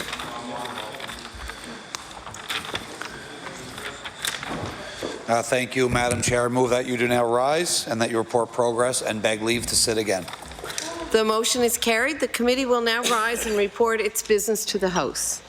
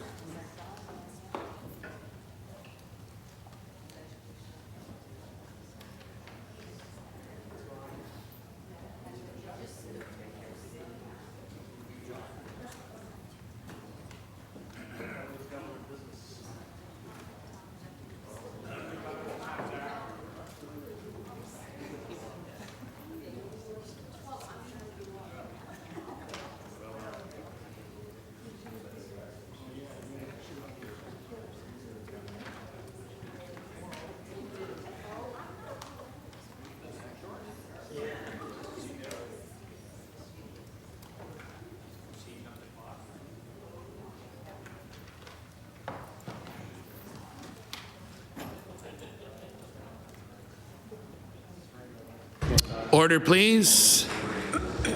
I'll ask the chair of the Committee of the Whole House on Supply to please report. That the Committee of the Whole House on Supply has met and made considerable progress and begs leave to sit again. Thank you very much. The Honourable Government House Leader. Thank you, Mr. Speaker. That concludes the government's business for today. I move that the House now rise to meet again tomorrow, Thursday, March 5th, 2020, between the hours of 4 p.m. and 11:59 p.m. Following the daily routine in QP, business will include the continuation of the Committee on Supply. We will also cover second reading on Bill 245 and third readings for Bills 220, 221, 223, 225, 226, 227, 228, 230, and 232. And would also note that the Committee on Law Amendments will sit from 9 a.m. to 3 p.m. Thank you very much. The motion is for the House to adjourn to rise again tomorrow, Thursday, March 5th, between the hours of 4 p.m. and 11:59 p.m. Would all those in favor of the motion please say aye. Aye. Contrary-minded, nay. Motion is carried. The House now stands adjourned until tomorrow at 4 p.m.